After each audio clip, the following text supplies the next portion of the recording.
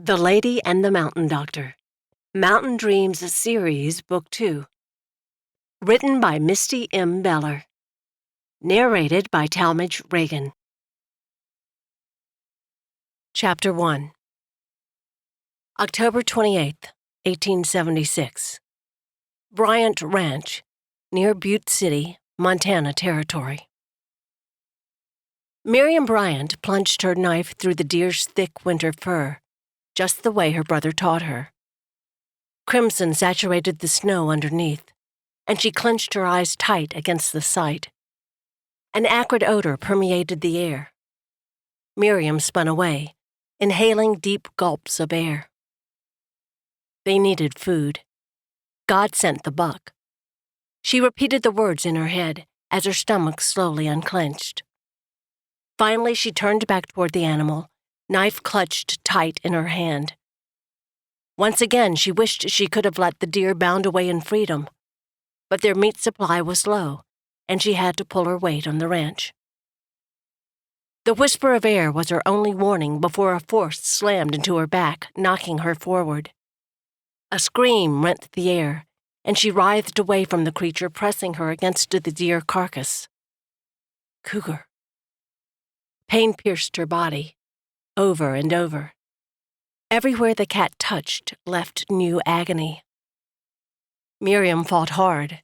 She rolled onto her side and tried to crawl, but the animal was all around her, growling and screaming. A blast of pain shot through her leg, and her body jerked hard.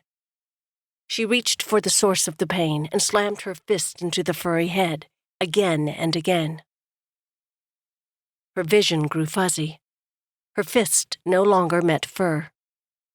The pressure in her knee loosened, leaving behind a searing pain. She forced her elbows into the snow, dragging herself away from the animal.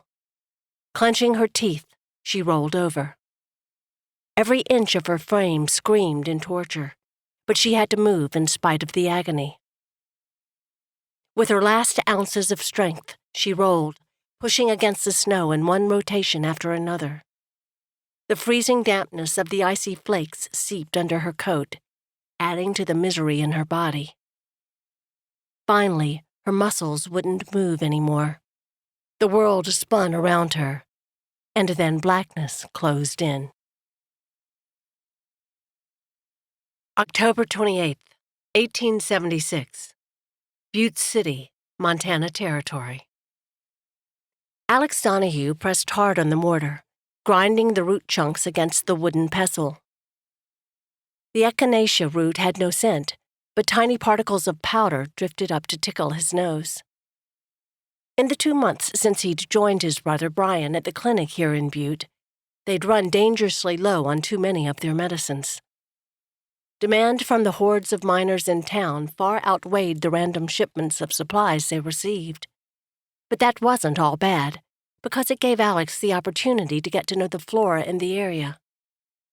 It had been a long time since he'd ground his own herbs, but it was a skill that came back easily. The front door in the next room slammed open, admitting the noises from the muddy street outside. "Help! Doc Bryan, you in here?" Alex dropped the tools to the counter and strode toward the connecting doorway. He barely stopped himself from crashing into Gideon Bryant in the opening. "Alex." Gideon's face was a mask of panic as he half-dragged Alex toward the open front door. "It's Miriam. She was attacked by a mountain lion. Blood everywhere. She's not waking up." Stopping beside the wagon bed, Alex gripped the side and surveyed the scene. A blonde woman lay bundled in several blankets. Her eyes were closed, and her pale face streaked with blood and dirt. Leaves and twigs tangled in her golden hair. Reaching into the wagon, he rested his palm on her forehead. Warm, but not dangerously so. He held a finger to her upper lip. A faint tickle of air. Breathing, but not very strong. In the wagon, Gideon gathered the blankets by her head in his fists. "Get the other end. We'll use a blanket like a stretcher." Alex did as directed. He'd only met Gideon a few times, as his ranch was up in the mountain a couple hours. Brian knew him well, since Gideon and his wife Leah had been instrumental in setting up the clinic in this remote mining city. He'd heard of Gideon's sister Miriam, but not seen her until now. The grim look on Gideon's face showed his fear. They carried her up the stairs, through the front office, and into the front examination room. Easy does it. They lowered her to the wood surface. Alex eased the blankets open, starting at her neck and working toward her feet. Her buckskin coat was torn in several places. Shredded, really. But the main damage wasn't obvious until he uncovered her legs. Blood everywhere. Is that why she hadn't regained consciousness? Her skirt gathered in a wad at her thigh, revealing a red-soaked petticoat, and the left leg twisted in an irregular angle at the knee. Alex sucked in a breath. Bad? Gideon's voice was flat, as if steeling himself for the worst. Alex had been instructed in the art of the poker face all 4 years at the McGill Faculty of Medicine. But this knee was painfully damaged. The lion had torn through her stocking and through the skin, revealing tendon, cartilage, ligament, and bone. This would take more than stitching the exterior layers together. He looked up. I'll need help with the surgery. Go get my brother. Should be at the Alice mine. For a second, Gideon's eyes widened even more, darting between his sister and the window that overlooked the street. All right. He strode toward the door, leaving Alex with a knot in his stomach and a mountain of work ahead of him. After cutting off the stocking, he inspected the rest of her. A few scratches that would need cleaning on her arm and calf, and deep puncture wounds on her back, but nothing that would require stitches. The position of the puncture wounds were high enough so they shouldn't have hit the lungs or other organs, but they were surely painful. Focusing his attention on the knee, Alex cleaned the wound and prepared to examine the extent of the internal damage. A moan drifted from the woman, pulling his attention to her face. Her brows pulled together, creating deep furrows between them. Her eyes weren't open yet, but if the pain intensified from his efforts, which it surely would, that might bring her to full awareness. He moved to the cabinet and work table to prepare the chloroform mask. By the time boots sounded in the front room, Alex had inspected the wound in detail and had a pretty good idea of what they'd need to do. Male voices sounded through the wall, then Brian entered the examination room alone. What's going on with little sister? He submerged his arms in the wash basin by the door as he listened to Alex's debriefing. It doesn't look like there's bone displacement or significant damage to the cartilage. The lateral collateral ligament has a second-degree tear, but the worst seems to be a large tear in the patellar tendon. I think we'll need to stitch it before closing the wound and splinting. Do you have materials ready to repair the tendon? Brian settled a clean smock over his flannel shirt. Yes, but do you want to examine the damage first to confirm the diagnosis? Brian raised a brow at him. You already did that, didn't you? Yes, but why did it bother him that Brian trusted his work? His brother clapped him lightly on the back. You take the lead and I'll assist. Alex shrugged. Let's get started then. After all, he'd spent the last 9 years preparing to be a competent physician. What good was all that hard work if he didn't do what it took to save a life when the need arose? Turning back to the patient, he positioned himself over her wounded knee. For just a second, he shot a glance at her pale face, loose blonde hair scattering across the table. It was almost his undoing. Chapter 2. Alex snipped the silk thread over the feather quills along the incision in Miss Bryant's knee. There was consensus among his mentors at the McGill Faculty of Medicine that a quilled suture was right for stitching a wound this deep. He shot a glance at his brother from the corner of his eye. Did Brian agree? Looks good. Brian nodded, then gathered the forceps and other tools they'd used in the surgery. Alex examined the wound again, trying to see it with fresh eyes. The sutures in the skin were clean. He'd stitched the delicate tendon fibers inside as well as he could, but most of the internal damage would have to heal on its own. Was that good enough? What if she sustained permanent damage that he could have corrected? He released a long breath. He'd done the best he could. While Brian washed the surgical instruments, Alex wrapped the wound with clean bandages, then fit the stiff leather splint over Miss Bryant's knee. Alex glanced at his brother when Brian came to stand beside him. Ready to remove the chloroform inhaler. He needed to prepare the laudanum for when she awoke. The pain was going to be rough for a while. By the time Alex was satisfied with the placement and tightness of the splint, Brian had already put away their equipment and removed his surgery smock. "Gotta get back to the Alice if you don't need me. There was a small rock slide, and I still have a few to tend." His big brother ran a hand through his amber-brown hair. The color and loose curl was closer to their mother's, while Alex's hair was stick straight and dark brown like Pa's. "I'll talk with Gideon. No problem. Thanks for the help." Alex hung his own smock on the hook beside Brian's. Pausing, he glanced at his brother's retreating back. "Brian?" The familiar frame halted, then turned back to look at Alex. "I think we should keep her here a week. At the clinic, I mean. Then make sure she stays nearby for a couple more." Brian shrugged. "Your call. Sounds like a good plan." A bit of tension left Alex's shoulders. Why did he always need Brian's affirmation? It would get better the longer they worked together, surely. He followed Brian through the doorway to the front room. Gideon jumped to his feet the moment he saw them. "How is she?" Alex stepped forward to address the man. "I think we accomplished what was needed in the surgery. She's still asleep, but should wake up soon. You can come back and see her if you'd like." "Of course." As Alex followed the man's long strides into the back room, he took in the broad shoulders and well-defined muscles. This mountain rancher wasn't a stranger to hard work. Gideon hovered over his sister, her petite frame tiny in comparison to his. Alex cleared his throat, then spoke in a low voice. "I'd like her to stay here at the clinic for at least a week. Her leg will require complete rest at first, and she'll need to start a few exercises. I'll want to keep an eye on the incision as well, and take the sutures out in 2 weeks." He eyed the taller man.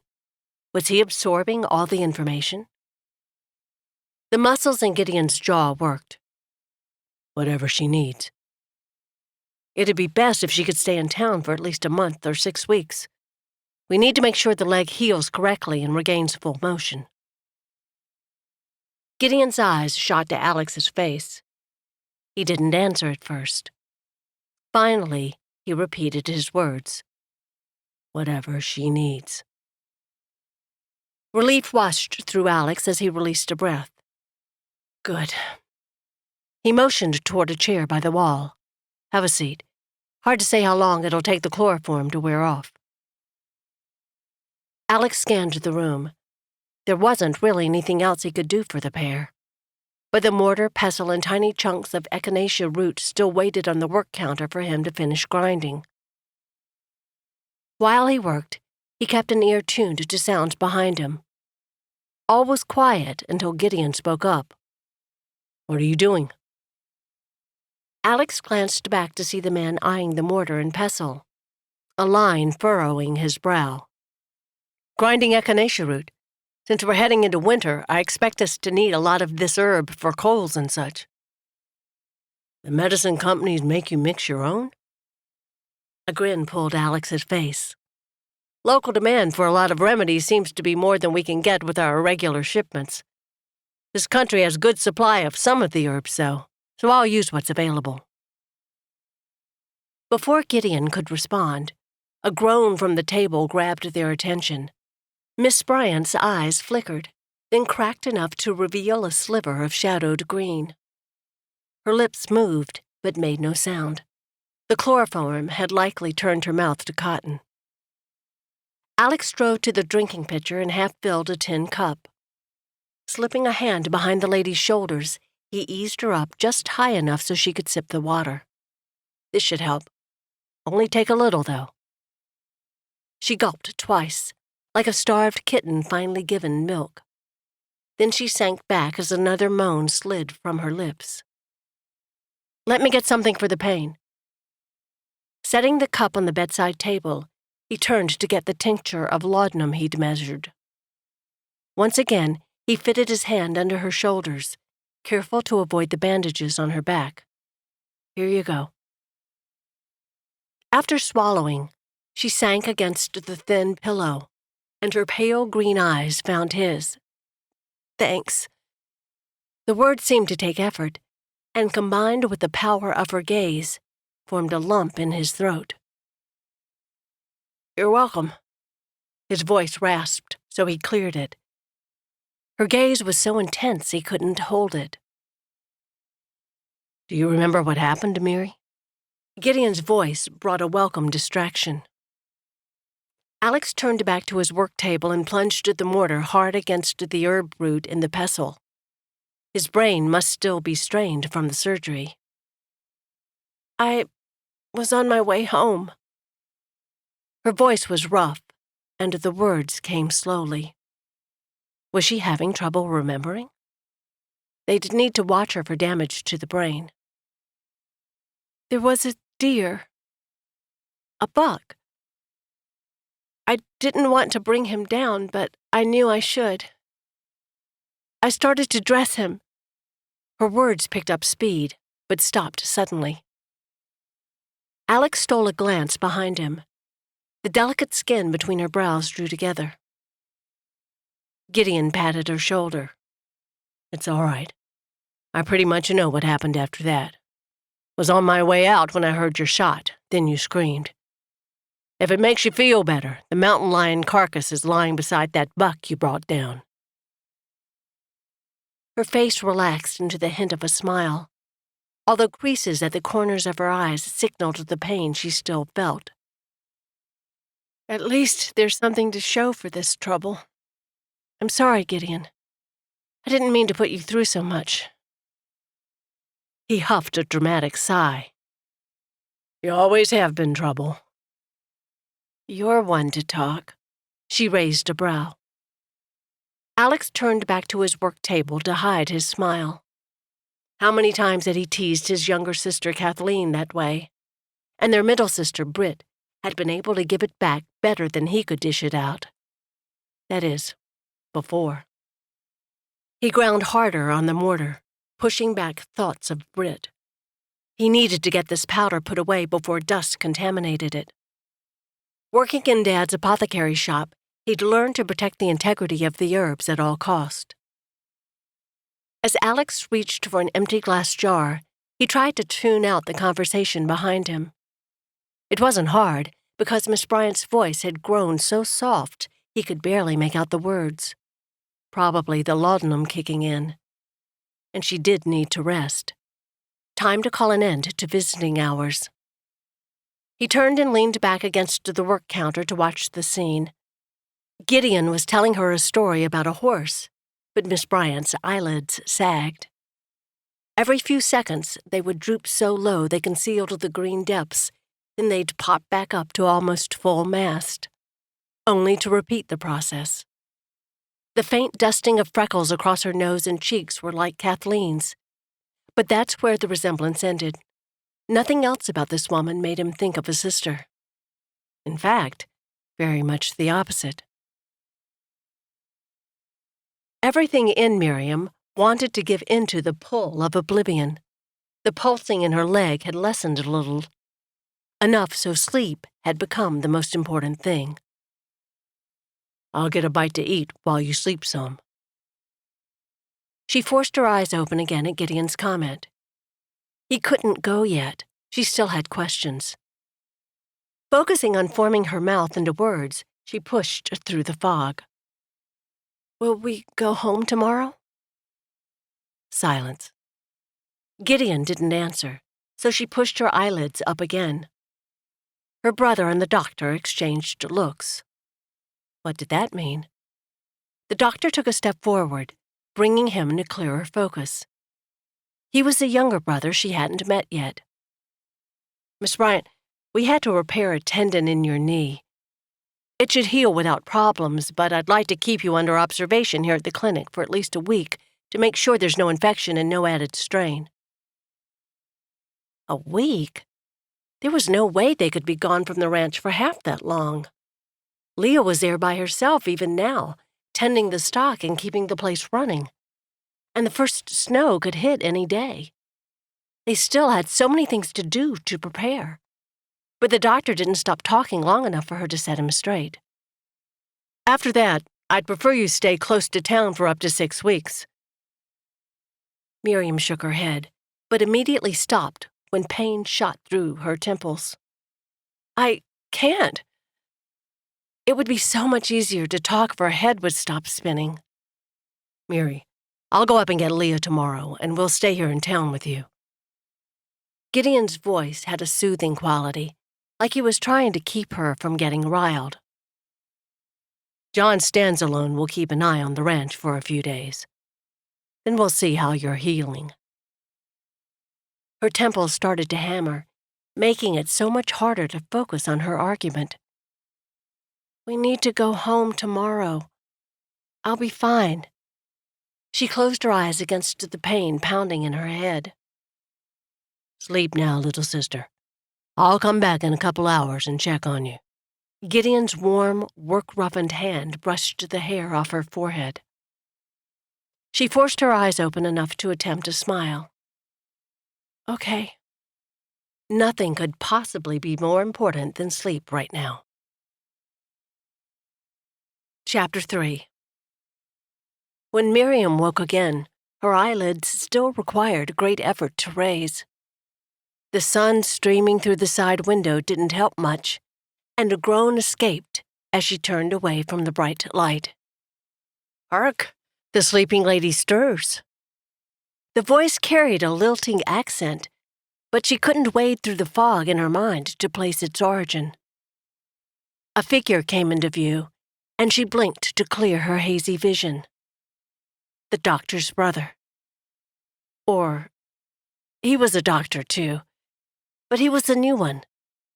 Smiling brown eyes shimmered under a thick layer of brown hair scattered across his forehead, giving him a playful look. And how feel you today, milady? In need of a helpful remedy? She blinked again. His accent sounded like Leah's stories of the Knights of the Round Table in Camelot. Where was she? A grin pulled at one side of his mouth. In other words, are you in pain this morning? His voice lost the accent, slipping into a rich tenor. I can give you something to take the edge off if you need it. Miriam carefully tightened her muscles, taking stock of what hurt. Everything. When she tried to shift her legs, the left one screamed in pain. Her upper back throbbed, and everything else just plain ached. She stopped moving and clamped her teeth against a whimper. She would not look like a weak child in front of this man, practically a stranger, and a physician from a big eastern city at that. Shifting her focus to the doctor, she found him watching. Sadness lined the corners of his eyes. When he caught her gaze, his dark brows rose, a pleasant expression lighting his face again. Shall we start with tea? Mom always said a good cup of tea could cure a world of ills. Yes, thanks. He was already striding toward something behind her. Dishes clanged, then he appeared a minute later with a tin cup, steam wafting from its brim. Miriam reached for it, but her position was awkward, lying flat on the bed. Let's get you settled. The doctor placed the cup on a table by the wall, then reached for a thick folded quilt. I'm going to raise you up a bit. Miriam tried to help as he lifted her shoulders, pillow and all. Every limb in her body moaned against the effort. Easy there. Just let me do the work. You can lay back now. He crooned the words, a bit of the earlier accent lacing his voice again. The rhythmic cadence and tenor of his voice was so calming, soothing the tension in her muscles as she followed his direction. Not to mention the warmth of his hand on her shoulder, even through her sleeve. There now. Is that a little better? He stepped back and scanned her from head to toe. Even though she was covered to her shoulders by a thick wool blanket, heat crawled up Miriam's neck. What must she look like in front of this stranger? Her hair tickled her cheeks, apparently escaped from the braid she usually wore. Her hand itched to smooth the strays, but that would be too obvious. The doctor turned to a small side table and carried it to the middle of the room beside her bed. We'll move you to the spare sick room later today. You'll have a little more privacy there. He raised his head to meet her gaze with a wink. And the bed is immeasurably more comfortable than this rock-solid examination table. What was it about this man that made her want to smile? Just hearing him talk lifted her spirits, pushing away everything that weighed her down. He brought the tin cup again and placed it in her hands. It's probably cooled enough. Their fingers brushed in the transfer, raising bumps along the surface of her arms. Thank you. She mumbled the words, her gaze dropping to the amber liquid. It was almost a relief that it took all her focus to keep her hands from shaking as she raised the drink to her mouth. Was she so weak from the accident? Or was the trembling merely from being close to this man? She needed to clear that thought from her head pronto. He was a doctor, here to cure the sick and injured residents of the territory. She was just another patient among the throngs. A door opened in another room, and boot thumps sounded on the wood floor. The doctor strode to the doorway. Gideon. She woke just a few minutes ago. Her brother followed the doctor into the room, taking her measure in one swift gaze. How you feeling today? He grabbed a wooden chair from beside the desk and settled next to her bed. All right, I guess. She forced her lips to form a reassuring smile. One of his brows arched. Pretty lousy, huh? This time the smile came easier. Like I was attacked by a mountain lion. He nodded, then looked up at the man working at the stove in the corner. Doc Alex taking good care of you? Miriam's gaze drifted to the man. Alex. It fit him, with the Irish brogue he slipped into so easily.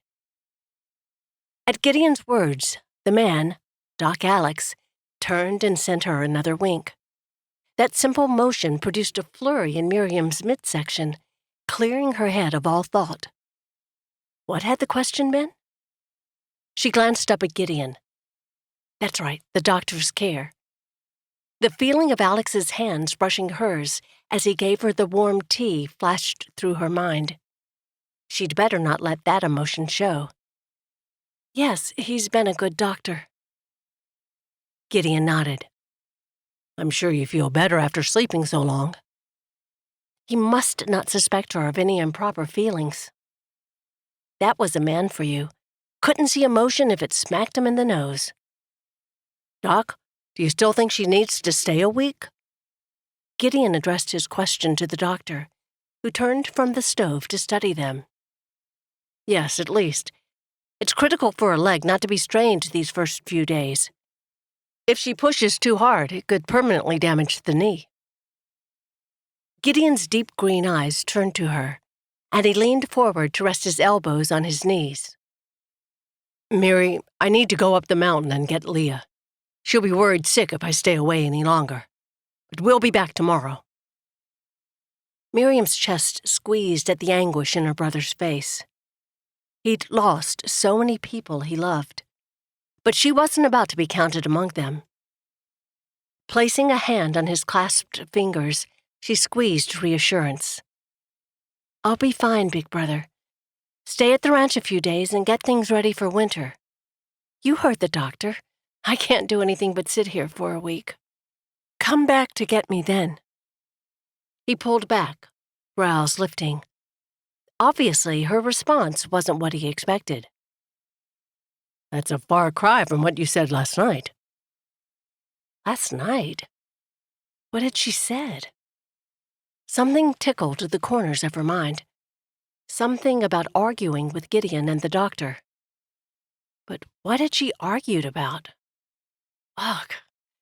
Thinking so hard made her head ache. No matter. She tightened her jaw, giving Gideon her no-nonsense look. I don't know what I said last night, but this is what I want. Go home to Leah, take care of the ranch, and come back for me in a week. His gaze scanned her face, then raised to the doctor standing by the window. I don't know, Doc. What do you think? Doc Alex came to stand at the foot of her bed. She'll be well cared for, Gideon. His voice slipped back into the Irish brogue as a twinkle flashed in his eye. We'll serve her tea in china cups and play whist and dominoes. Gideon raised a single brow at the man. That should be interesting. He leaned back in his chair, eyeing Miriam through narrow slits. All right. Anything you need before I head up the mountain? Miriam scanned the blanket covering her lower half. She still wore the blue wool dress from when she was attacked. Could she stand the same clothes for a week? But if she sent Gideon to the store for ready-made clothes, who knew what he'd come back with? No, she could make do with this dress until Leah came. But what about underthings? No way was she going to have Gideon buy any ready-made. Her gaze flickered to Gideon's, then skittered around the room. He might be capable of purchasing the fabric and thread. Could she cut the material and sew new drawers while she stayed in bed? She nibbled her bottom lip. It might be worth trying. She looked back to her brother. Could you pick up a few things from the dry goods? I'll write them down if you have paper and charcoal. There's a sheet for you right here. The doctor strode toward the little writing desk by the door, then handed her a paper and pencil nub. Within minutes, Gideon and her list left, and Doc Alex settled a tray across her lap. Steam wafted from some kind of yellow gruel on the plate in the center. Her gaze lifted to find him standing a few feet away, eyeing her. His mouth quirked as he met her look. It's not quite tea and crumpets, but I was low on supplies. With that charming, slightly roguish grin on his face, he could have served her pig slop and she wouldn't have much to complain about. Miriam dropped her focus to the food, took up a spoonful of gruel and raised it to her mouth. It tasted a little better than it looked. Heavy on the cornmeal, but not too dry. The doctor placed her refilled mug on the table beside her, then settled into the chair Gideon had vacated. He held his own steaming tin cup in both hands. Was he going to watch her eat? Suddenly the room seemed unseasonably hot. She kept her focus on the yellow mixture and raised another spoonful to her mouth. So tell me, Miss Bryant, what does a lady like yourself do in your leisure time? A lady? Miriam's head jerked up as she stared at him. No one had ever called her a lady. Not up on the mountain. Not wearing a dirty homemade wool dress with her hair falling halfway out of her braid. Do you play dominoes? Write letters? Tame mountain lions? That dimple pressed into his cheek again. A nervous titter escaped Miriam before she could stop it. Leisure? Leah and I like to read together. It works because one of us can still get things done while the other reads. A sparkle lit his eyes. Really? What do you read? She nibbled another spoonful before answering. Anything, really. Leah brought a whole trunk full of books when she first came to the ranch. Charles Dickens, Louisa May Alcott, even some thrilling sea novels by Herman Melville. Have you heard of him? Typee and Moby Dick? A smile tugged at Miriam's mouth, despite the throbbing in her leg. Yes, Leah calls them heavy reading, but to me they're fascinating.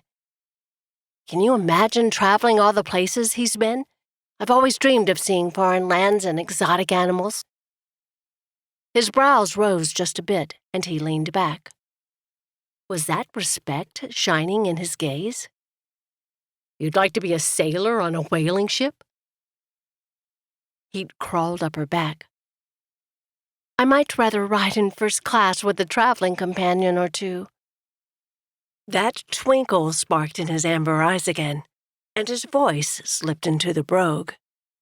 Ah, I knew you were a lady from the moment I set me eyes on you, didn't I now? A twinge of pain shot from her knee up into her hip, but Miriam tried not to wince. She was enjoying this conversation too much to be put off by her injuries. So, what of you, Dr. Donaghue? She couldn't quite bring herself to call him Doc Alex to his face, even though Gideon had done it. Have you traveled the world? Maybe studied medicine in England? Please, call me Alex. Dr. Donaghue is my big brother. Miriam paused. Would that be appropriate? Titles were pretty informal in the territory, with most men going by nicknames alone. Slim, or Stubby, or Gimp. But Leah had been teaching her the etiquette of a lady in preparation for their big trip east next summer. And Leah said a lady never addresses a man by his first name. Still, he was asking her to. Wouldn't it be impolite to refuse? She took a deep breath. Okay, so, Alex, have you traveled abroad? His name was magical, rolling across her tongue. Would he think she was crazy if she said it again? He shrugged, his chin dipping in a self-conscious expression. I was raised in Boston, studied medicine in Montreal, and now I've finally made it to Butte City. He spread his hands, as if this sturdy mining town were the mecca of all he'd aspired to. Montreal? Wasn't that in Canada? She opened her mouth to ask, but pain shot through her leg again. This time it was much more than a twinge, more like a bullet. She bit her lip against a cry. Alex sprang forward, removing the tray from her lap. Is it your knee? I'll ready another dose to help with the pain. Miriam nodded. The ache in her knee had radiated through her leg now and wasn't subsiding. Lord help me. It seemed to take forever, but Alex finally reappeared by her side with a tincture of thick brownish liquid. Thanks. She could barely push the word out as more than a whisper. Her fingers shook as she raised the container to her lips and drained it. Sleep now if you can. Alex's voice was soothing, almost like a lullaby. Would you like another cup of willow tea? Miriam shook her head, but then stopped as pain ricocheted through her temples. No, thanks. A hand stroked the hair from her forehead, gentle yet strong. Or maybe she imagined it. Chapter 4. Alex tore his gaze from the woman sleeping in the center of the room. She was so beautiful, in a half-wild, half-elegant sort of way. But she was a patient. Those thoughts shouldn't enter his mind. Gripping the edges of the crate, he lifted it slowly so the clink of medicine bottles didn't wake his patient. After slipping out the door, he pulled it shut behind him. She slept in their primary examination room, so he'd made do with seeing patients in the spare room all day. Unfortunately, The medicines and instruments he typically used were all stocked in the room where she napped peacefully. When Brian came back that afternoon, they'd have to see about moving her. The sound of the front door opening drifted down the hall, followed by a wet, hacking cough. He settled the crate on the work counter in the empty room, then strode toward the front waiting area. "How can I help you?" He inserted a genial tone into his voice as he spoke to the two men. One leaned heavily on the other. His slender limbs looked barely strong enough to hold him up. "My brother's in a bad way." The stronger man eyed him, his bushy black beard matching the dark hair that stuck out in several directions. The other man must be the older brother, maybe close to a decade older, as his brown hair was evenly streaked with salty gray. Or maybe the illness had aged him prematurely. "Come on back." Alex waved for them to follow him and made his way toward the empty examination chamber. Coughing echoed down the hall as the men obeyed his direction. Deep hacks that signaled moisture in the lungs. Alex helped the man lower himself to sit on the bed. "I'll need you to unfasten the top 5 buttons on your shirt." The man seemed too exhausted to do more than slowly comply, while his dark-haired brother paced near the door. Alex picked up his Camon's stethoscope from the table and slipped the ivory earpieces into his ears. "Can you take some deep breaths in and out?" With the bell-shaped piece settled over the man's lungs, Alex squinted as he listened. A gurgling noise accompanied the rush of air. After checking several other operations of the patient's lungs, as well as other body functions, concern weighed Alex's own chest. The man could scarcely breathe. But Alex needed a better understanding of his lifestyle before he could properly diagnose the cause. He turned away from the patient to pour a dose of elecampane. "Tell me, Mr. Langley, which mine do you work in?" "The Parrot," the younger brother barked the words. Alex favored the burly man with only a glance, then focused again on the dosing cup in his hand. He carried it to the older brother, who'd given his name as Mick Langley, and helped the frail man raise it to his mouth. "This should help your breathing right away." After swallowing the dose, Langley slumped over his knees, as if the simple act of drinking had worn him out. How did he work 14-hour days digging through rock in a mine shaft? Alex pulled a chair to face the bed and settled into it, his hands on his legs. He needed some answers, but the man had to be put at ease first. Good time to bring out the old Irish accent. "Sorry you're not feeling well, lad. Can you tell me when it first came on?" Langley raised filmy eyes to stare at him. "Been years." Alex's brows rose before he could stop them, but he tried to keep his tone gentle. "And you're just now coming to see me?" The younger man, Tad, stepped forward, as if protecting his brother from the censure in Alex's words. "Doc Bryan give him a treatment at the mine a few times. The coughing didn't get bad till last week. You got more of that stuff the other doc give him?" Alex turned his focus to Tad. The man obviously wanted to feel like he was doing something for his big brother.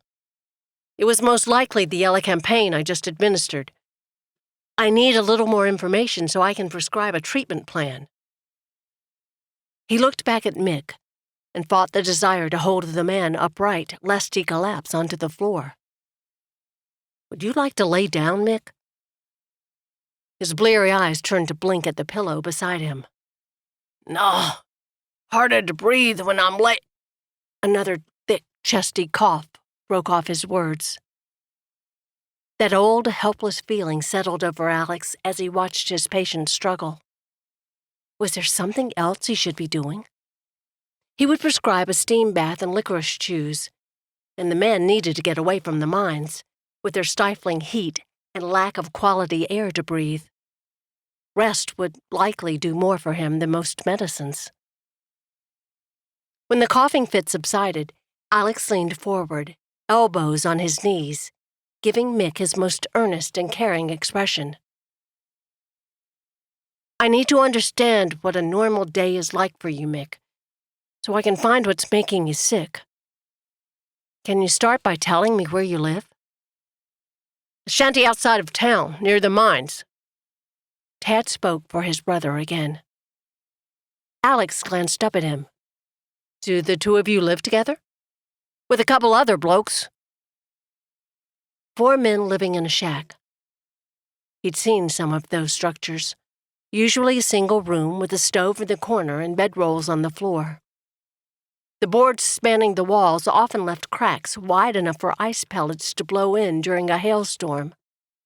Not the kind of place for a patient with sick lungs to heal in the middle of winter. Another coughing fit seized Mick, adding an additional layer of helplessness on Alex's shoulders. But he shook it off. He'd help this man if it took every breath in his body. Turning to the younger brother, Alex leveled his voice. I'd like him to stay here in the clinic for a few days. He needs rest and regular care. No! Mick grabbed Alex's arm, even as he fought off another cough. Have to work. You'll die in that mine if you don't take a break. Alex fought the anger rising in his chest. You have to rest, Mick, and give your body a chance to heal. I can work with you here, and try different remedies. We'll find what works for you, then you can keep doing it at home. You'll not get better, though, if you run yourself into the ground. Mick raised his head in a long, painful movement and met Alex's gaze with his milky stare. If I don't work, I'll lose my job. Then I'll just be a burden. Gotta go sometime or other. Might as well earn my keep till then. Alex's heart plummeted to his toes. Was that truly his outlook? Gonna die anyway? What could he say to make this man accept help? Tad stepped closer. Just give us some medicine, Doc. I'll be taking care of my brother. You tell me what he needs, and I'll see to it. Mick was already struggling to stand, and Tad reached to help him. Alex released a sigh. All right. I'll give you instructions and herbs to take with you. Come back tomorrow, and we'll see how you're progressing. Minutes later, Alex watched the men trudge down the hall toward the front door. Mick leaned heavily on his brother. There was no way the man could work at the mine in his condition. Hopefully, one of the treatments he'd prescribed would help. And what was causing the fluid and weakness in his lungs? Tuberculosis? Pneumonia? Either one could kill the man if left untended. He may be too far gone, even now, for anything to be successful. But what if there was something Alex missed? Releasing a long breath, he turned toward the room where Miss Bryant slept. He cracked the door quietly, but she turned to face the movement.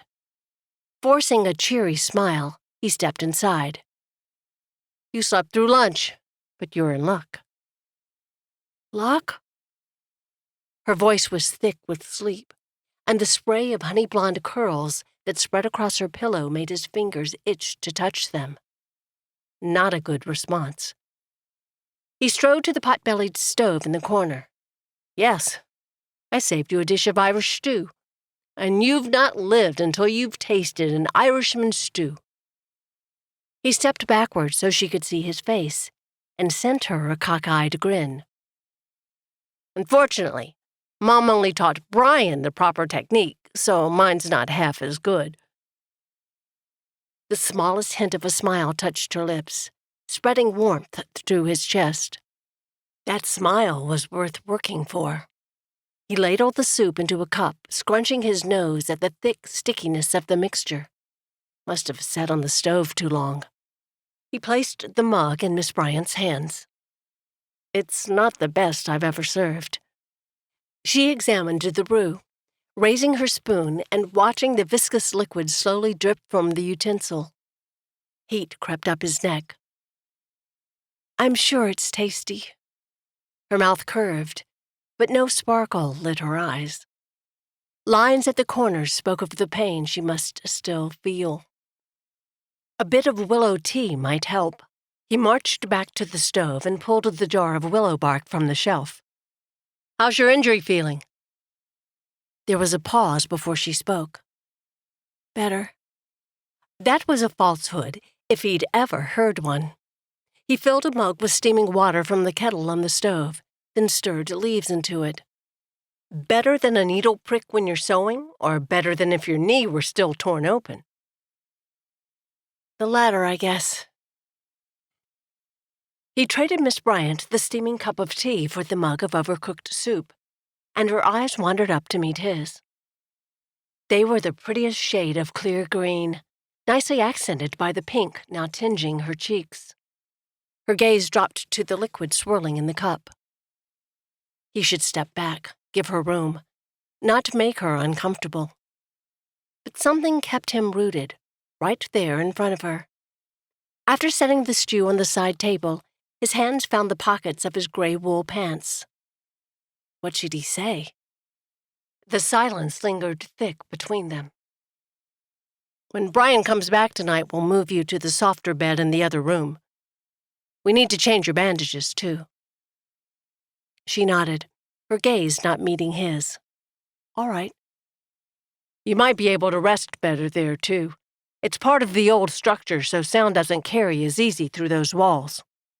No answer, but she'd just about finished off the tea. He should get back to work and let her rest in peace. A pile of correspondence awaited him. He also needed to make case notes on the last several patients and update their inventory. So why didn't he turn and walk away? At last, she raised those green eyes to him. Thank you. This was why he couldn't bring himself to leave the room. Her look was magical, drawing him in. A smile pushed onto his face as he took the empty cup from her. You're welcome. Anything else you need? She hesitated, nibbled her lip, and glanced at her knee. He wavered. Should he give her another dose of laudanum? She was obviously in pain, but the last thing she needed was to become dependent on the medicine. The least he could do was share his concerns. It's time you can have another dose of medicine, but only if you need it. The laudanum has addictive qualities, so we should be careful with it. Her eyes grew wide. I'll just sleep then. She was so strong and brave. Not once had she complained, even though the pain must be terrible. Okay, but I'll be in the other room. If you change your mind or need anything, call.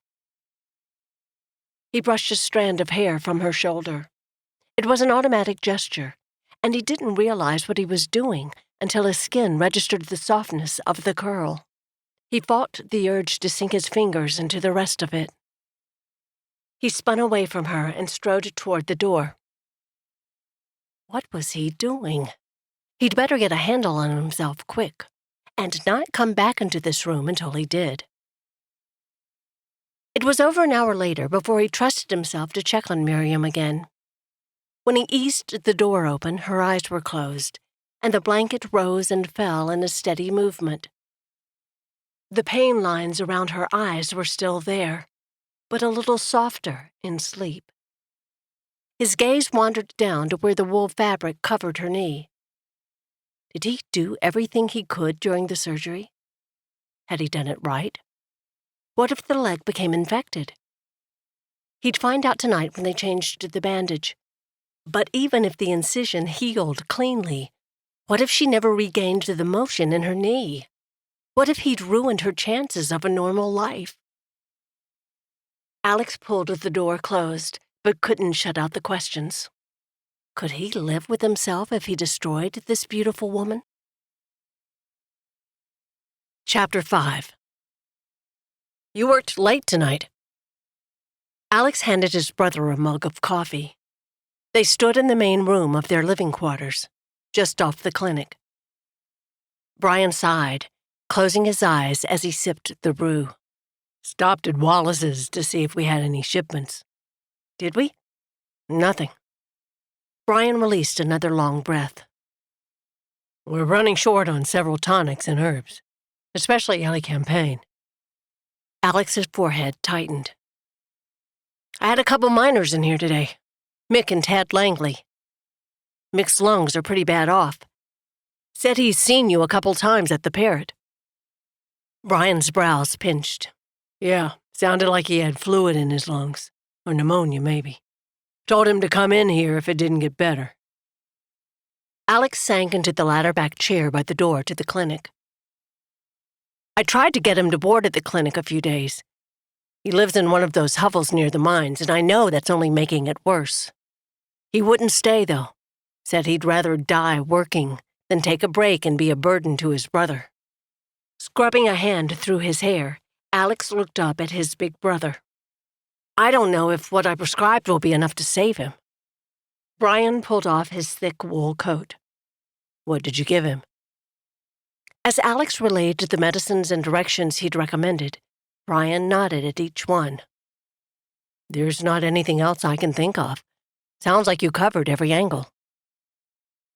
Despite the reassurance, a weight still pressed on Alex's shoulders. "Do you think there's something we're missing here? Is it conditions at the mines causing all the breathing complaints? Or do you think it's the primitive living quarters?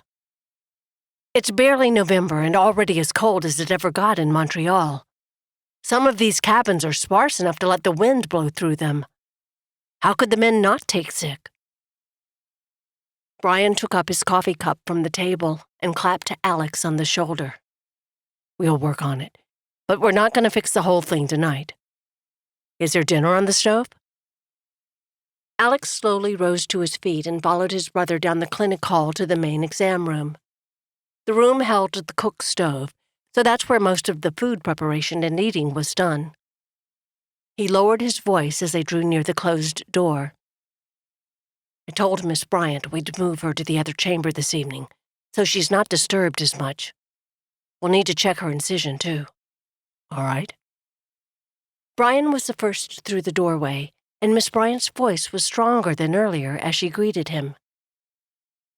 "Doc Brian." Her smile was genuine and even reached her eyes. Alex's stomach clenched. What he wouldn't give for that smile to be turned on him. "I hear you're ready to move to better quarters, Miss Miriam. Mind if we take a look at the bandages first?" She shifted the blankets around her leg to reveal the leather splint they'd put over the cotton strips. "Of course." Brian took the lead in the examination, much to Alex's relief. Could he have completely separated his personal feelings from his medical role? He'd always thought he could. That had never been an issue for the 4 years at medical school and during his internship. But there was something bewitching about this woman. Brian seemed pleased with the progress. He asked Miss Bryant several questions about her level of pain, and if she'd had any trouble with the minimal activity required to use the chamber pot. Of course, her cheeks turned that pretty pink when she answered that she was managing. Alex forced himself not to stare. "Well, then, looks like we're ready to move you." Brian turned to Alex. "Is the other room ready?" "Clean and fresh blankets on the bed." "Good. I think the best way is for one of us to carry her and the other support the injured leg." Somehow, Alex ended up with one arm under Miss Bryant's shoulders and the other supporting her legs. Her hands clasped his neck, holding her close. The warmth of her breath fanned his neck. Even through layers of clothes, every place she touched began to tingle. She was light as he cradled her. So vulnerable, the desire to protect her welled up in his chest. He would do everything in his power to care for this woman and restore her to complete health. Miriam forced her eyes open, fighting against the pounding in her head. She blinked, pushing sleep aside, but the banging didn't stop. It wasn't in her head. Well, not completely. Aside from the pain that still pulsed through her, someone was beating on a door down the hall. What was happening? She glanced first to the window, where faint daylight filtered over the street outside, then to the open door to the hall. Steps sounded in the hallway with a strange rhythm. Clump, thud, clump, thud. The reason became obvious when Doc Bryan hobbled by. One boot on and the other clutched in his hand. During the quick glimpse as he rushed by, she captured an image of his auburn hair wet and curling across his forehead. Suspenders hooked over his bare shoulders. Someone must have a terrible need for the doctor. "I'm coming! Don't knock the wall down!" His words didn't seem to make an impact because the pounding kept on. A man's voice yelled from outside. The sound of wood scraping drifted down the hall, then the door opening. "Donaghue!" The male voice blasted from the front room. It was followed by the murmur of Doc Bryan's voice, although she couldn't make out his words. "Where's that lousy, slow-witted brother of yourn?" The voice rose even louder, ignoring Doc Bryan's muffled attempts to calm him. "Let me at him!" Miriam pushed herself to a sitting position. What had the man so riled? And why in England would he have something against Alex? More footsteps sounded, but not as loud as Bryan's. Alex strode past her doorway, his face a stoic mask. "Alex," she whispered, but he didn't hear. The commotion in the front room was growing, and even Bryan's voice was now loud enough to be perfectly understood. "Your brother was sick, Tad. Doc Alex did everything possible. He poisoned him. That potion he gave put Mick over the edge. My brother would still be alive if it weren't for that sorry son of a Langley." Bryan's voice bit the air so sharply, the whole clinic came to a hush. Then another noise came. The sound of crying? Yes, sobs. Manly weeping. Miriam's heart squeezed. She knew what it was like to lose a brother. When Abel, her middle brother, was mauled by the bear, she thought her chest would split open inside. She cried for months, any time the memory struck. It was only Leah's coming that really pulled her out of the pit of grief. A need sprung up inside her. She had to go to the men.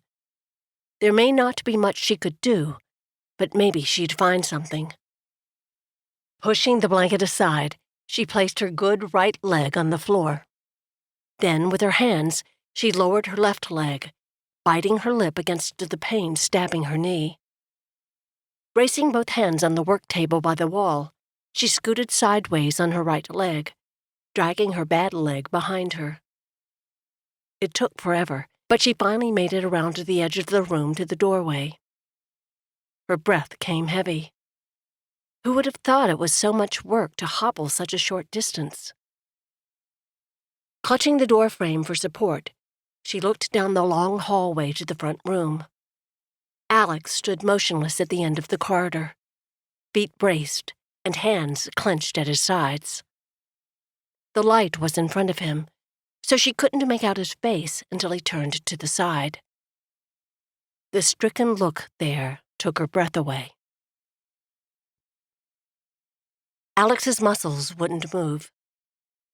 Mick Langley died? The patient he'd treated not 2 days ago. Was Tad right? Had the medicine Alex prescribed killed him? Oh, God, no. He wanted to sink to his knees there on the wood floor, but his legs were frozen stiff. Had he killed another patient? From his ineptitude? His fists clenched tighter. "Mick was a sick man, Tad. I pray he's in a better place now." Bryan held the grieving brother at arm's length, while the man wiped his eyes on a grimy sleeve. "Mama always prayed her boys would go to heaven." Tad's voice cracked. "Do you want me to come back to the house with you?" Tad shook his head, gaze dipping to his boots. "No, Boys are already digging a grave. A memory flashed through Alex's mind of another fresh mound of dirt, with white posies planted at the head. He clenched his eyes tight against the image. I'll stop by later today, then. Brian turned to the man and kept his arm around the fellow's shoulders as they shuffled toward the door. Is there anything I can bring you? The room grew foggy around Alex, and the voices faded away. A memory pulled at him. He was sitting beside Britt's lifeless body. Her little eyelids closed, hand limp between his. Tears streamed down his face as he cried her name. Over and over.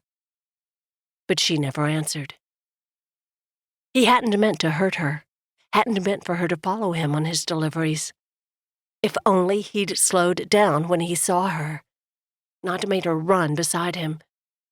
He knew she had the breathing episodes, knew it wasn't good for her to run. But he'd not been thinking about her, only himself, and how much he wanted to get home and play ball with Brian's friends. Poor Britt. Why had she idolized a stupid lout like him? She'd deserved a brother who cared, not someone whose selfish neglect killed her. Alex. He turned away from the voice that threatened to pull him from the memories. Alex.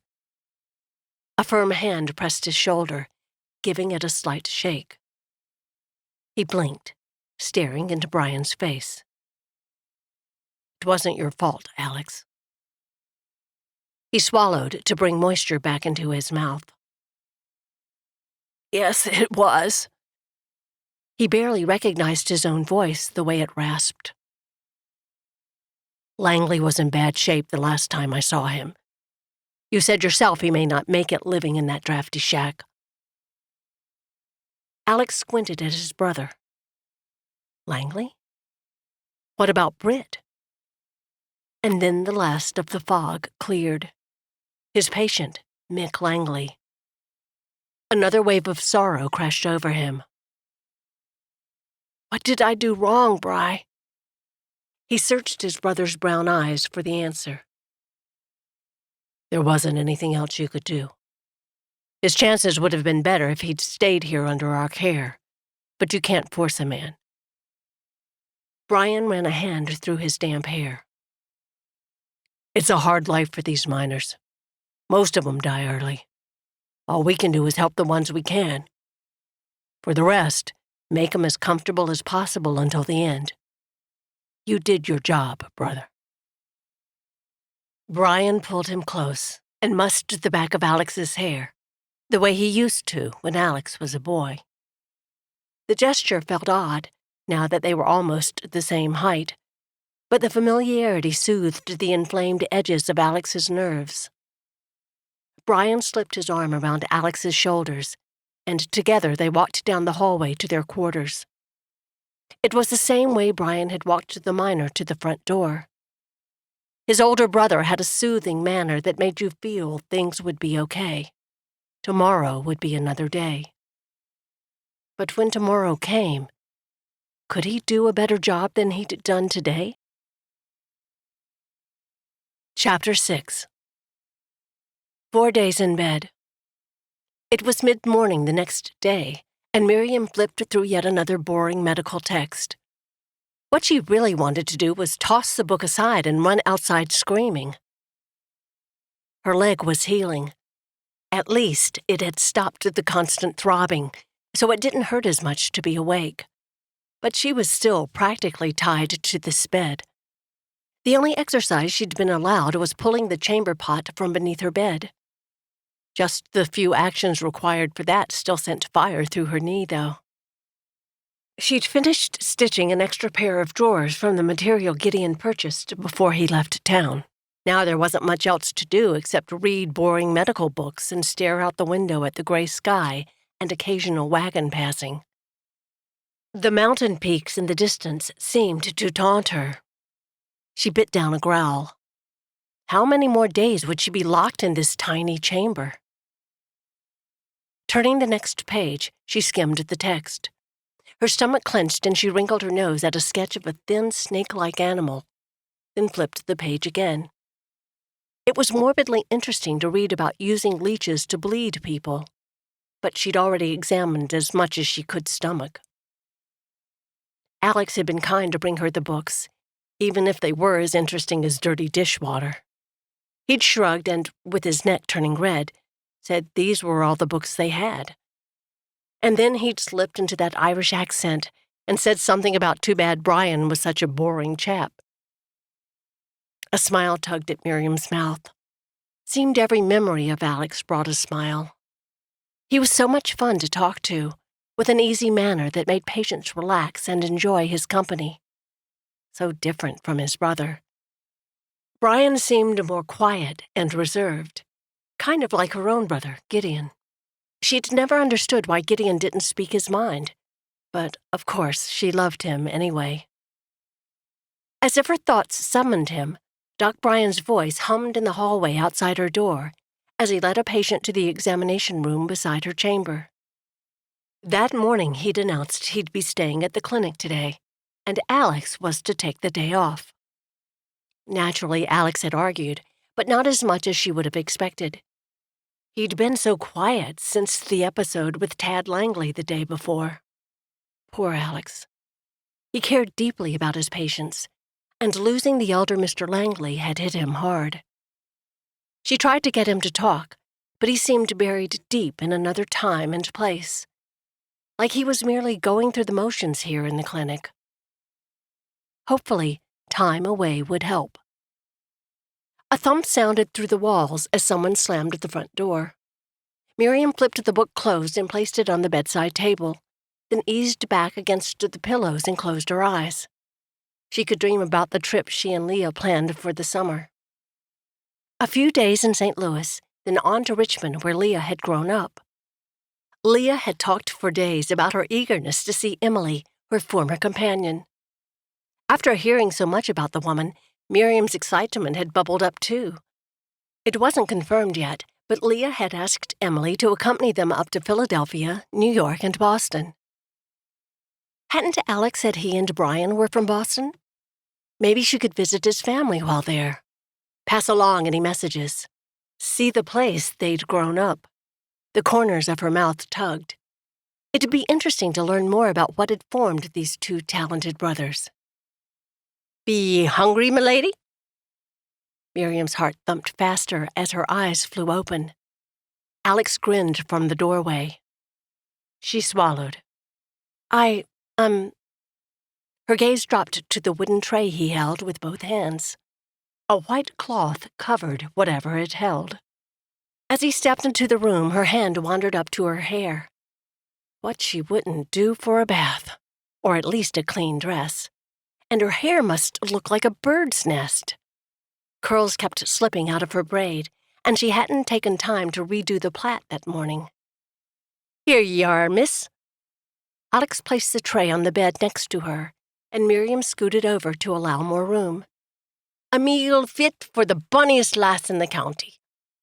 With a flourish, he swiped the cloth covering. Miriam drew in a breath, and a faint, spicy aroma tickled her nose. "It's beautiful, Alex." A delicate china plate with pink roses painted around the edge held sandwich quarters. Steam wafted from the matching teacup, its fluted handle in the form of a rose leaf. "Only the finest for the fair lady who graces us with her presence."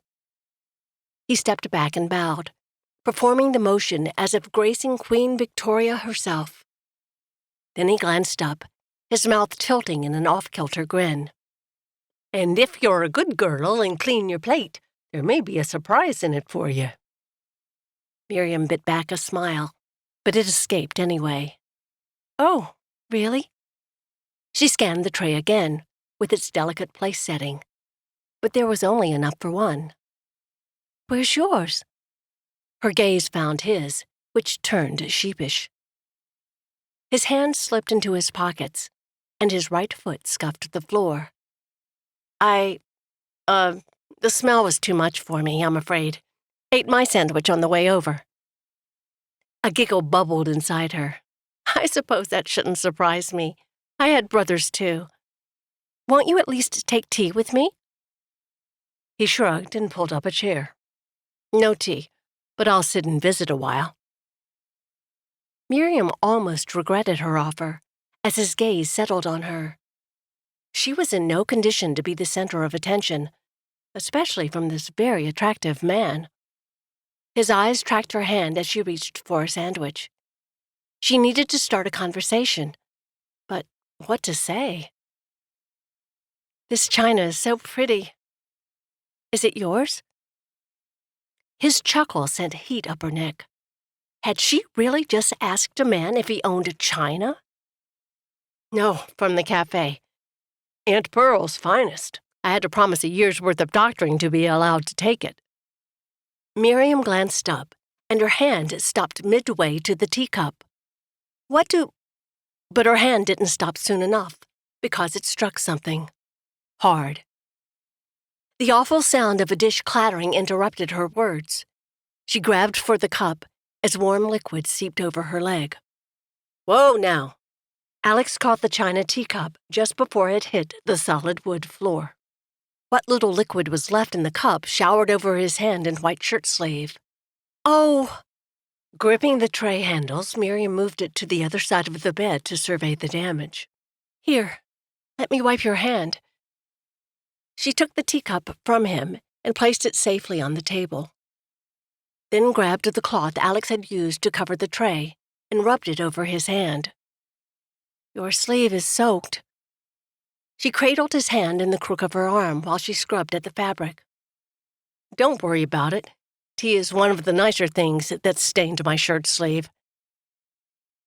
She looked up to gauge his level of annoyance and caught a twinkle in his eye. And with her holding his arm, those eyes were close. Her breath caught. Flecks of red and yellow glittered in the brown of his gaze. They both froze, awareness sparking between them. The moment stretched. At last, the Adam's apple bobbed in his throat, and he leaned back, sliding his arm from her grasp. The movement snapped Miriam from her stupor. Dropping her focus to the bed, she scrubbed furiously at the wet spot in the gray wool blanket. I'm so sorry. Her cheeks flamed hot enough to shoot off sparks. My fault. And I'm afraid you don't have any tea left. He smacked his forehead with his palm. If I'd been thinking, I would have brought the whole pot from the cafe, not just a cupful. Can you ever forgive me? Forgive him? The man must think she was a clumsy schoolgirl still growing into her limbs. The wet patch on the blankets was as dry as she could get it, so Miriam scanned the area to see if she'd missed anything. The floor. A puddle sat next to the bed, right where the teacup would have landed and shattered in many pieces. Let me get that. Alex pulled the cloth from her hand and dropped to his knees. Was he trying to make her feel worse? Not only had she made a mess, but now he had to clean it up? I'm sorry, Dr. Donaghue. I don't know what came over me. I've never been this clumsy. He looked up, a rakish grin pressing a dimple into one cheek. On the contrary, milady, your loveliness so overwhelmed me I could do naught but drop to one knee. Miriam stared at him, then realized her jaw had dropped open. She snapped it closed. Should she be offended? Mortified? Actually, what he'd said was a little funny. She bit back a smile. Seconds later, he settled back in the chair, as if she'd not done anything strange or embarrassing. So tell me, Miss Bryant, have you lived in the Montana Territory all your life? She picked up one of the sandwich quarters and nibbled before answering. Please, call me Miriam. We moved to the mountain when I was 5, from our farm in Kentucky. She scrunched her brow. I don't remember Kentucky, though. My first memory is sitting behind Pa on his horse as he herded cattle. She glanced at him. What about you? Did you grow up in Boston? Yes, ma'am. Born above Dad's apothecary shop. All four of us were. He leaned forward, elbows on his knees. I think my first memory might have been there, standing beside Mum's rocking chair, tickling Britt's feet when she was just a wee one. The lass was barely old enough to sit up, but it always made her smile. The light that shone in his eyes sent a warmth through Miriam's chest. Britt's your sister? A shadow seemed to cover his features. Yes. Britt was 3 years younger than me. Then Kathleen came 3 years after her. Kathy's still at home. Something wasn't right here. The way his voice changed when speaking of his sisters. Does Britt still live in Boston? He swallowed, the knob at his throat bobbing.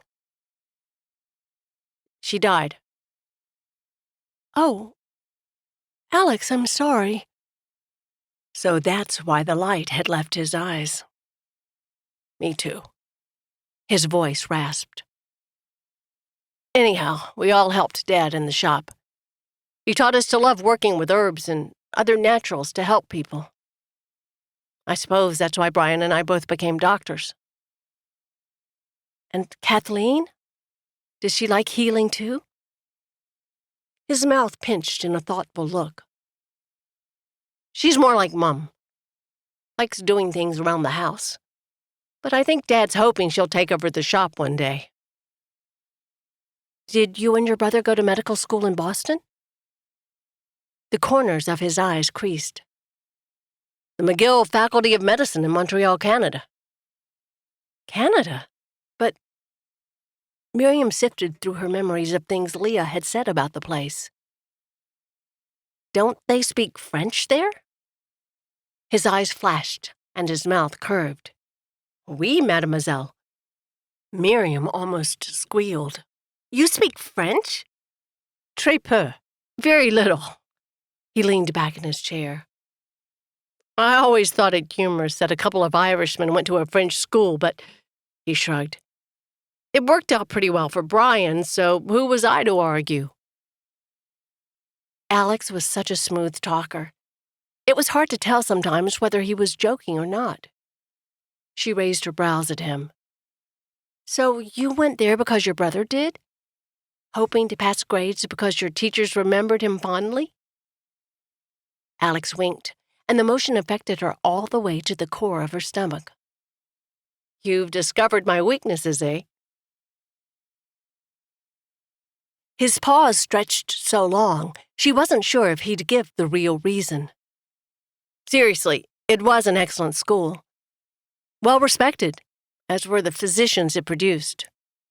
Prided itself on a 4-year course, instead of the 2 years most medical schools require. He nodded. I'll always be indebted for the knowledge I received there. A long breath escaped him as his gaze fell to the floor. But I suppose it isn't always quite enough. Mick Langley. Alex had seemed like his old self this afternoon, but the grief must be hiding under his facade. Miriam reached forward to slip her hand over his. You're still a talented doctor, Alex. You can only do your best and let God take it from there. His eyes rose to meet hers. You've been talking to my brother, haven't you? No, but I'm glad he sees the truth, too. Alex turned his hand so hers slipped into his palm. It fit well there, and he covered it with his other hand. His brows knit, like he was putting great thought into his next words. Before he could speak, a voice called from down the hall. Alex? Doc Bryan's voice. Alex gave her hand the slightest of squeezes before he laid it on the cover beside her. I suppose I should get back to work. Tucking an arm in front of him, he bowed low, slipping into his courtier's accent. I hope you enjoy your lunch, my lady. I'll be back for your tray directly. Chapter 7. Alex whistled a lively tune that evening as he carried the crate down the boardwalk from Aunt Pearl's cafe. This was possibly his best idea yet, although tea and sandwiches for Miriam's lunch had been a good one too. The aroma of rich gravy and meat wafted to his nose, setting his stomach to grumbling. "Settle down there," he mumbled, shifting the box to one hand so he could open the clinic door. Brian stood in the front room, reading a letter in his hand. He looked up when Alex entered. "Well, there's the benefactor now." Alex ignored the tease in his tone. "Hungry? Thought you might appreciate Aunt Pearl's cooking better than mine." Both of Brian's brows rose. "Must be a holiday I've forgotten. First, Parker shows up with a table saying you paid for it to be delivered. Now you're bringing in restaurant fare. Has Christmas come early?" "Where'd you put the table?" Alex scanned the room. "Not in here." "In our quarters. Wasn't sure what you had in mind for it." Alex affected a casual air. "I thought it would be nice to put in Miss Bryant's room. We haven't had a proper place to sit down and take a meal here. Now that she's feeling better, thought she might like company at mealtimes." Brian studied Alex, suspicion wafting off him like smoke from a fire. Finally, one corner of his mouth twitched. "All right."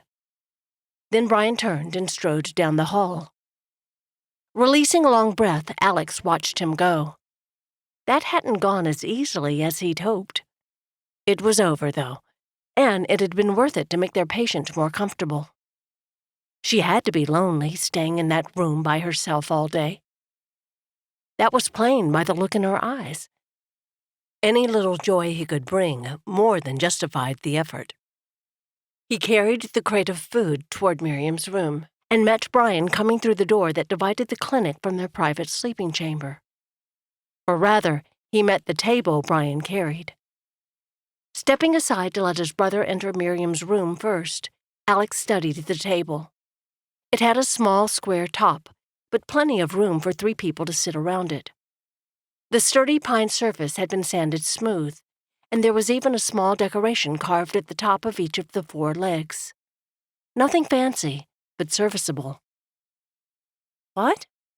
Oh, my!" Miriam's voice drifted over the huge wood piece suspended in Brian's grip. Alex peeked around the edge, hoping for a glimpse of her reaction. She sat up in bed, loose blonde curls scattered around her face. Excitement glistened in her eyes. "What's it for?" "We need a place to put this table. Mind if we keep it here?" Her green eyes grew even wider. "Certainly." Brian set it down with a heave and a thud. Then Alex set to work laying out dinner. "Do you mind company at mealtimes?" He forced himself to keep a casual demeanor, not looking her way. "I'd be eternally grateful." A smile tugged at his lips. "That smells heavenly. Although after lying around here all day, I'm not sure I should be allowed to eat it." "Come now." He sent her a wink. "Mending tendons and ligaments is a challenging business. As your physician, I prescribe rest and good food." He couldn't resist a grin. "Which is why I brought food from the cafe instead of forcing my own cooking on you. Do you like fried beef and gravy?" "I like whatever's giving off that wonderful aroma." Interesting to note, she didn't argue the disparaging comment about his cooking. He couldn't blame her. After eating his gruel 4 mornings now, it was a wonder she hadn't lost her appetite. A short while later, Alex and Brian had pulled in chairs and sat around the table. They'd scooted it close enough to overhang the bed, so it was almost like Miriam sat at the table with them. He'd been pretty sure she might have trouble cutting the meat from her lower position on the bed, so Alex had asked the girl at the cafe to cut their steak portions before packing them. Did she notice the extra attention? Not that he wanted her to. Conversation soon turned to their patients, as it usually did. Brian relayed those he'd seen in the clinic that day. Mrs. Malmgren seemed rather put out that she had to see me instead of that charming Doc Alex. Brian shot him a withering look. I remember the day she was perfectly happy to be seen by an old, boring chap like me. I suppose it's my charm she can't resist. Alex shot Miriam a grin, ducking to avoid the handcloth Brian aimed at his head. It certainly isn't your looks. It appears her vision is completely gone now. Alex sobered. Yes, I noticed that the last time she came in. She said her mother lost her sight at an even younger age. Sweet lady seems determined to make the best of it, though. Brian nodded. I was surprised at how well she gets around. She's gotten good at using that cane you gave her. I'm still concerned about her staying by herself now that her husband's passed. He scraped the last bite from his plate, wiped his mouth with a cloth, and leaned back in the chair. Best meal I've had in weeks. He smiled at Miriam. If having you here means we get to eat decent food, Miss Bryant, you're welcome to stay on permanently. The pink that stained her cheeks was a good color on her. Brian tossed the cloth on the table. I need to catch up on case notes. You okay here, little brother? Alex tried to ignore a prick of annoyance at the old nickname. Got it covered. After he'd stacked the used dishes, Alex carried them to the next room over. Having their only cook stove in the primary exam room wasn't the best layout for their clinic. It kept the room warm for patients in the winter months, but tended to stir up dust and debris in an area that he tried to keep as sterile as possible. Maybe they should do something about that. He made quick work of scrubbing the dishes and the pot of water on the stove, allowing his mind to wander back through the evening. Miriam had seemed to enjoy the meal, especially the company. Too bad it ended so soon. And then a new idea crept into his thoughts. Maybe there could be a legitimate reason to extend the evening. Did Brian still have that box of dominoes on the shelf in their room? But what was he thinking? It wasn't his job to entertain her, only to make sure her injuries healed correctly. But wouldn't a pleasant evening help her mental health, which might help her body mend more quickly? A few minutes later, he knocked on the wooden frame of Miriam's open doorway, domino box in hand.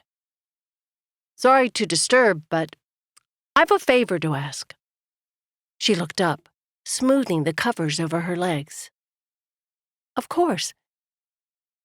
I have an intense hankering for dominoes, but I can't seem to pull Brian away from his notes. Would you be interested? He held up the carved wooden box. Her eyes widened, reflecting the glow from the lantern. That'd be wonderful. The perfect end to a perfect evening. Warmth washed through his chest. His goal accomplished. They divided the wooden pieces, and it soon became clear Miriam was having an unusually lucky evening. After she won the third set, she gave him a narrow-eyed stare. You're not even trying. Alex raised his hands, palms out as if to ward off the accusation. I am. To be honest, I've never seen such a lucky streak. He raised his brows. But I would never accuse a lady of cheating. He let the implied insinuation hang in the air for a moment, then winked to make sure she knew he jested. Her eyes went wide, feigning extreme innocence. Why, sir, have you considered I may be just that talented? His mouth begged to grin, but he fought it as long as he could. Dominoes weren't exactly a game of skill, but of anyone, she was clever enough for talent to be the reason behind her winning streak. Alex won the next game, then of course Miriam triumphed in the one after that. As he flipped the dominoes face down, her hand stole up to cover a yawn. Looks like I've overstayed my welcome. He began to line the dominoes in the box. Thanks for a delightful evening, though. Oh, no. She truly looked disappointed. I don't know how I could be tired after lying in bed all day. She was adorable, with that pert little nose and the way she got so frustrated with herself. He gave her his most calming smile. I shouldn't have stayed up so late myself. At the moment, sleep is what this doctor recommends for us all. With the game put away and the table pushed into an empty corner, Alex stepped to the work counter where he'd stored a few medicines. I'll prepare your arnica, then leave you in peace. Do you need anything for the pain? No. My knee already hurts less. That a girl. No need to worry about Miriam becoming addicted to the laudanum. She was tough. As he brought the small tincture of arnica to Miriam, his eyes drifted to the beautiful blonde curls sneaking from her braid. Did they feel as soft as they looked? She handed the empty tumbler back to him with a smile. Her eyes shone a dark green. Pleasant dreams, Alex. He swallowed. Everything in him wanted to lean down and touch his lips to her forehead, or her soft hair, or better yet. Forcing himself to turn away, he strode to the door. Good night. Miriam lay still, listening to the sound of male voices in the next room over. Doc Bryan's voice easy to pick out, so calm and methodical. It was probably reassuring to his patients, easing their fears with his unruffled manner. But how different he was from Alex, whose easy way of communicating disarmed and cheered everyone he spoke to, even the burliest of miners. She nibbled her lip to hold back a smile. The man whom Doc Bryan spoke with now had a working-class accent, but it was hard to tell what they said. Coughs interrupted every minute or two. They'd been in there for a while. Shouldn't they be done soon? She glanced out the window, where dusk had settled over the street. Each day now seemed a little shorter than the last. Peering as far down the road as possible, she looked for Alex. Men passed both directions, mostly miners, along with a few businessmen. But not Alex. Since his brother came back to the clinic early today, Alex had left to run an errand. She allowed a sigh. All this waiting was driving her crazy. Of course, it wasn't the Donaghue men's job to entertain her. Still, the last 2 evenings when they ate dinner together had become her favorite part of the day. A few minutes later, the men's voices grew louder as Doc Bryan escorted the patient into the hallway toward the front door. The outside door opened, and Miriam strained to hear better. This laziness sure had made her nosy. Another voice added to the mix, lilting with the smallest bit of an accent. Alex. Miriam's stomach flipped. This infatuation developing in her couldn't be good, but at least it helped pass the days, looking forward to Alex stopping by her room for a visit between patients. Soon, she'd be back up on the mountain where she could at least be useful. And then in the spring, their trip east. Another sigh escaped, this one developing from happy thoughts. Traveling by boat and then train, seeing all those fancy cities, staying in hotels with servants to do her every bidding, eating meals she never had to cook. It would be all her dreams come true. Thank you, Lord. Footsteps sounded in the hall, jerking her out of the happy thoughts. Alex appeared in the doorway, his thick brown hair mussed from the wind. I'll have dinner ready before you can sing Goodbye, Liza Jane. Fried ham and eggs, okay? Perfect. A grin stretched her face. She should do a better job holding in her excitement. Chapter 8. Miriam raised a bite of ham to her mouth and eyed the brothers. As usual, their dinner conversation revolved around patients. The two of them were so different, Hearing and watching them interact never failed to captivate her. 2 more men from the original came in with trouble breathing. Brian loaded a forkful of eggs into his mouth. Alex's head jerked up. Sound like fluid in the lungs? His brother nodded. Mostly the same symptoms we've been seeing. A fist slammed on the table, jerking Miriam's gaze to Alex. Enough, Brian. We have to find what's causing this. Brian gave him a long, calculating look. Have you been down in the mines? Really seen the conditions? The men work 1,000 feet underground. The tunnels start off cold, but when the men start working, the temperature gets so hot they're dripping sweat. Then they come up to the surface at the end of the day, and the cold air freezes their clothes solid. Brian's words gained momentum and volume as he went. No wonder they're all sick. It's part of the job. That doesn't make it okay. Alex looked like he might leap from his chair and storm off to track down the mine owners. I know. Brian emphasized every word. For the first time, she saw his calm facade start to slip. But what are we going to do about it? We have to help. The breath left Brian in a long stream. I've talked to some of the mine barons, William Farland and W.A. Clark. They didn't seem opposed to helping as long as it doesn't affect their profits. Alex braced his hands on the table, leaning forward. What'd you tell them to do?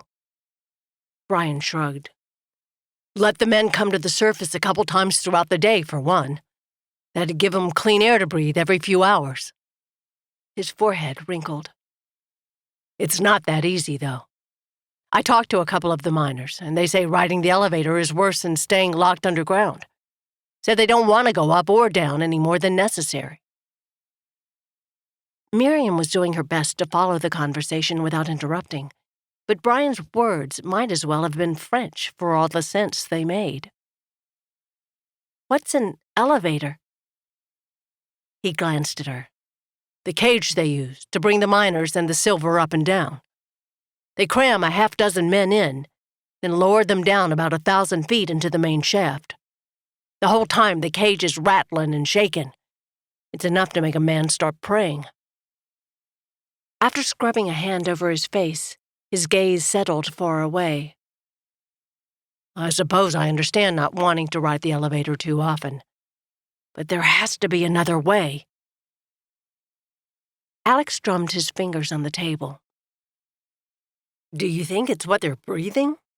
What if we built some kind of mask that would purify the air before they inhale it? Brian raised both brows at him. And how do you suggest we do that? I haven't the foggiest notion, but it'd be worth a try. Alex scooted forward, excitement rolling off him.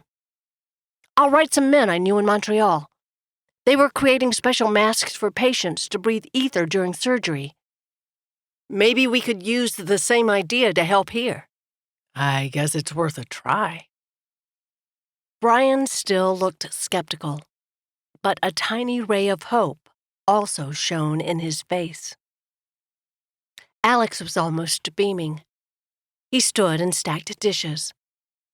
I'll go start the letters now. Brian, any chance you'd be interested in helping clean up? Brian pushed to his feet, offering Miriam a tight-lipped smile as he answered his brother. Certainly. The next day, Miriam only saw Alex for a quick greeting in the morning. Brian stayed close to the clinic, busy with correspondence when he wasn't talking with patients. Another long, lonely day for her, cooped up in her little chamber. It had been a week since the accident. A very long week, but her leg felt so much better. She still hadn't left the bed, except for awkward attempts to use the chamber pot. And that one time she'd hobbled to the door after Mick Langley died. But if she didn't get up and move around soon, she may very well go out of her mind. She'd never gone so long without doing something useful. Maybe she could limp around the room and wipe the dusty work table and shelves. Or if she could get to the stove in the other room, it would be like heaven to cook again. Why had she ever hated that task? Alex's fare was edible, but after Leah's cooking for the last couple years, she craved something warm and savory, not burnt and leathery. A pretty pink color was just starting to stain the edge of the evening sky when Doc Bryan knocked on the doorframe of Miriam's chamber. "I've been invited to dine with friends tonight, Miss Bryant, so I need to leave now. Alex should be back directly. Can I get you anything before I go?" She forced her mouth into a smile. "No. Thanks, though." She picked up a well-worn copy of Joseph McLeese's Surgical Anatomy from her bedside table. "I'll do some light reading while things are quiet." That brought a chuckle, which was an unfamiliar sound from Bryan. "All right, then. Good evening." But as soon as the front door closed, she tossed the book back on the table. If she saw another diagram of the human body, she might scream. It wasn't long, though, before Alex arrived, coming to her relief as he'd done so many times these last few days. He stopped in her doorway, and she shared a pleasant smile. "Good evening." But he didn't smile back. Instead, his mouth formed a grim line under the black smudges covering his face. His once white shirt was streaked a muted gray, and his shoulders slumped in a way that made her breath catch. "What's wrong?" She sat up in bed, wanting with everything in her to go to him, wrap him in a hug and tell him it would be all right.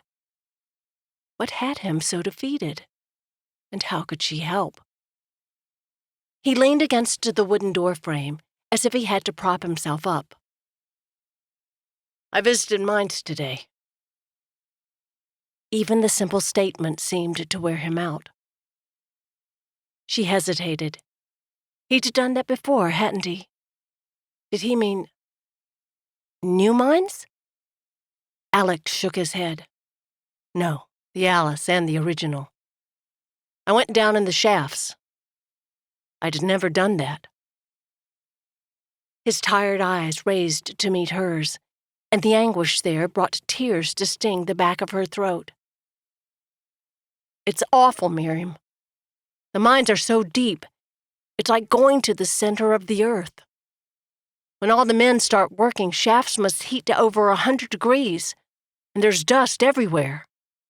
And this black coal-like powder gets on everything.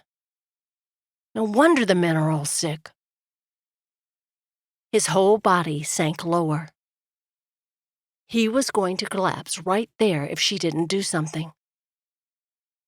Miriam patted the edge of the bed beside her. "Come sit down." He looked for a long moment at the spot where she pointed, as if debating whether he had the energy to reach it. Finally, he shuffled forward and sank onto the blanket. "I can't imagine working there day in and out. What a miserable life. And it's killing them." Reaching for his hand, Miriam folded hers around it. "Is there anything we can do to change it?" He raised his head, allowing her to stare into the bleakness in his dark eyes. "It would take a better man than me." She squeezed his hand. "There can't be such a man in all the Montana Territory." Their eyes locked for a long moment, and Miriam willed him to believe her words. He was such a good man. The depth with which he cared for others amazed her. How he took their struggles on himself and did what he could to make things better. Alex raised her hand to his lips and laid a gentle kiss on the curve of her fingers. A lady. If only it were true. Miriam's chest constricted. What was it that made him think the worst of himself? If only he could see himself through her eyes. The next morning, Alex poked his head in Miriam's room after he finished with his first patient. "You warm enough in here? The weather's dipping pretty chilly outside." She'd been staring out the window, but turned those beautiful green eyes on him, I'm watching the snow clouds roll in. I think it's going to be a bad one. It was then he noticed the twin lines between her brows. Was she worried they wouldn't be safe here? They had enough food to last a few days, and surely they could walk to either the cafe or the dry goods store if the need arose. She spoke again before he could set her mind at ease. I wonder if Gideon and Leah are already on their way down. The thought showered over him like a bucket of cold spring water. Her family might be out in this mess, and wouldn't the weather be worse up on the mountain? Alex stepped into the room and perched on the edge of the chair beside her bed, hands clasped on his knees. Do you think they would travel with bad weather coming? She nibbled her lower lip. Gideon knows better, but I'm afraid he might try to make it through the pass before it closes off. Closed off? Did that mean... How long does it take for the pass to open again after a snow?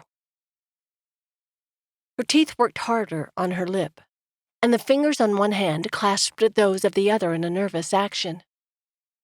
It depends. Sometimes a few weeks. If we have more storms, it may be all winter. His fingers itched to reach out and untangle her worried hands. Not only was she concerned for her family's safety, she faced the very real possibility that she might be separated from them the entire winter.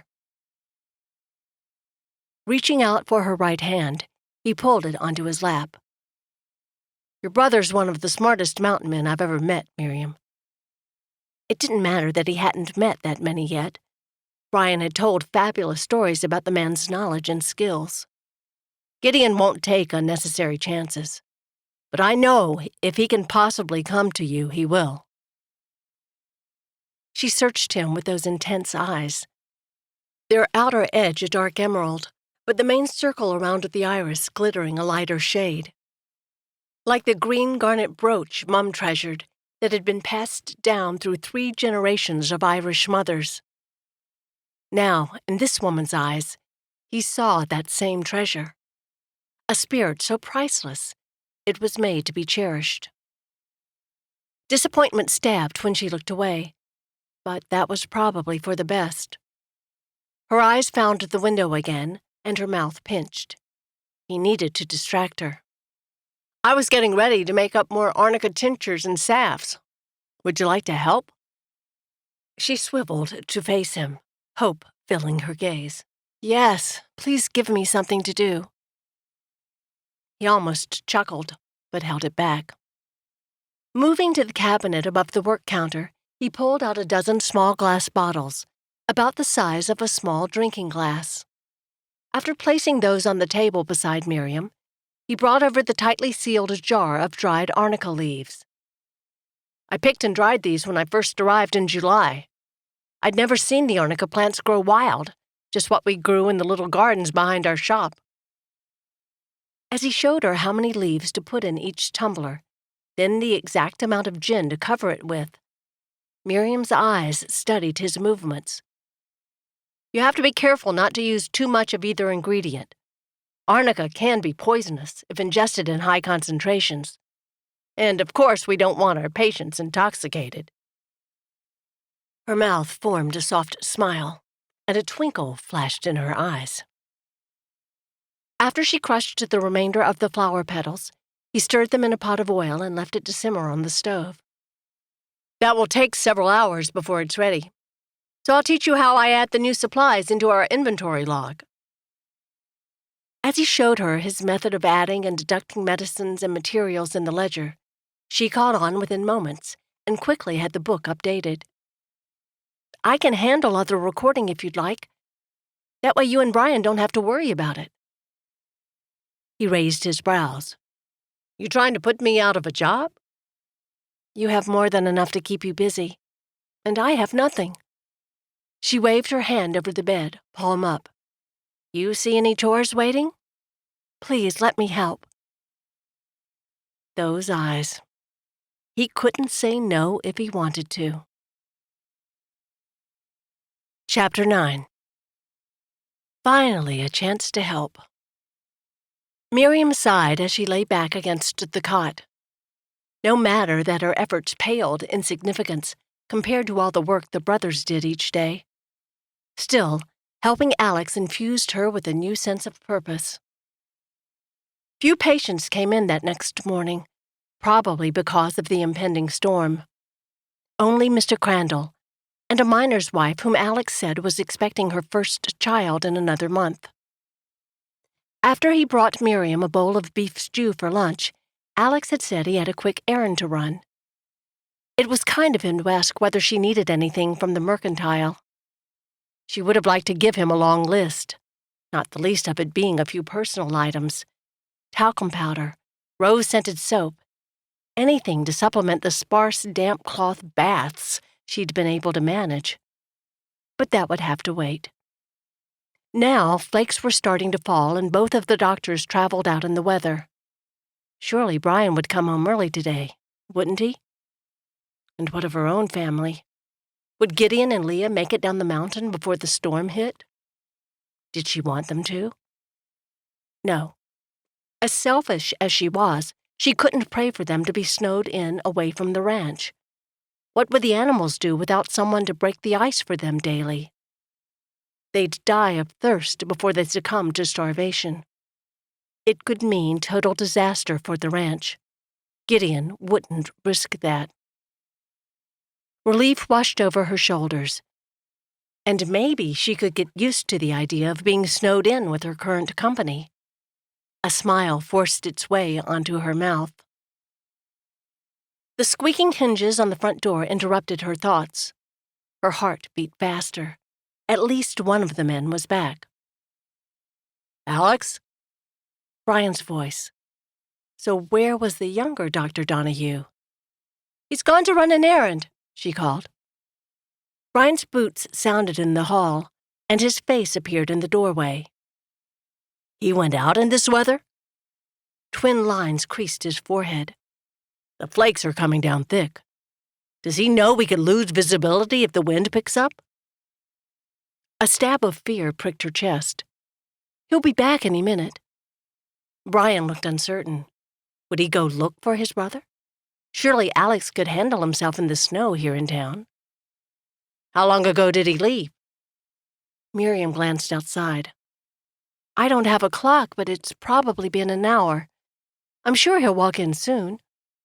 "We'll wait a few more minutes." But Brian had no patience. It must have been less than 10 minutes before he donned his coat and gloves again. The squeak of the front door interrupted him.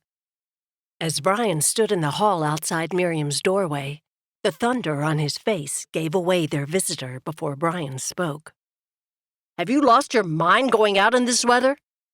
"You were out, so it must not have been too bad." Alex's voice held a hint of challenge. Brian's face turned ruddy. "I've lived through a Montana winter. You haven't. With a strong wind, a heavy snow can turn deadly in minutes." "I'm okay, Brian." Alex came into sight as he spoke with a soothing calm. Nothing like the defiance from seconds before. He laid a hand on his brother's upper arm. "We're all safe. How about a mug of coffee? Feels like I should add wood to the stove, too." Alex turned to flash a charming smile at Miriam. "Anything I can get you, Miss Bryant?" "I'm fine, thank you." She murmured the words, but her gaze flicked back and forth between the brothers. Brian stared at his brother with a stormy look in his eyes. "All right, then." Alex turned and retreated to the stove in the next room. As Brian watched him go, something about the slant of his jaw and the pinch of his lips no longer radiated anger. In this still, unguarded moment, his mask split to reveal the fear that still clutched him. Miriam's eyes flicked open, and she peered out the window beside her bed. A sheet of white greeted her, both on the ground and still falling from the sky. It seemed early still, but she studied the sky through the tiny holes in the curtain of flakes. Impossible to tell what time of day. With a yawn, she stretched and pulled herself up to a sitting position.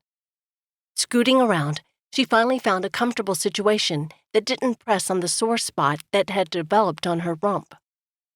If she never saw another bed, it would be too soon.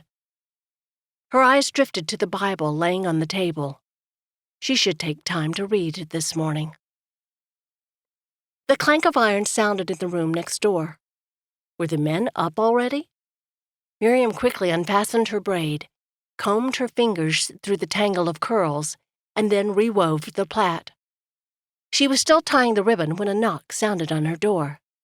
"Come in." Alex's face appeared as he eased open the door. The front of his hair was askew, and a shadow graced his jaw. Her stomach did a flip. The man was handsome at any time of day. "Would you prefer coffee or willow tea this morning?" A hint of a smile touched the corners of his mouth. "Coffee, please." His brows rose. "Feeling better, are we?" Miriam smoothed the covers with her hands and turned her brightest smile on him. "Yes, I think I'm well enough to get up now." One of his brows lowered, giving him a cockeyed look that properly conveyed his suspicion. "Out of bed, huh? We'll see about that." Did that mean there was a chance? Miriam's heart soared and her hands clapped before she could stop them. "I'm ready. I know it." He smiled, then disappeared from the doorway. Did that mean she'd be getting out of this infernal bed soon? Alex reappeared with a mug of coffee, then left again without a word. A half-hour later, Brian brought her a tray of dry biscuits and fried ham, along with a polite greeting. As she ate, the clinic stayed quiet. Eerily silent, like the thick layers of snow outside had settled a dismal cloak over them all. Had Gideon and Leah stayed on the ranch? She had to believe they wouldn't risk traveling with the storm coming. The soft thump of boots sounded in the hall and Brian appeared in the doorway. "Miss Bryant, this is probably a good time to examine your knee again. Need to make sure it's healing right. Is that acceptable?" Yes, certainly," she swallowed. Now that she wasn't in so much pain, and knew the doctors a little better, it seemed strange to be her knee in front of them. "All right then, let me gather a few supplies." Maybe it would just be Doc Brian doing the examination this time. Heat crawled up her neck anyway. A few minutes later, Doc Brian stepped into the room carrying a tray of supplies and bandages, followed by Alex. So much for just one doctor. He sent her a smile before turning to the work counter that lined the wall. "Let's have a look, shall we?" Brian stood over her as Miriam pulled the cover off her wrapped knee. His forehead wrinkled as he unwrapped the leather strips holding the stiff rawhide splint over her joint. When the bandages were removed, he peered at the long gash in her pale skin. Miriam sucked in her breath. It was the first time she'd actually seen the wound. The slash spanned longer than her fingers. And red. Too red? She glanced up at the men's faces. Alex had stepped over to join his brother in the examination. Their brows furrowed, but they didn't look too grave, did they? The suspense was enough to drive her mad. "So what do you think?" Alex touched the skin around the incision. Then he fingered the thread and quills he'd used to stitch the wound together. His focus on the area remained intense. He didn't even look to be breathing. His finger brushed a sore spot, and Miriam jerked before she could stop herself. His head popped up, and his brows drew low. "Sorry." "It's all right. I won't move again." He scanned the wound. "I think we're done here. In another week, we'll take the stitches out, and I'll have you start exercises. But for now, try to keep it still. The incision looks good. No infection or heat that I can tell." Miriam released a long breath, and with it the tension that had been building for days. His eyes creased at the corners as he started wrapping a clean bandage around the wound. "Glad that's over?" Her heart felt 10 pounds lighter, and she allowed a smile to bloom on her face. "Glad it's healing." "All right, then. I've got some work to do next door." Brian waved in the direction of his and Alex's private quarters as he backed out of the room. With the splint wrapped firmly, Alex gathered the used bandage and supplies. He surveyed the bed and the work counter, as if looking for tools he missed. "I'll be back shortly," and he strode out of the room. The silence stretched as time crawled by. Hadn't Alex said he'd come back soon? At long last, the door separating their chamber from the clinic creaked, and boots thumped on the wooden floor. Alex entered with a small paper bundle under his arm. "Sorry for the delay.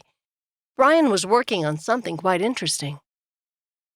A twinkle flashed in his eyes. "I suspect you'll think so, too. Anyhow, I found this and thought you might think it worth your time." He held the package out to her. Even before her hand closed on it, Miriam had no doubt what it contained. A book? She fingered the rough brown paper, then clutched it to her chest. "Thank you, Alex. Oh, thank you." A chuckle reverberated in his chest. "Open it." Her hands fumbled with the wrapping, then smoothed over the marbled vellum cover of the book. Emma was printed in large gold letters on the leather spine, and underneath it, Jane Austen. She raised her eyes to Alex's face. "Where did you get it?" He slipped his hands in his pockets and shrugged, but the excitement shining in his eyes gave him away. "Oh, just found it somewhere." She raised both brows. "Found it? In an old trunk left over from medical school?" He ducked, red creeping into his cheeks. "Something like that." Miriam's gaze fell back to the book and roamed over it. "Leah and I read some of Miss Austen's other works, and Leah told me about this one, but I've never had the chance to read it." Her eyes crept back up to his, and moisture burned her throat. "Thank you, Alex. 1,000 times, thank you." "You're welcome." He met her gaze, and his own eyes glistened. Then he cleared his throat. I need to catch up on some case notes. Would you like me to work in here?" He glanced around the little room. "Keep you company?" His kindness knew no end. "I'd love that." While Alex went to get his work, Miriam opened the book and immersed herself in the world of Miss Emma Woodhouse and the easy life of the wealthy English upper class. She almost didn't realize when Alex came back in and settled at the table with his ledger, quill, and ink pot. The relationship between Emma and Miss Taylor, her former governess and dearest friend, reminded her how close she and Leah had become. What she wouldn't give to have known Leah during her younger days. "And Highbury sounds wonderful." "What's that?" Miriam's head jerked up at the words. "What?" His brow wrinkled in confusion. "You said something about a High Surrey being wonderful." Heat rushed into Miriam's face. I said Highbury sounds like a wonderful place to live." She lifted the novel. "Where Miss Woodhouse grew up." Her eyes focused on the page. "A large and populous village, almost amounting to a town. And within a half-day's travel from London, too. Can you imagine?" Alex's eyes squinted as if he looked far away. "I've heard of Highbury, I think. Dad had a cousin who married an Englishman. They still live there, as far as I know." He glanced around the small, rustic room. "Although I suppose it's been a few years since I've heard news of her." A cousin in England? So near to London with its high fashion and gay parties? A sigh escaped her. "I've always wanted to visit London." Does your cousin attend balls and festivities there?" He shrugged. "Haven't the faintest. Her husband's the miller in Highbury, so I doubt they're too high up the social scale." His mouth tipped, revealing a dimple. "Sorry to disappoint." That familiar heat crept to her neck, so she dipped her head back to the book. "No disappointment. I'll let you get back to your work." As Miriam read the next few sentences, the author quickly drew her back into the story. Such quick prose, you could never guess what funny statement would come next. And Mr. Knightley, even with only a quick introduction, Miriam was already falling in love. His charming wit made her want to giggle at some of his all-too-honest remarks. "What's so funny?" Miriam glanced up at Alex. "Funny?" His face held a mixture of humor and frustration. With his brows raised, one side of his mouth pinched and the other pushing a dimple into his cheek. The look pulled a grin from Miriam. "You were laughing. Is the book that good?" "Honestly, it is. I've always wanted to be a grand English lady, like Miss Woodhouse in the story." She quirked a brow at him. "And you can be Mr. Knightley, if you like." Alex frowned. "I'd have to read the book to see if I like." He tipped his head, examining her. "You may not be English, but I think you have the lady part down, if you don't mind me saying so." Did he really just call her a lady? Her cheeks must be blood red by now. But if he saw her at work on the ranch, he certainly wouldn't repeat his comment. Killing chickens for dinner, hand-feeding the baby calves when they couldn't nurse from their mothers, tanning deer hides for leather. Her gaze rose to meet his. "Do you have any idea how I was injured, Alex?" "You were mauled by a mountain lion." She took a deep breath and released it. "Yes. I was hunting and had taken down a good-sized buck. I'd slit the hide to bleed it and should have done a better job watching around me. The cat attacked to get me out of the way so he could claim the better prize." She dipped her head. What would he think now? It was a far cry between an upper-class English lady and a half-wild mountain woman who bled deer and fought off mountain lions. Of course, that wasn't what she did most of the time. Gideon usually did the hunting. She'd only taken the shot at the deer because she'd come across it on her way back from gathering willow bark. Still, most of her chores were just as inglorious. Footsteps sounded on the floorboards. Was he leaving? But his rough leather boots appeared in her vision, and Miriam raised her head to face him. Alex perched on the edge of the seat beside the bed. He leaned forward, elbows resting on his knees. "Miriam, my opinion of a lady is not someone who sits around a drawing room and gossips all day.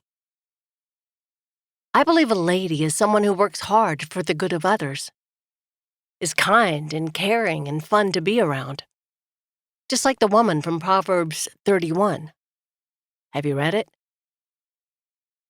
She held his gaze, riveted there by the amber and green flecks in those deep brown eyes. Slowly, she nodded. It had been a while, though. She'd definitely read it again now. His hand slipped forward to take hers, his thumb stroking the back of her palm in a way that sent shivers down her arms. "Miriam, in my mind, you're the exact picture of that lady." Moisture burned the back of her eyes. How did he see her so completely? It was like he understood both the woman she was and who she wanted to be. And he didn't find either person lacking. But could she become the lady she wanted to be? She swallowed, trying to find words to answer. Nothing came, especially not with those wide eyes still searching hers. Chapter 10. A voice cleared in the distance, and Alex stiffened. He released Miriam's hand, then slowly turned to face his brother in the doorway. Miriam slipped behind Alex's profile so the heat had time to leave her face. What must Brian think about finding them so close together? For that matter, what should she think? Was it improper? Maybe. And besides, she was probably just a diversion for Alex. When she left the clinic and went back up the mountain, would he have more than a passing thought of her? Sorry to interrupt, but I have them ready. Brian cleared his throat. The tools for Miss Bryant. Alex jumped to his feet, scooting the chair aside. Perfect. From behind the door jamb, Brian drew 2 long wooden poles with short pieces of wood attached crossways at the top. Recognition flashed through Miriam. They were almost the same as Gideon had made for Leah when her leg was broken. Walking sticks. A smile spread across her face, and she looked up at Alex. Does that mean I can get out of bed? His brows lowered. Only for a few minutes at a time. Don't put any weight on your left leg. And if it pains you, go right back to the cot. Agreed? Of course. She would have agreed to cut her hair short if that would get her out of this bed. Brian lowered her bad leg to the floor, helping to keep the knee straight. She tried to shake out her skirts, but they were hopelessly wrinkled. As her bare feet hit the wood planks, she almost squealed and pulled them back up. Cold.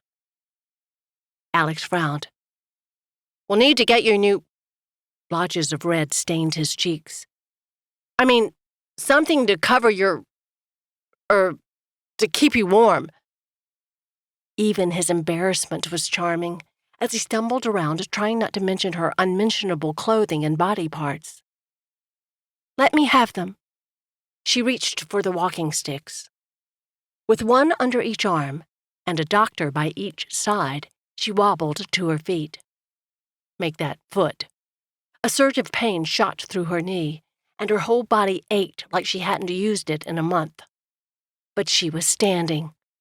She didn't try to stop the grin from showing on her face.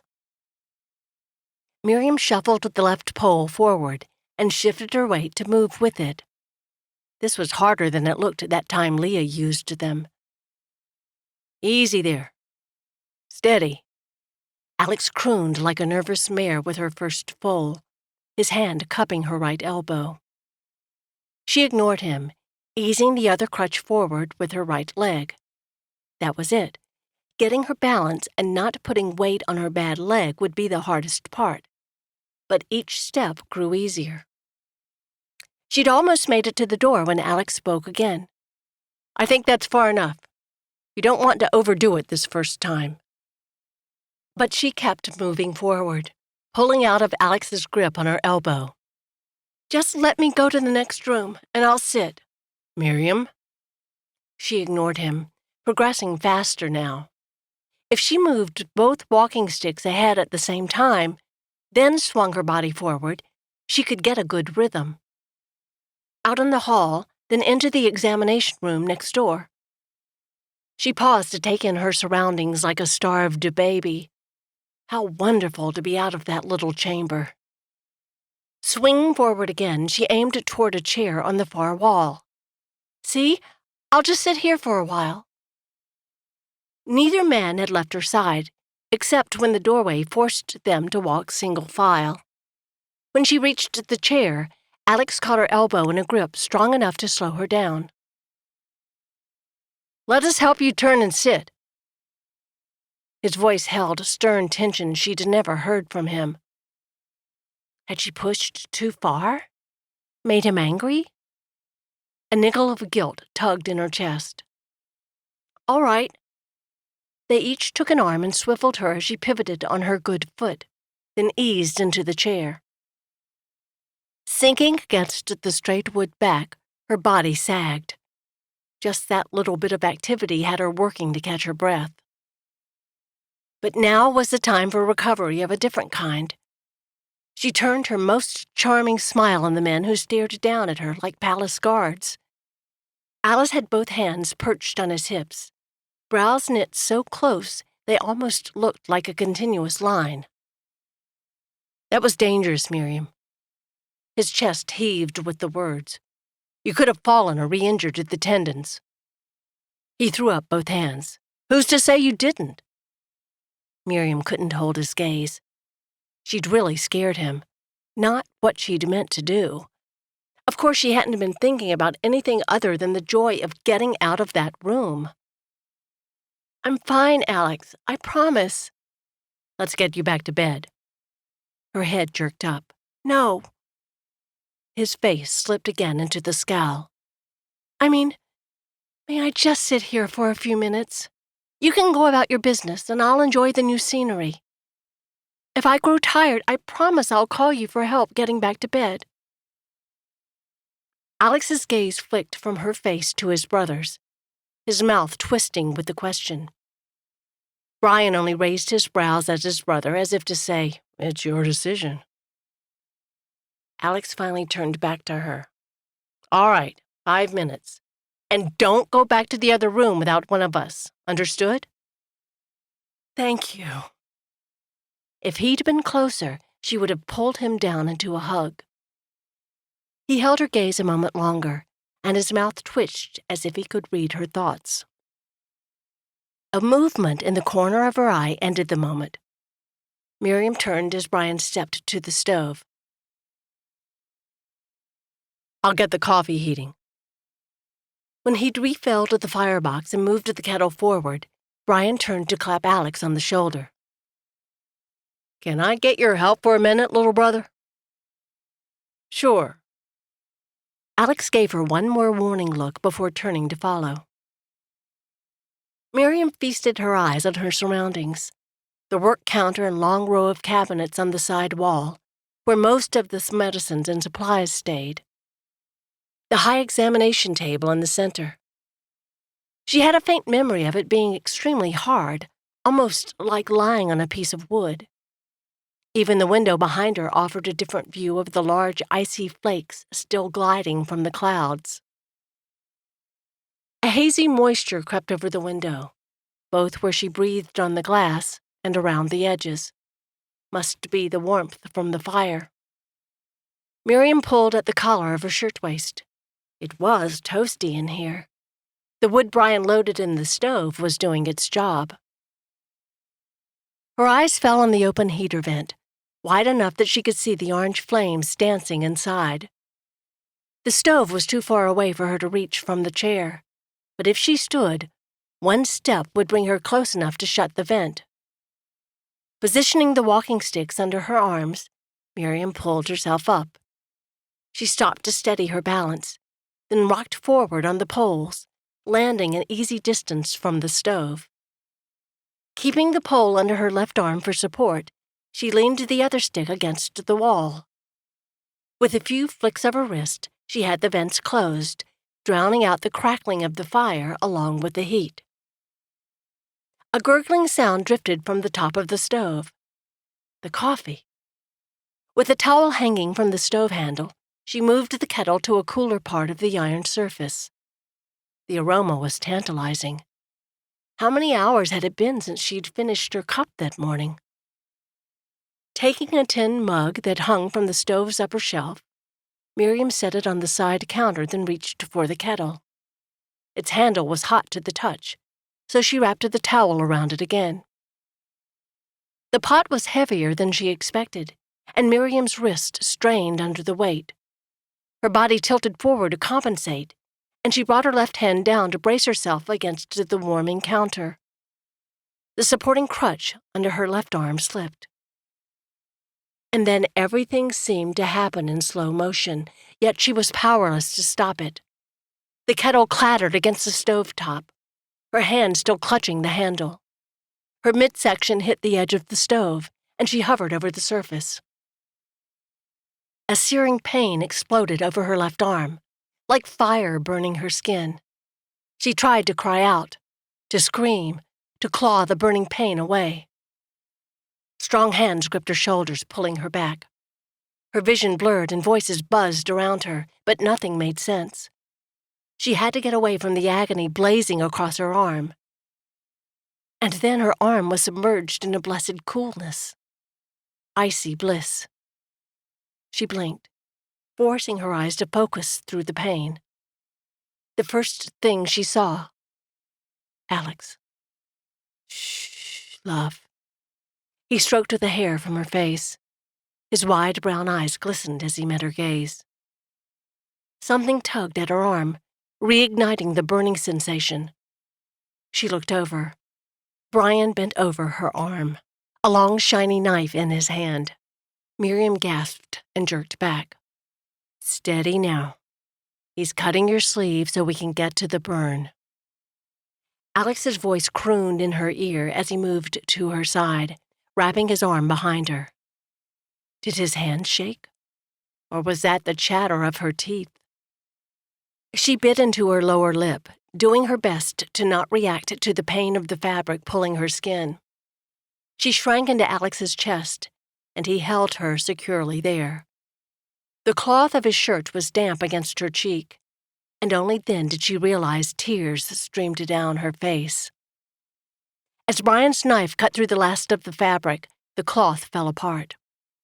Miriam blinked, but the mottled red skin didn't change. Was that her arm? He cupped her elbow and lowered her hand into a basin of snow, scooping more slush over her forearm. Heavenly relief flooded her, and she inhaled a deep breath. The biting cold of the ice almost masked the burning in her arm. As her muscles relaxed, she sank deeper into Alex's arms. Alex cradled Miriam against his chest, willing his heart to stop racing. He closed his eyes, but the memory rushed back, hearing her scream, finding her crumbled on the floor, holding her arm and whimpering. He forced his eyes open. Inhaling a deep breath, he rocked the woman in his embrace. She still smelled like coffee, but her hair was soft against his cheek. Beside him, Brian rose to his feet. I'll get more snow. Laudanum first. Alex spoke softly so he didn't disturb Miriam, who had finally calmed in his arms. Brian paused mid-step. Good thinking. As Brian stooped to give Miriam a hefty dose of the medicine, Alex caught a glimpse of her face. Anguish pooled in her eyes. It pressed his chest so tight, breathing became painful. Burying his mouth in the blonde curls near her ear, he whispered, I'm sorry, love. If I could take this pain for you, I would. While Brian left to gather more snow, Alex ran his eyes over the situation before him. They needed to get Miriam back in bed. Both legs lay straight in front of her, as far as he could tell with her skirts covering them. Maybe God had been merciful and kept her from re-injuring her knee in the fall. The burn on her arm was a bad one. Before Brian covered it with ice again, he'd glimpsed blisters rising on the surface. If they didn't get her arm medicated and wrapped with bandages soon, the blisters might burst, and the infection that would surely ensue could easily take either her arm or her life. Alex tightened his hold. A burn like this was serious. When his brother reappeared, Alex carefully pulled away from Miriam, while keeping an arm at her back to keep her upright. Miriam, I'm going to carry you back to your room. Brian will walk beside to hold the ice for your arm. All right? She nodded once, her teeth starting to chatter. Was she cold? Going into traumatic shock? He touched 2 fingers to her neck. The blood flow there pulsed fast, but not very strong. Getting her warm was priority now. With careful balance, he cradled Miriam and rose to his feet. Brian gripped the basin of ice on her other side and helped position her injured leg so Alex's arm supported it properly. Within moments, he laid her on the bed and pulled both the quilt and the gray wool blanket up around her chin. He eased the burned arm and basin to a safe place on top of the blankets. We need more quilts. Moments later, Brian thrust 2 blankets in his hands. They worked together to apply a strong healing ointment to the burn and wrap it in clean cloth strips. The scalding liquid appeared to have burned through 2 layers of skin. By the time Alex tied the bandage ends together, Miriam had stopped shivering and her eyelids drifted shut. "I'll clean up the other room," Brian murmured as he slipped away. "Feeling better?" Alex spoke softly as he stroked a lock of curls from Miriam's face. Her voice was barely a whisper, and her eyes remained closed. "Sleep now. I'll be here when you wake." She didn't answer, but her breathing drifted into a steady rhythm. Before he could stop himself, he leaned down and pressed a kiss to her forehead. Miriam murmured something as if from a dream. Was that his name, or wishful thinking? "Alex?" Louder this time, so there was no doubt. "Yes?" But again, no answer. Her lashes fluttered, as if her mind was busy under those delicate lids. Was she dreaming about him? Warmth flooded his chest. Chapter 11. Miriam struggled to force her eyes open. This fogginess in her mind was worse than wading through waist-high snow. As her eyelids cracked, harsh white light set her head to aching again. "Ow!" she moaned, raising her hand to shield her face from the brightness streaming through the window. A throbbing ache enveloped her arm, leaving her gasping through the pain. The burn. It all came back in a torrent of anguish. Memories of pain everywhere, in her arm and her knee. So strong she could only thrash and moan. Cool cloths on her face, gentle fingers stroking her hair. Alex, soothing in that rich, magical voice of his. They helped, but nothing took away the pain. But waking up now, the throbbing in her arm wasn't quite as strong. Had it been a full night then, and now they were into the next day? A wagon rattled by outside, and she craned her neck to see through the window. Snow still packed several inches higher than the windowsill, but muddy slush covered the road, and men and horses passed in steady succession. The red door of the legal office across the street winked through the traffic. Murmuring voices drifted from the other room. Alex's deep tenor was unmistakable. A woman's voice sounded too. Older, maybe. Alex chuckled, and even muffled by the wall, the sound washed through her in warm ripples. Miriam lay there, listening for several moments, as the voices rose and faded. When the hinge on her door creaked, she startled. "Yes?" Her voice was still groggy from sleep, and from the cotton that seemed to cling inside her mouth. Alex's head appeared in the doorway. "You're awake?" At first his eyes widened, then his brow lowered into a worried furrow as he strode across the room to her bed. "Would you be feeling better now?" His hand touched her forehead. "Much better." She tried to offer a smile, but it must have been a weak one. He stepped back, eyes roaming over her face. "Your fever is gone. Let me help our Mrs. Malcolm out, then I'll be back." While she waited, Miriam's eyes drifted shut again. How much could one sleep in a day? Surely she'd napped enough this past week to last for several months. She jerked awake to find Alex entering her room, a tray in his hands with steam wafting from a bowl. "Hungry yet?" With the savory aroma of soup filling the air, the cramping in her stomach gave her a decisive answer to that question. "I am." As he placed the tray on the bedside table, he gave her one of those crooked grins. "I imagine so. You haven't eaten in 2 days." Her eyes jerked to the window, where the sun still shone brightly. 2 days? Finding Alex's gaze again, she was almost afraid to ask the question. "Is something wrong with me?" His brows rose. You mean besides a torn patellar tendon and a second-degree burn covering your wrist? Would that make me sleep so much? Alex sank into the chair beside the bed. The smile left his face, and for a few moments she could see through his perky facade. He'd been worried, and now he was exhausted. You kept a high fever after the burn. You weren't actually unconscious, but very feverish. We gave you plenty of laudanum for the pain, so that also contributed to your sleeping so much. He ran a hand through his unruly hair. It's good to see you awake now, and without the fever.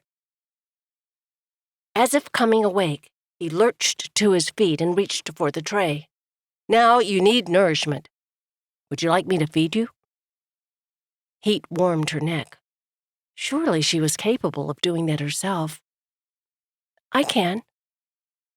After positioning the tray across her lap, Alex settled back on the edge of the chair, less than an arm's reach away. Was he worried she'd make a mess of this like she had the coffee? The beef stew tasted better than some of the other meals Alex had served. Her eyes raised to meet his as he watched her. Did you make this?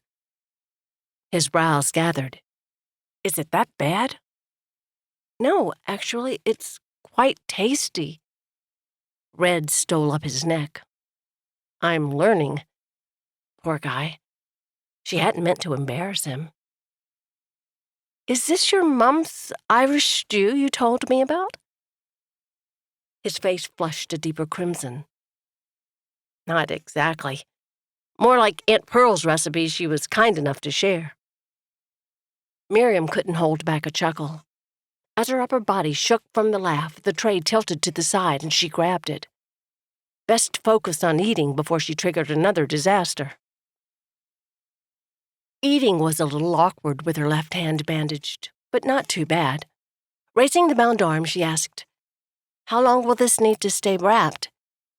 At least until the blisters are gone. Several days, probably. We'll check it later today and see how it's healing.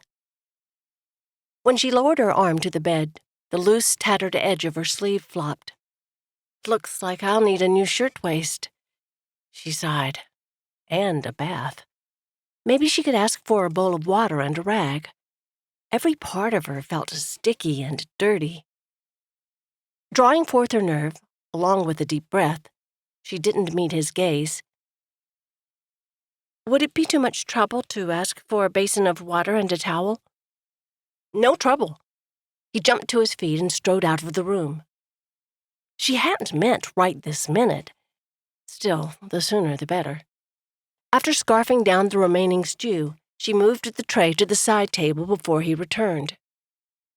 Boot thumps sounded his coming, and Miriam ran a hand over her hair to push wayward curls behind her ear. A wide smile stretched across Alex's face as he entered, giving him a schoolboy look. He set down the basin and pulled a brown paper package from under his arm. Like a lad bringing flowers to his mother, he presented the bundle. I thought you might be in need of this. Miriam could feel her eyes widen. A package? A gift? But why? He couldn't quite meet her eyes, and red ears peeked out from under his dark brown locks as he turned to the table. I'll take this tray and give you some privacy. Then his gaze flicked back to hers, his face growing serious. Call if you've a need. I'll be close by. Don't do anything dangerous. Yes, Doctor. His mouth tugged at her sassy reply, but he didn't answer as he left the room. Miriam's fingers fumbled with the paper until she found the slit. The flexibility of the bundle meant it had to be a fabric, right? As the wrapping fell away, she gasped. A cream-colored shirtwaist lay folded on top, with beautiful crocheted lace gathered in rows across the front and back. It was one of the most gorgeous creations she'd ever seen. When she held the blouse up for a better look, a dark, mossy green material peeked out from underneath. More? Lifting the wool material out, it unfolded into a long, ready-made skirt. Pleats across the front gave the waist a tapered look, while allowing the hem to hang full. Together, the two formed a lovely outfit, and just her size from the look of them. Had Alex picked them out? She bit her lip. Hopefully, he'd put them on the Bryant Ranch's tab at the store, not paid out of his pocket. Surely. Raising the blouse again, she examined every detail. The lace was exquisite.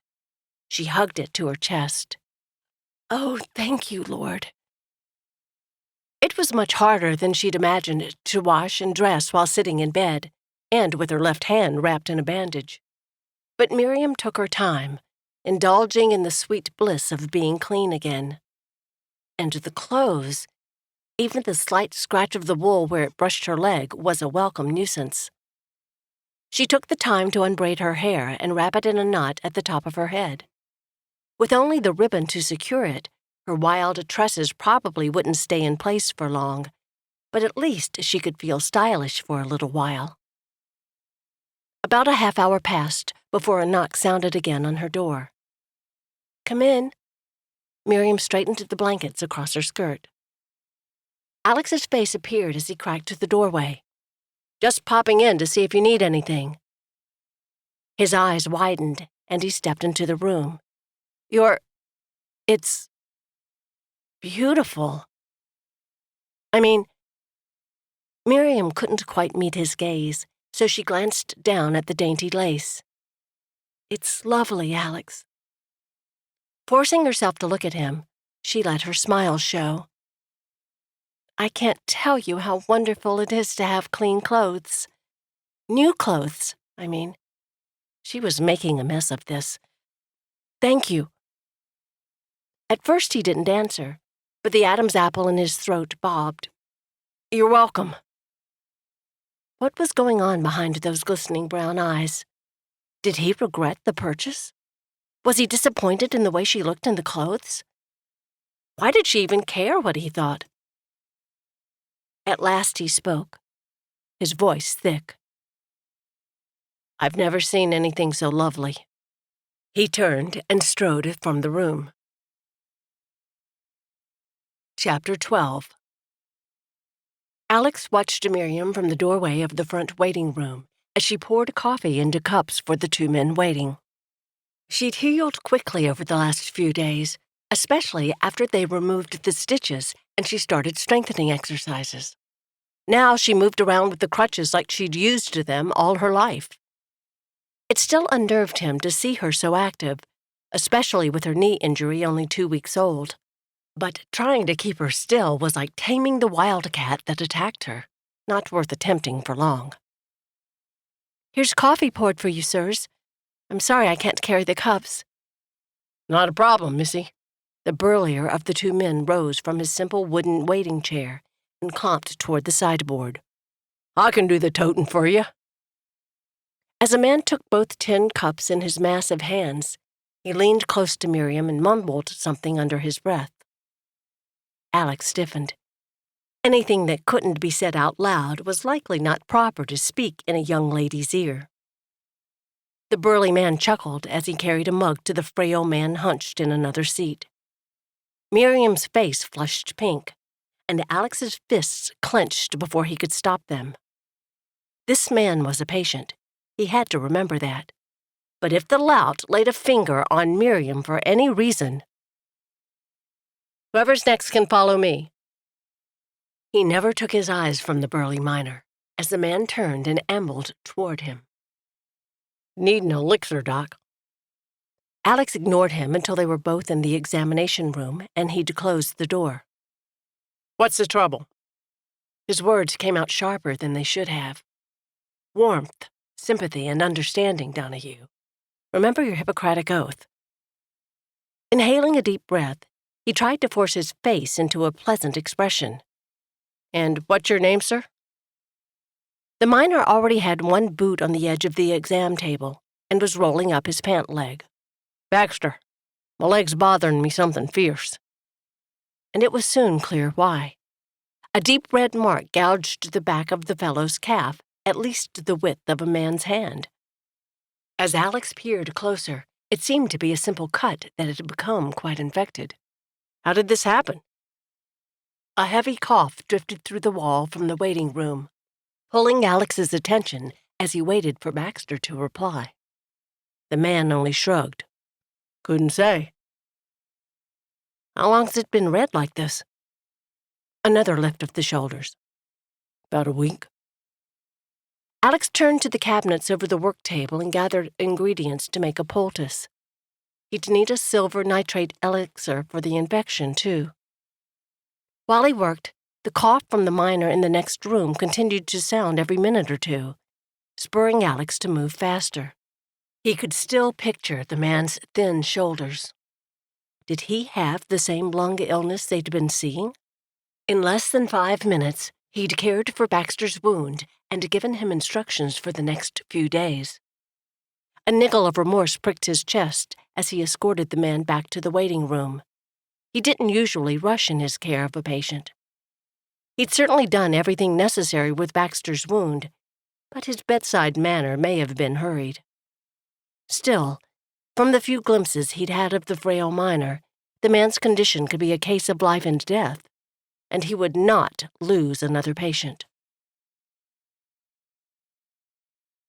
Miriam released her pent-up air when Alex appeared in the hallway with the giant of a man. The frequent labored coughs of the poor miner in the chair tightened her nerves more than the cinch on a saddled horse. If only there was something she could do to help this poor man. Alex would have something, though. Alex strode straight toward him, bent down so he was eye level with the slumped figure, and extended his hand. I'm Doc Alex. Let's get you back to the examination room and see what we can do. The man was weak enough that he allowed Alex to wrap a supporting arm around him as they hobbled down the hall. Miriam's gaze followed until both men disappeared around the corner. Alex was so good with his patients. The care and passion with which he doctored each left no doubt he'd found his calling. God had created this man to be a physician. A shuffling sound brought Miriam's attention around. The big, burly miner. What was he still doing here? Can I help you, sir? Had he left and come back? But as he approached, something about the squint in his eyes and the curve of his mouth under the trim beard made the little hairs on Miriam's neck rise. He didn't answer, but she found herself moving a step backward with her crutches. The solid mass of the sideboard stopped her retreat. Do you need the doctor again? He released a soft chuckle. No, ma'am. But I have a powerful need for a pretty thing like you. I'm afraid I can't help you. Her voice came out a high squeak. Could he smell her fear the same way horses did? She had to get a handle on her emotions. Clearing her throat, she spoke more forcefully. If you don't need the doctor, you should leave, sir. He stood close now, towering no more than 2 feet away.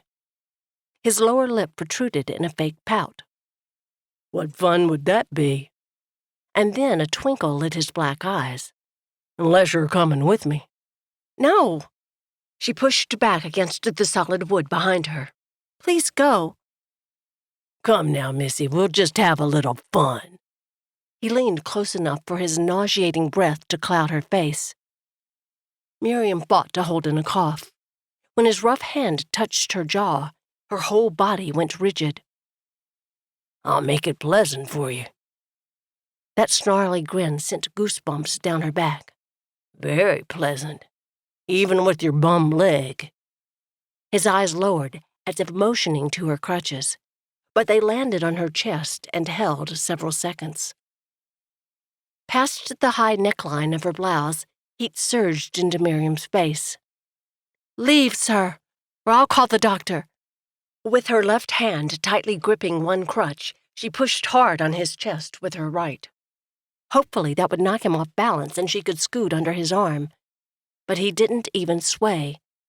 What a giant of a man! Lord, help! Miriam opened her mouth to scream, but his coarse hand clamped tight over her lips. The foul odor of unwashed body convulsed her stomach. His other hand clamped around her waist, jerking the air from her lungs. Both walking sticks clattered on the floor, and she fought hard to free herself from his grasp. She needed her good leg to support her, and her burned wrist was almost worthless, so she pounded against his chest with her single strong fist. The blighter had her body pressed tight to his and started dragging her toward the door, curses mixed with his disgusting breath.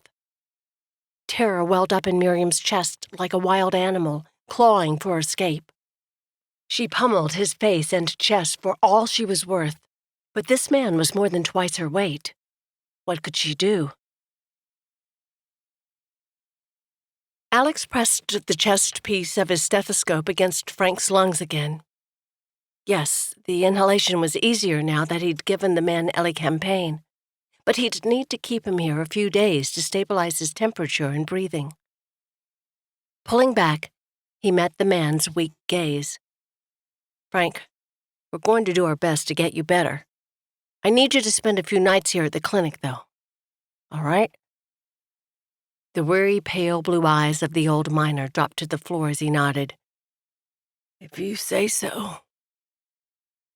Setting a gentle hand on the frail shoulder, Alex rose. "Let me get a bed ready for you." Slipping out the door, he headed toward the waiting room. It might be best for Frank McGregor to stay in his and Brian's personal quarters during the day, so they could keep the front examination room open to see patients. It'd be hard to keep the back room warm enough, though. But he hated to infringe on Miriam's chamber, especially since she still needed to rest throughout the day. Maybe she'd have a better idea. His words died when he rounded the corner. Miriam, in the clutches of the big thug. Rage boiled through him, and his fists crept to his right pocket. "Release her!" Baxter looked up, and surprise flashed in his eyes before an ugly sneer spread across his face. "Not fair you get all the fun, Doc." Alex's hand closed over the ebony handle in his trouser pocket. Raising the revolver he kept there, he pulled the hammer and aimed the gun. The click filled the air, leaving behind a deadly silence. "Release the lady." Alex's gaze slipped to Miriam's face, and it was almost his undoing. Her wide green eyes shone fear, just above the grubby hand that covered her mouth. He couldn't let anything happen to her. God help me. He tightened his grip on the trigger, aiming for the man's head.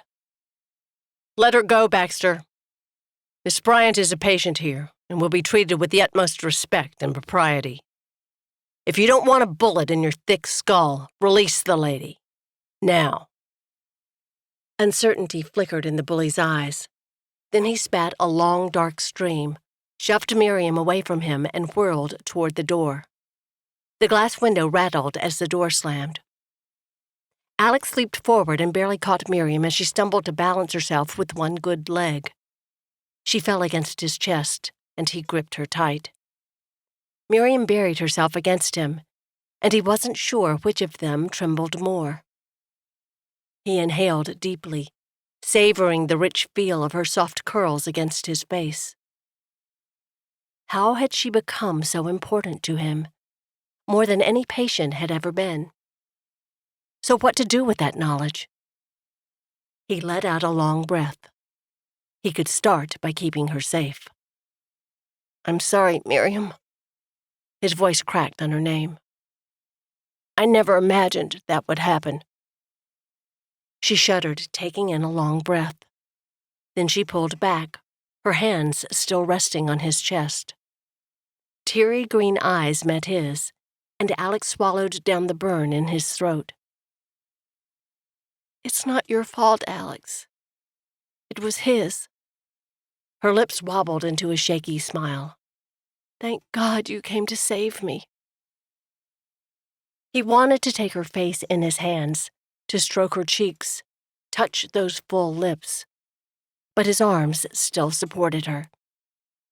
He swallowed down his emotions. "Let's get you back to bed." Chapter 13. Miriam stood over the large pot on the stove to wring out the last of the bedding Mr. McGregor used while he stayed at the clinic these last 3 days. The man had looked much better when he left this morning. He stood up straight now, had a little more meat on his frame, and didn't cough nearly so much. As she draped the blanket over a tall ladder-back chair, she kept one ear tuned to the male voices in the other room. Alex would call if he needed her to assist, which was becoming more regular over the past few days. He'd not left her alone with a patient for even half a minute. Instead, he'd started allowing her to help with minor operations. He'd taught her how to prepare medicines, sanitize his supplies, anything that wouldn't tax her physically or strain her feminine sensibilities. As if she hadn't killed and plucked chickens, helped birth calves, and plenty of other gory things. Still, it was nice to be treated as both a lady and partner, able to really help make a difference. These last few days had been the most fulfilling she could remember. The one piece of it all that tied a knot in her stomach was Alex. Not him exactly, but the worry lines that marred his forehead when she caught him looking at her. He hadn't left the clinic once since that ruffian attacked her. And as wonderful as it was to be working beside him, she didn't like being the cause of the worry he tried so hard to cover. A knock sounded, and Miriam glanced over her shoulder at the open doorway. Alex gave her one of his off-kilter grins that always sent her stomach into flips. "Do you mind if I bring Mr. McGrath in here? Looks like he'll need a tooth pulled. I could use your help if you're up for it." He eyed her, as if searching for any sign of doubt. She flashed a pleasant smile while she dried her hands on her apron. "What all do you need?" He stepped to the wash basin and poured clean water from the ewer. "The dental key and a dozen tiny bandage strips dipped in whiskey, about the size of your little finger." Miriam adjusted the crutches under her arms, then swung to the cabinets. A dental key? Hopefully she could remember which tool that was. Alex left the room, then returned with his patient trailing him. "Have a seat there on the table, Mr. McGrath, and we'll get you feeling better soon." The man stood about Alex's height and had a thick shock of orange hair. That, along with the spray of freckles covering his nose and cheeks, confirmed what she'd suspected by his name alone. Irish or Scottish ancestry ran strong in his blood. Seemed there were a lot of people with that lineage in Butte these days. "Why, killing me now." With one side of his jaw swollen to almost twice the size of his other, the words came out sounding like "Acuina." But the brogue was still there. This man had to be a first-generation immigrant. After giving him something to help with the pain, Alex peered inside McGrath's mouth. The man moaned. She eyed Alex and their patient as she placed the tray of tools on the table where Alex could reach them. Straightening, his gaze found Miriam's. "I'll need to pull the tooth. You may want to leave the room." Miriam swallowed. If Alex could handle it, she could too. Right? She straightened her shoulders. "I'll be fine." Lord, please let me be fine. Alex's lips pressed. Would he make her leave? He released a breath. "All right, but at least turn away for a minute." Nodding, Miriam hobbled over to the stove. "Call if you need anything." She busied herself drying the clean surgical instruments, but her mind assigned images to all the sounds coming from the examination table. Poor Mr. McGrath. His moans were pitiful. How bad must his pain be to bring such a strapping miner to this miserable state? "Hold tight, man." Alex's murmured words barely registered before a mighty cry sounded. Miriam whirled in time to see blood spurt from the man's mouth, and Alex withdraw his hand and the dental key. He reached for the tiny bandages she'd prepared, then stuffed them inside McGrath's mouth. The man coughed, gasped, and then moaned again as he sunk back against the bed. Miriam jerked a clean cloth from the washstand, soaked and wrung it quickly, then hobbled forward to wipe the crimson liquid dripping down their patient's chin and neck. There, Mr. McGrath. You'll be feeling better in no time now. She kept her voice soothing as she wiped the last remnants of sweat from his forehead. The man's shoulders lay slack against the bed now. His head lolled to the side, eyelids drifting closed. The laudanum should be helping now, too. I'll let you rest a few minutes, then be back to check on you. McGrath only grunted. Alex caught Miriam's eye and nodded toward the door. With a final glance at their resting patient, Miriam tucked her crutches under her arms and swung along behind him. Once in the hallway, Alex stood uncertainly, hands out in front of him. Do you, mind if I use the wash basin in your room? My hands are bloody still. Of course. She followed him into the chamber where she'd slept the last few weeks. Her eyes scanned the bed and table. Good thing she'd straightened it this morning. What was wrong with Mr. McGrath's tooth? Abscessed. Alex scrubbed the bar of lye soap over his blood-spattered hands and arms until it formed a pink lather. Infection gets under the tooth. If it's not treated right away, the toxin becomes so bad the only way to cure it is to pull the tooth. He dipped both soapy arms into the basin of water. I'll treat him for the infection when we go back in. Miriam nodded, her mind playing through the possible remedies she knew about. Silver nitrate worked well to cure infections, or maybe a garlic compress where the tooth had been. Alex reached for the hand towel, turning as he dried his arms. Her eyes caught on the ripple of lean muscle under the dusting of dark hair on his forearms. She swallowed, forcing her gaze away from the attractive sight. But her eyes seemed to wander of their own accord, up, until they landed in the rich depths of his chocolate gaze. A fire burned there, drawing her in. Alex stepped closer, their bodies only a foot apart. His clean hand touched her cheek, its warmth sending a tingle all the way to her core. You're an amazing nurse.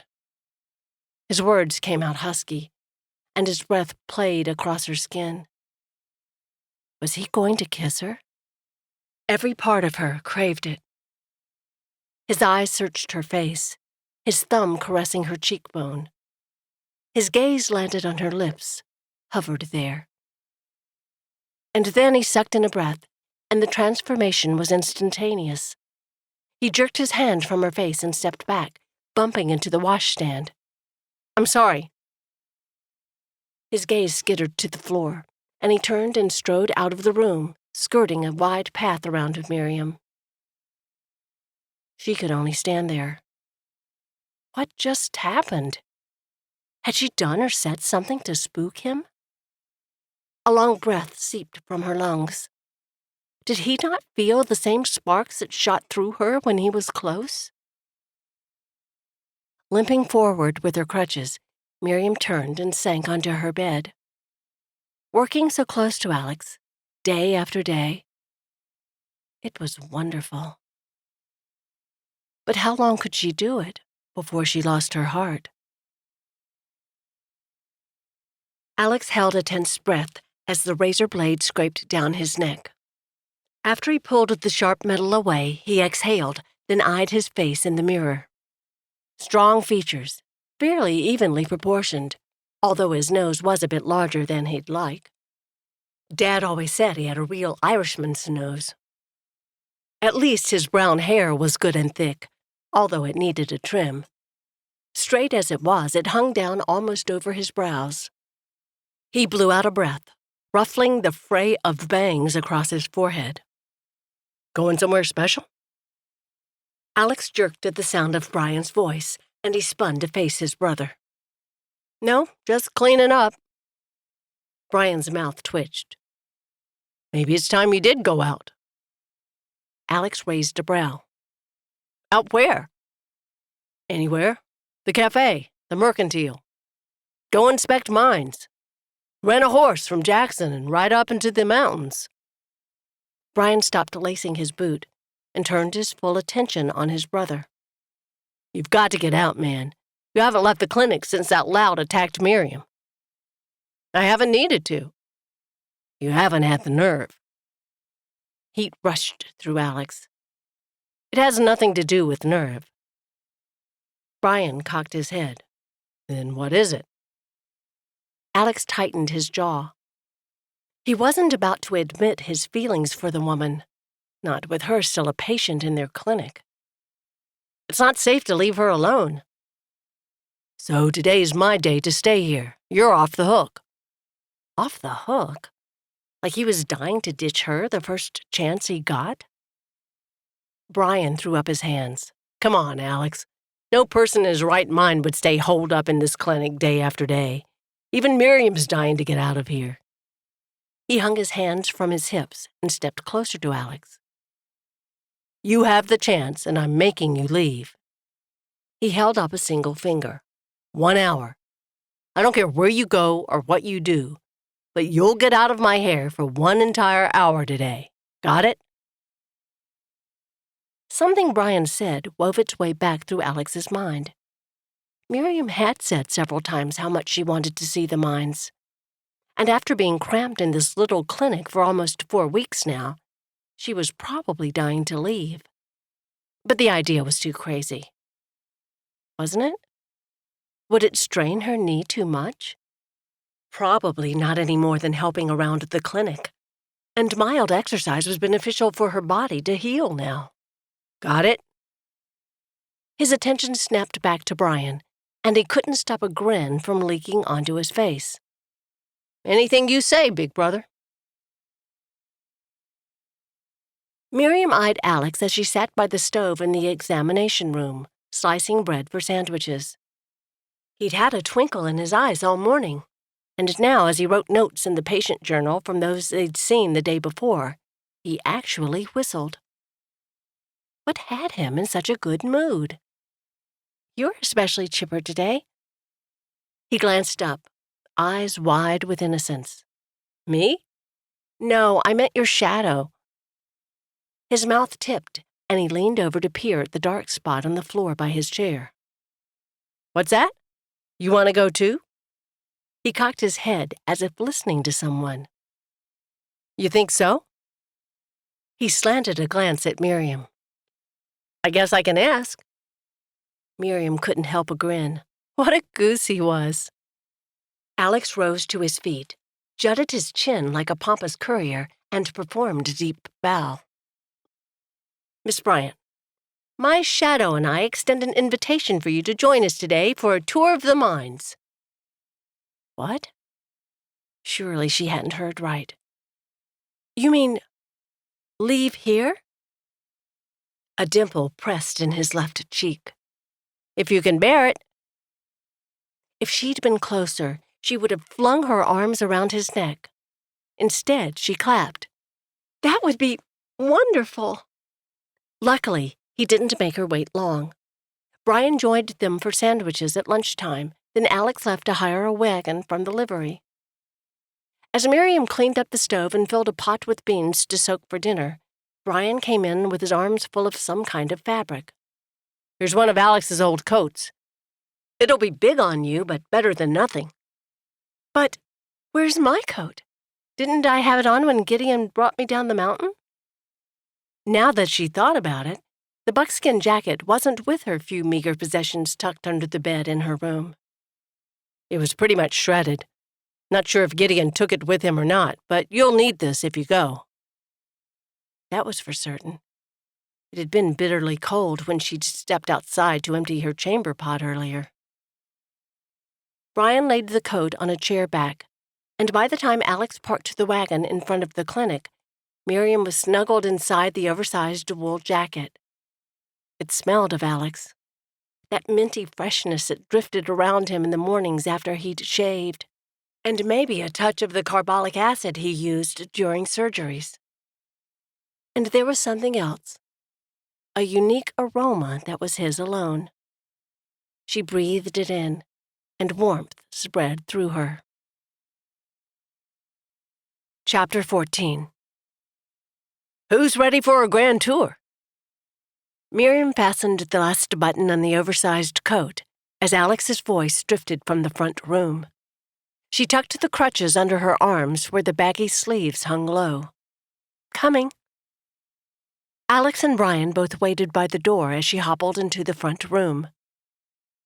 I've never seen two people so excited to look at a bunch of holes in the ground, Brian grumbled as he handed Alex a thermos and a basket. He snapped his fingers. Oh, I put some bricks in to heat. Let me get them for you. As Brian strode back down the hall, Alex's gaze took in Miriam. The corners of his eyes creased in a smile that made her stomach flutter. That coat looks much better on you than it ever did on me. She glanced down, trying to hide the warmth creeping into her face. The jacket bunched in thick creases around her arms, and the shoulder seams spread several inches wider than her own. Thanks. Are we ready, then? Your coach awaits, my lady. He turned and extended his elbow, as if she were a real English lady and not an invalid who needed both hands to maneuver on the crutches. As he held the door open for her, a glimmer flashed in his eyes. Excitement? Pleasure? She couldn't quite tell. But what would be so special for him about this outing? He had opportunities to drive through the countryside any day he pleased. Could it possibly be the company he looked forward to? She stopped at the edge of the boardwalk and took in the sights and smells of the street. There wasn't much activity for an afternoon. Only a single wagon pulled by a pair of sorrel mules, and two men crossing over toward Ottawa Street. The frigid air nipped at her face in a way she hadn't ever fully appreciated before. Everything felt clean, fresh, not at all how she usually thought of Butte. But after being inside for weeks, even the dirty streets of this town made a welcome sight. The stairs might be tricky with the crutches. Okay if I carry you down? Alex's voice rumbled close to her ear. Miriam glanced down at the 2 steps to the ground. Surely she could manage something so simple. He must have read her mind, though. I'd rather you not take chances putting weight on that knee yet. She glanced back at him and scrunched her nose. All right. He scooped her up, and the strength of his arms around her was more than all right. It was heaven. She rested her head on his shoulder, and the day would have been perfect if she could stay exactly like that. He maneuvered the stairs and strode to the wagon, placing her gently on the seat. Every part of her body resisted as she released her arms from his neck, and he pulled back. Stopping a few inches from her face, his gaze locked with hers. Miriam's chest tightened so she could barely breathe. Alex seemed to be having the same trouble, although his shortness of breath could be from carrying her weight. Was he going to kiss her? His face inched closer. And then he pulled back, clearing his throat. His gaze fell to the wagon side as his feet shuffled back. Oh, why wouldn't he kiss her? Part of her wanted to grab his jacket front and drag his lips to hers. But the selfish, offended side of her would have enjoyed slapping the uncomfortable look right off his face. The clinic door squeaked open, and Brian marched out carrying a crate of bricks, thick steam wafting from their clay surface. I'll put these at your feet. Then you can tuck this blanket around them to hold in the heat. He picked up a folded gray wool from over his arm. While Brian worked, Alex circled to the wagon and climbed up beside her, leaving at least a foot of space between them. Alex was quiet as they started off, and Miriam shot glances at his face. Had she offended him? He caught one of her peeks, and an emotion crossed his face like he was trying to shake off the gloom. A grin touched the corners of his mouth. Feels good to be out, huh? There was the Alex she knew. Her face pulled into an answering smile as she tilted her head back to enjoy the limited sunshine on her face. Wonderful. They passed familiar buildings, and she couldn't help but crane her head for a better look in the windows of Lanyard's dry goods. What she wouldn't give for a hairbrush and a few other personal items. Maybe we can stop there on the way back through, if you're up to it. The rumble of Alex's voice brought her attention back to him. Or if not, you can make a list for me to take to the clerk. Warmth washed through Miriam, soothing away the tension in her shoulders. He was such a thoughtful man. One of the things that made him a good doctor. Thanks. The wagon hit a deep rut in the road, and Miriam braced her good leg to keep from falling off the seat. A knife of pain shot up from her left knee, even though she tried to keep that leg relaxed. Alex eyed her. Is the ride going to be too much? He looked like he might turn back at a single word. No way was she going back to the clinic early now that she'd finally escaped. Gripping the edge of the seat under the blanket, she flashed him a confident smile. It's no problem at all. As they passed through the outskirts of town, the buildings changed from false front stores to rows of 1- or 2-room shanties. Several connected in clusters, building onto each other in order to share walls. Although some of them looked like the wind could blow straight through without ever hitting the wood siding. The shacks became less frequent, and soon a tall wood tower appeared, like a church steeple, above the tops of a grove of leafless beech trees. Miriam eyed the turret, and as they rounded a curve in the road, the entire vertical structure came into view. She gasped. What's that? The head frame for the Trevona mine. The rectangular base, maybe 10 feet by 20, tapered on one side as it rose to a square tower. It must have been at least 100 feet high. What's it for? Where's the rest of the mine? There weren't any other buildings or openings into the ground in sight. Alex reined the horses in and set the brake on the wagon. That's how the men get down to the ore, and how they bring it back up. Are there stairs inside that thing? No. Actually, it's a pulley system that lowers them. From what I'm told, the early gold was discovered near the surface of the hill, so the miners built shafts with openings in the side of the mountain. But these silver veins are hundreds of feet down, so they use this main elevator to raise and lower things, then dig tunnels inside the ground to follow the ore. A man that had been working at the base of the massive wood structure dropped the rope in his hands and strode their direction. You got business here, mister? Hello, sir. I'm Doc Alex from the clinic. He extended his hand toward the man. The miner stroked his beard and squinted at Alex under the brim of his cap. His gaze darted between the offered hand and Alex's face, then back to the extended hand. Finally, he took a cautious step forward and shook. Don't need no doctor. Alex kept his easy smile. Glad to hear it. Miss Bryant was interested in seeing some of the mines. The man's expression changed completely as his gaze took in Miriam, roaming quickly from her face down to the blanket covering her lap and back up again.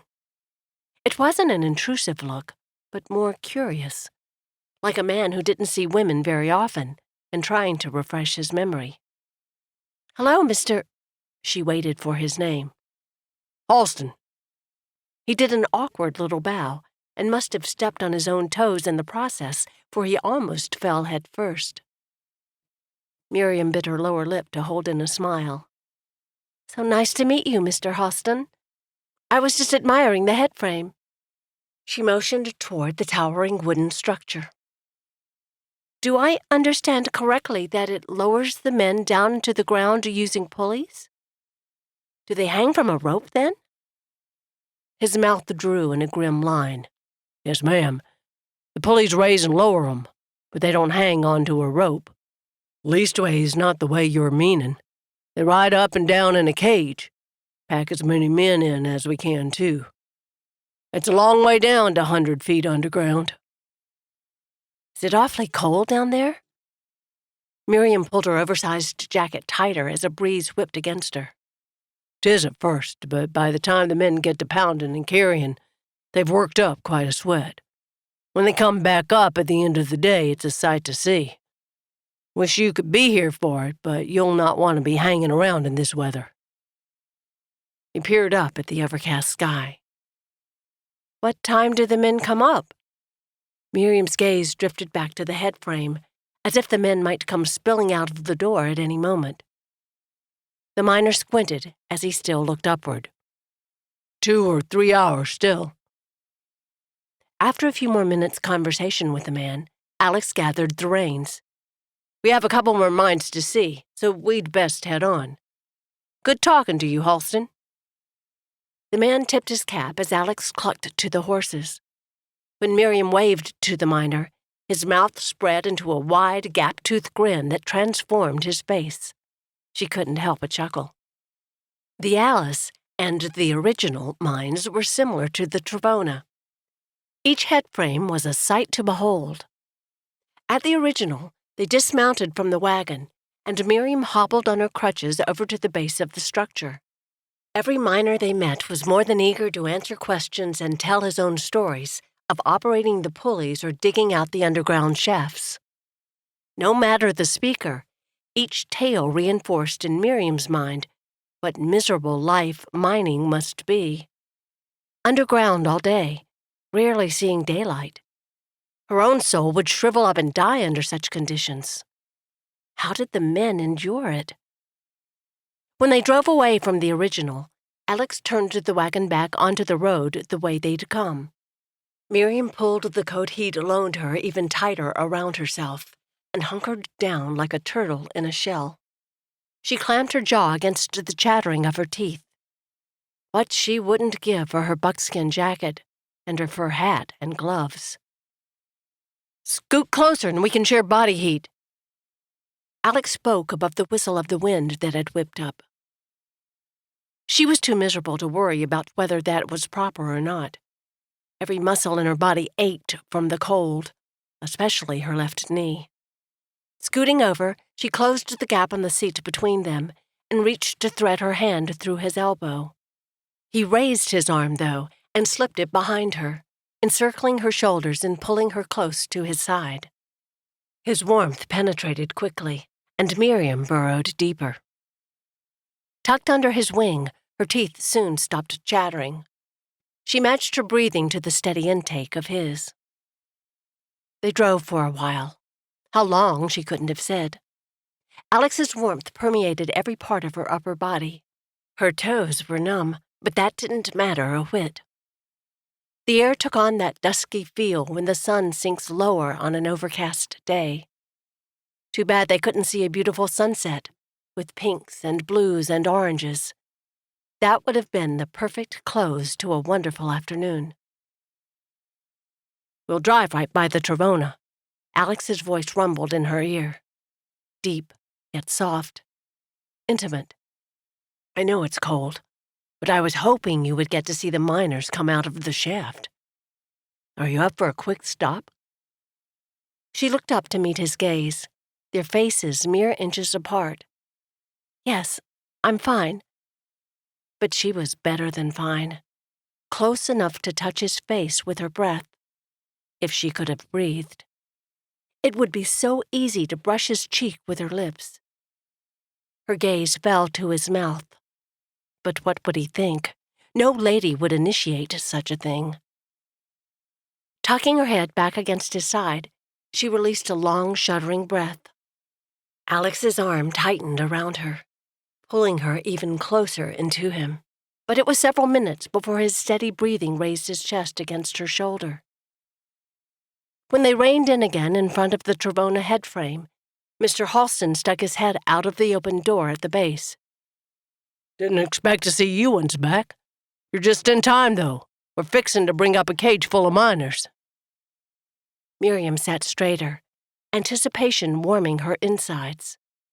A man's shout ricocheted inside the wooden structure.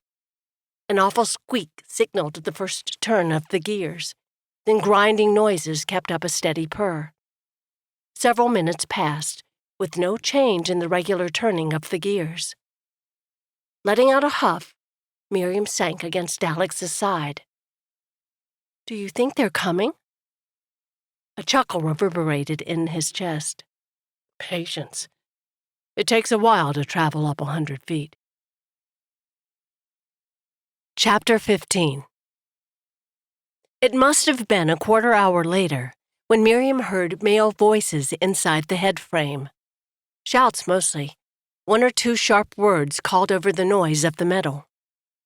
With another ear-piercing squeal, the gears ground to a halt, leaving behind a silence so eerie it raised goosebumps on Miriam's arms. A white cloud drifted from the opening. Miriam blinked. Men walked inside the hazy fog. The dark movement of their boots was visible at the bottom, and as the cloud cleared, caps and dark faces appeared at the top. "Is that steam?"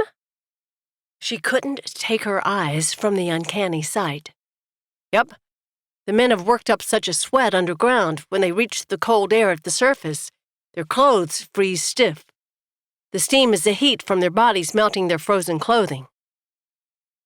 The miners trudged toward the road, limited words spoken between them. Every few seconds, one of them would cough. Weariness weighed down every step they took, pressing down broad shoulders so they looked like a defeated lot of men. Miriam's heart squeezed, and tears burned the backs of her eyes. Everything in her cried out to help these men, but what could she do? They'd put in a hard day's work, but it was likely the same thing they did every day, week after week. That horrible squeal sounded again, sending Miriam's heart into double time at the suddenness of it. "The cage is going down to bring up another load of miners. Shall we head back now?" Alex's thumb rubbed her arm through the coat. "All right." Miriam swallowed down the lump in her throat. As they drove, the image of those faces, so soot-streaked they were almost black, played over and over in her mind. "Alex?" His chin rested on her hair for just a moment. "Why would men keep working in the mines? It looks like a terrible way to live.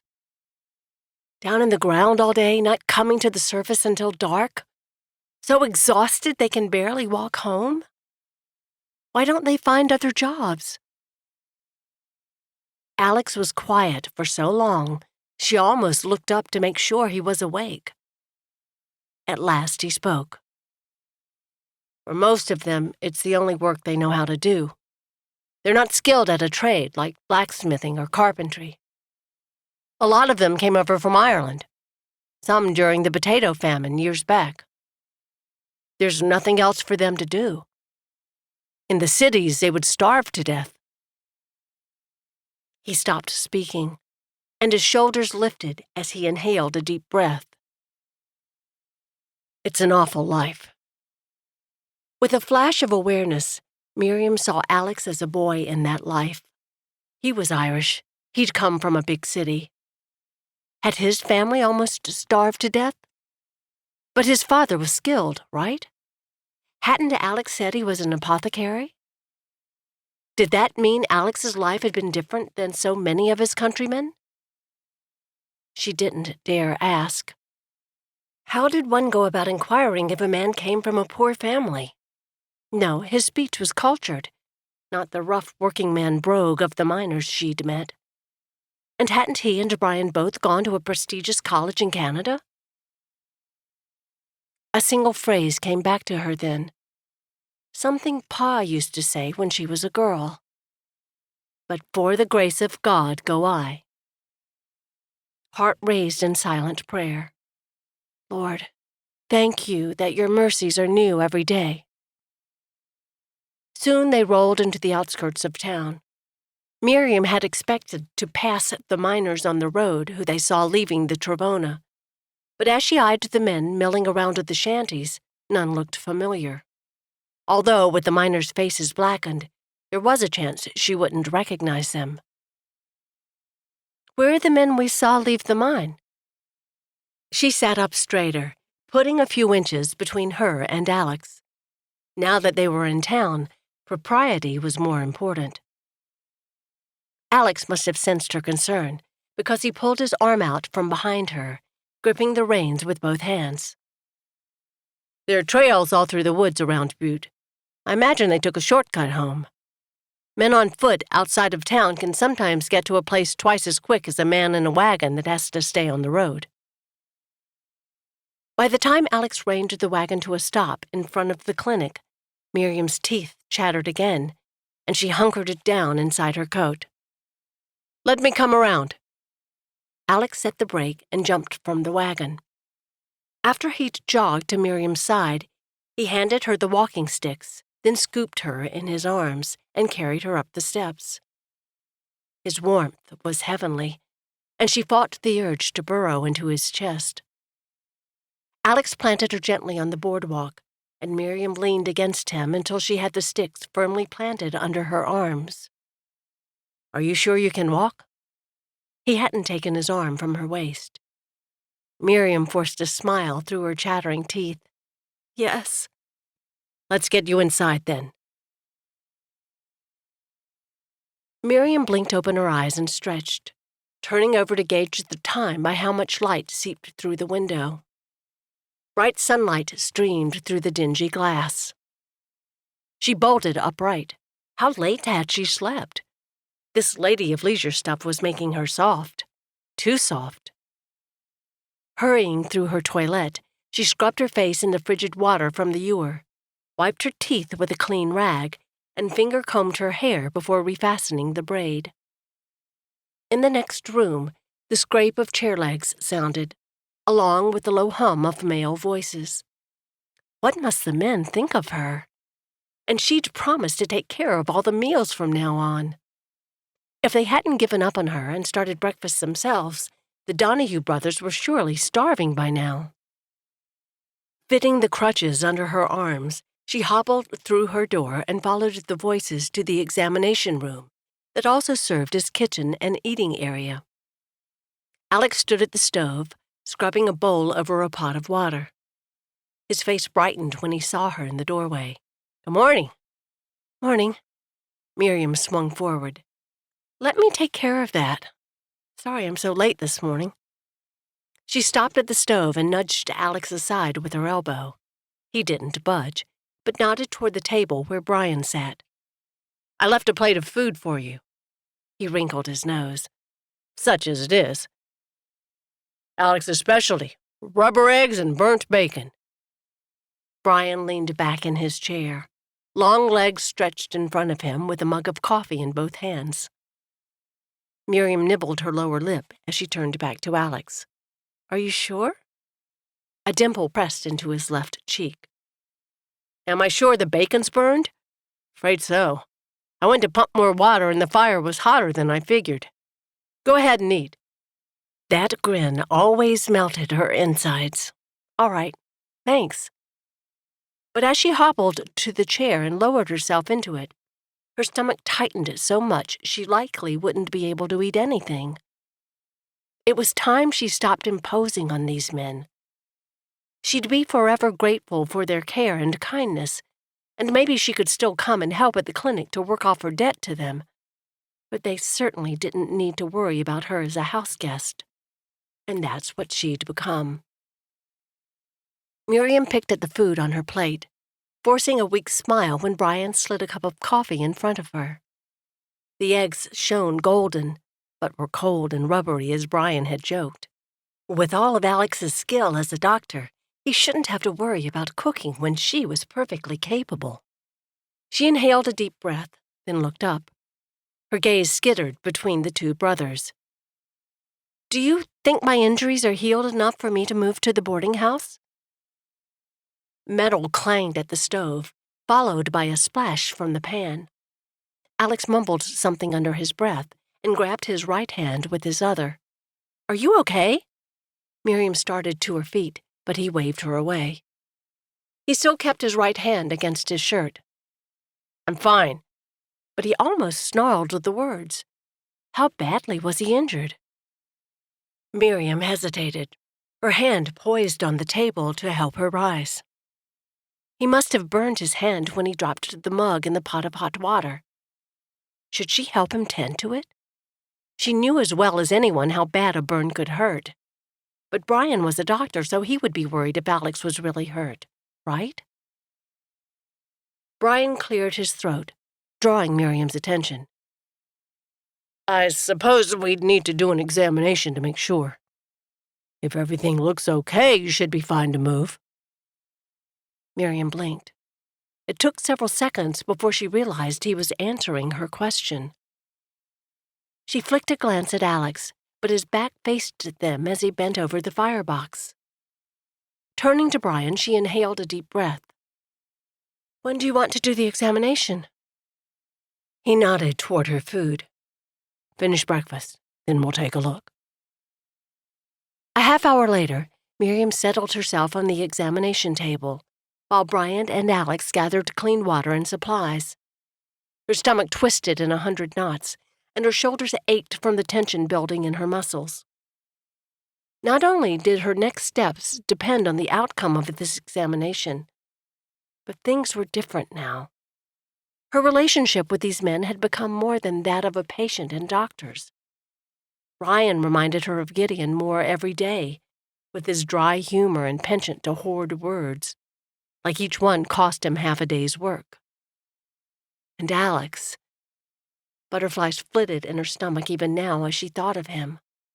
What did that mean? She was attracted to him, no doubt.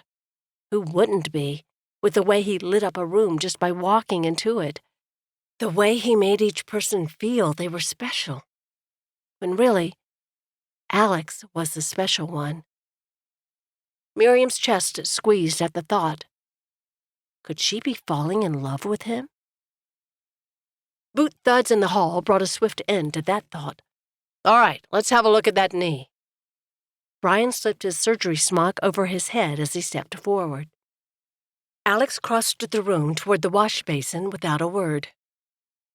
Was he angry with her? Now that she thought about it, he hadn't given her more than a word or a nod since she sat down to breakfast. After she inched her hem up to reveal the splinted knee, Brian began unwrapping the stiff leather splint. A soft scrape of wood behind her pulled Miriam's focus from his work. Alex placed a chair at her shoulder and settled into it. The tension eased out of her muscles. Having him near was like snuggling under a warm quilt on a cold winter morning. She sent him a smile to try to convey her thanks. Just as her gaze connected with his, a knife of pain shot from her knee to her hip. Miriam bit hard on her lip to keep from crying out. Alex's hand slid into hers, encircling her palm with his long fingers. She squeezed it as another jab radiated through her thigh. He glanced at where Brian worked, then his gaze came back to find her eyes. He almost has it unwrapped. His expression was a mixture of compassion and a hint of her own pain, as if he were trying to take it on himself. She locked her focus in Alex's amber gaze, forcing aside the throbbing that rippled with every touch of Brian's surgical probe. You're doing great, Alex murmured, as his thumb stroked the back of her hand. Time seemed to stand still until Brian finally glanced up from where he'd bent over her knee. Everything's looking good. I'll wrap the knee with a softer splint this time. The exercises are helping, and it's good you're up and moving on crutches now. He looked to Alex. You want to examine the arm while I wrap this back up? Alex nodded, then pulled his hand from hers with a soft smile. He carried his chair to her other side and organized a few supplies on the edge of the bed. Miriam watched his movements as she tried to ignore Brian's administrations to her knee. Alex's touch was so gentle as he cut the knot holding the bandage around her wrist, then carefully unwrapped it. The burn smarted when the air hit it, but only for a moment. Alex squinted as he examined all sides of her forearm and the back of her hand. Looks good. The blisters didn't pop, and they're almost completely gone. He glanced up at her. "It should be fine to leave it unwrapped now. Just be careful it doesn't get dirty, and put this salve on twice a day." Miriam released the breath she hadn't realized she'd been holding. "Maybe I can keep from getting hurt this time." A smile touched Alex's mouth as he spread the salve over the mottled red skin on her arm. Miriam swallowed. "So does this mean I can move to the boarding house?" The smile disappeared from Alex's lips, replaced by a grim line, but he didn't answer. Brian spoke up. "I think that should be fine, as long as you're careful and we can make arrangements for someone to check in on you." His brows lowered. "I don't recommend you leave town, though." Miriam forced her lips into a smile. "That's not a problem. The mountain trail must not be passable yet, or Gideon would have come." While Brian finished her leg, Alex gathered the leftover supplies and dirty bandages. He didn't speak a word and wouldn't meet her gaze. A far cry from his earnest support a few minutes before. What had she done to upset him? Wouldn't he be glad to have her out from underfoot? She watched his rigid shoulders as he put away the unused bandage in the cabinet, laid the metal instruments they'd employed in the to-be-cleaned bin, and tossed the soiled cloths in the washstack. With everything put away, he strode to the doorway and disappeared, without a word. No easy smile. No cheery comments to brighten her mood or ease her discomfort. "You'll be all right." Miriam's gaze shot to Brian's face. His eyes flickered a sad smile. Could she ask what was wrong with Alex? She couldn't quite bring herself to. But when she had a moment, she'd talk to Alex herself. Chapter 16.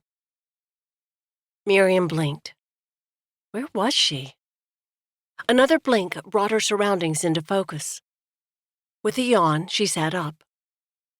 Why was she sleeping in the middle of the day? She pulled her shoulders into a stretch, then leaned back against the wall at the head of the bed. She'd had a cup of willow tea to help with the pain after her examination, and it must have put her to sleep. Pushing aside the blankets, she used her hands to lift her bad leg to the cold floor.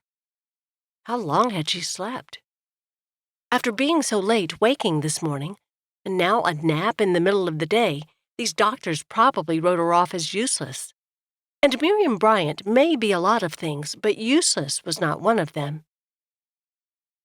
In the small mirror Alex had set up for her, Miriam frowned at her appearance. She'd need to rebraid her hair. For the second time today. As her fingers worked through the task, her mind wandered to the morning's events when she'd announced her plans to move. Alex had been so strange. She needed to talk with him and find out what she'd done to offend him. Maybe over lunch, or in between patients if it was a slow day. She stilled her movements to listen. No voices drifted through the walls. It didn't sound like Alex was with anyone at the moment. Her fingers fumbled with the ribbon. Why was she shaking? Was it so hard to talk to Alex? Silly girl, he was the easiest man she'd ever conversed with. Grabbing the crutches, she hobbled toward the hall. As she entered the main examination room, Alex glanced up from the chair by the desk. He'd been reading a book, his legs propped on the wooden desk. His face formed a smile when he saw her, but it didn't quite reach his eyes.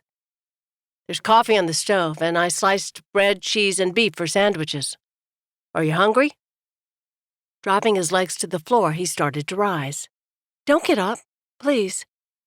She'd inconvenienced him enough already. "I just need coffee right now. I'll get it." It was time she cared for herself. She filled the cup half full so it didn't spill while she hobbled, and limped to sit in the chair beside the desk. Alex dropped his attention back to the book. Should she interrupt him? If she'd offended him, she needed to make it right.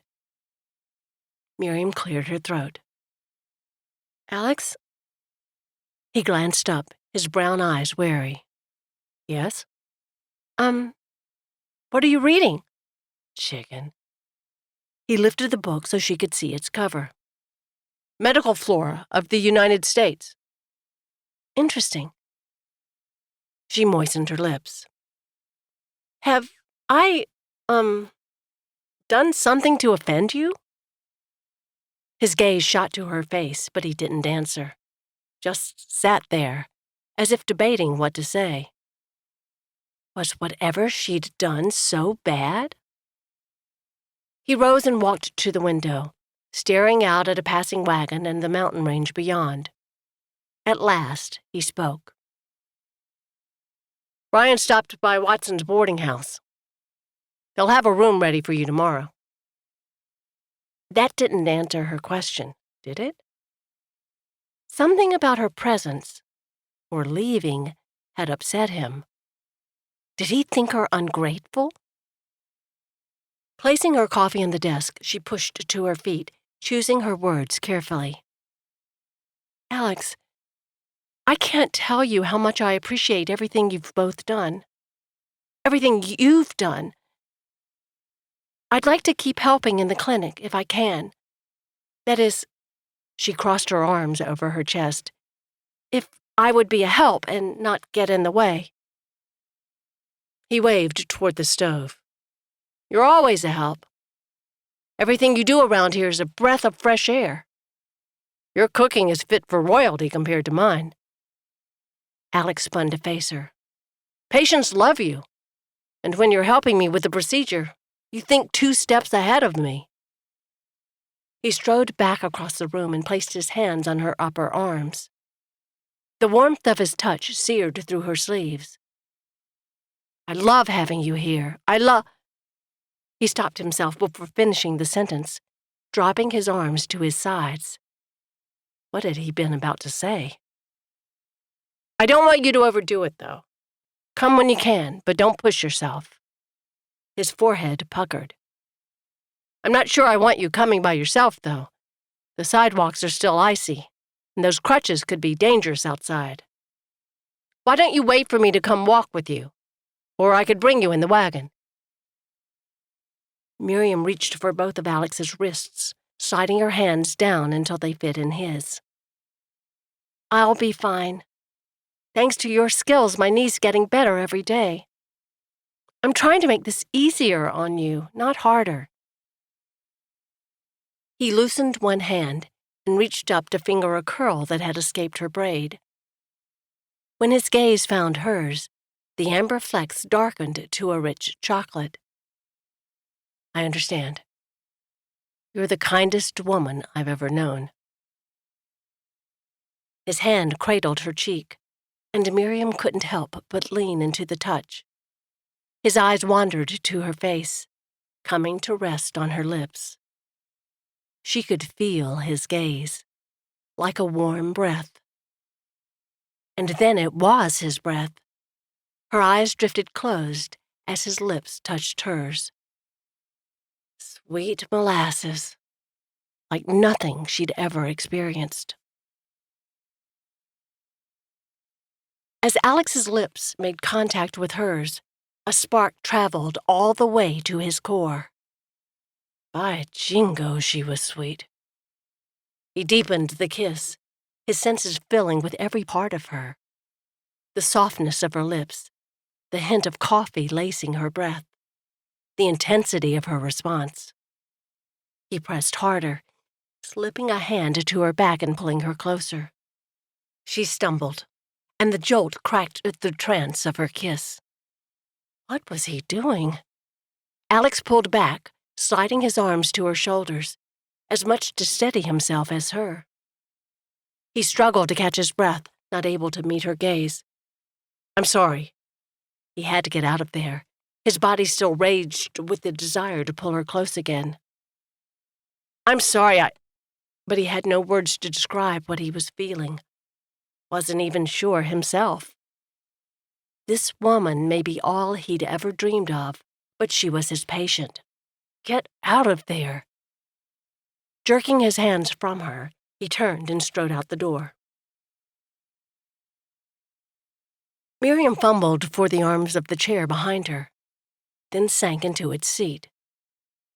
What just happened? The amazing effects of the kiss still lingered inside her. She pressed 2 fingers to her lips. But the look in his eyes when he'd pulled away? Pure torture. Had it been so bad for him? She'd never kissed a man before. Had no idea it was so magical. But maybe she'd done it all wrong. It sure hadn't felt wrong, though. Miriam leaned on her crutches by the front door as she fastened the buttons spanning the front of Alex's borrowed coat. Both brothers insisted on walking with her to the boarding house. That was probably a good thing, as Alex had been stiff and formal since their kiss the day before. He seemed to take pains not to be alone with her.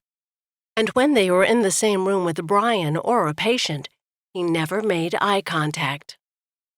When he spoke to her, red usually crept into his face and ears. If the kiss had been so bad, why couldn't he just forget it? Maybe she should apologize. But for what? For being a bad kisser? That would be awkward, and then some. At least she wouldn't be sleeping at the clinic anymore, which would lessen their chances of being alone together. All set? Brian strode into the front room with her meager bundle of possessions tucked under his arm. Alex appeared behind him, doctor's bag in hand. She raised a questioning gaze on them both. Are you going on calls after you drop me at the boarding house? Never know when we'll need it. Like to be prepared with both of us out. Alex didn't meet her gaze, but strode around his brother to open the front door. Brian gave her a good-natured smile and touched her elbow. Ready when you are. It was a long, silent walk down the block, across the street, and around the corner to Watson's. A little sun poked through the clouds, but the breeze that whipped up stung bitter cold. The coat helped, but she'd need to purchase one, or make her own, soon. She couldn't keep depending on Alex.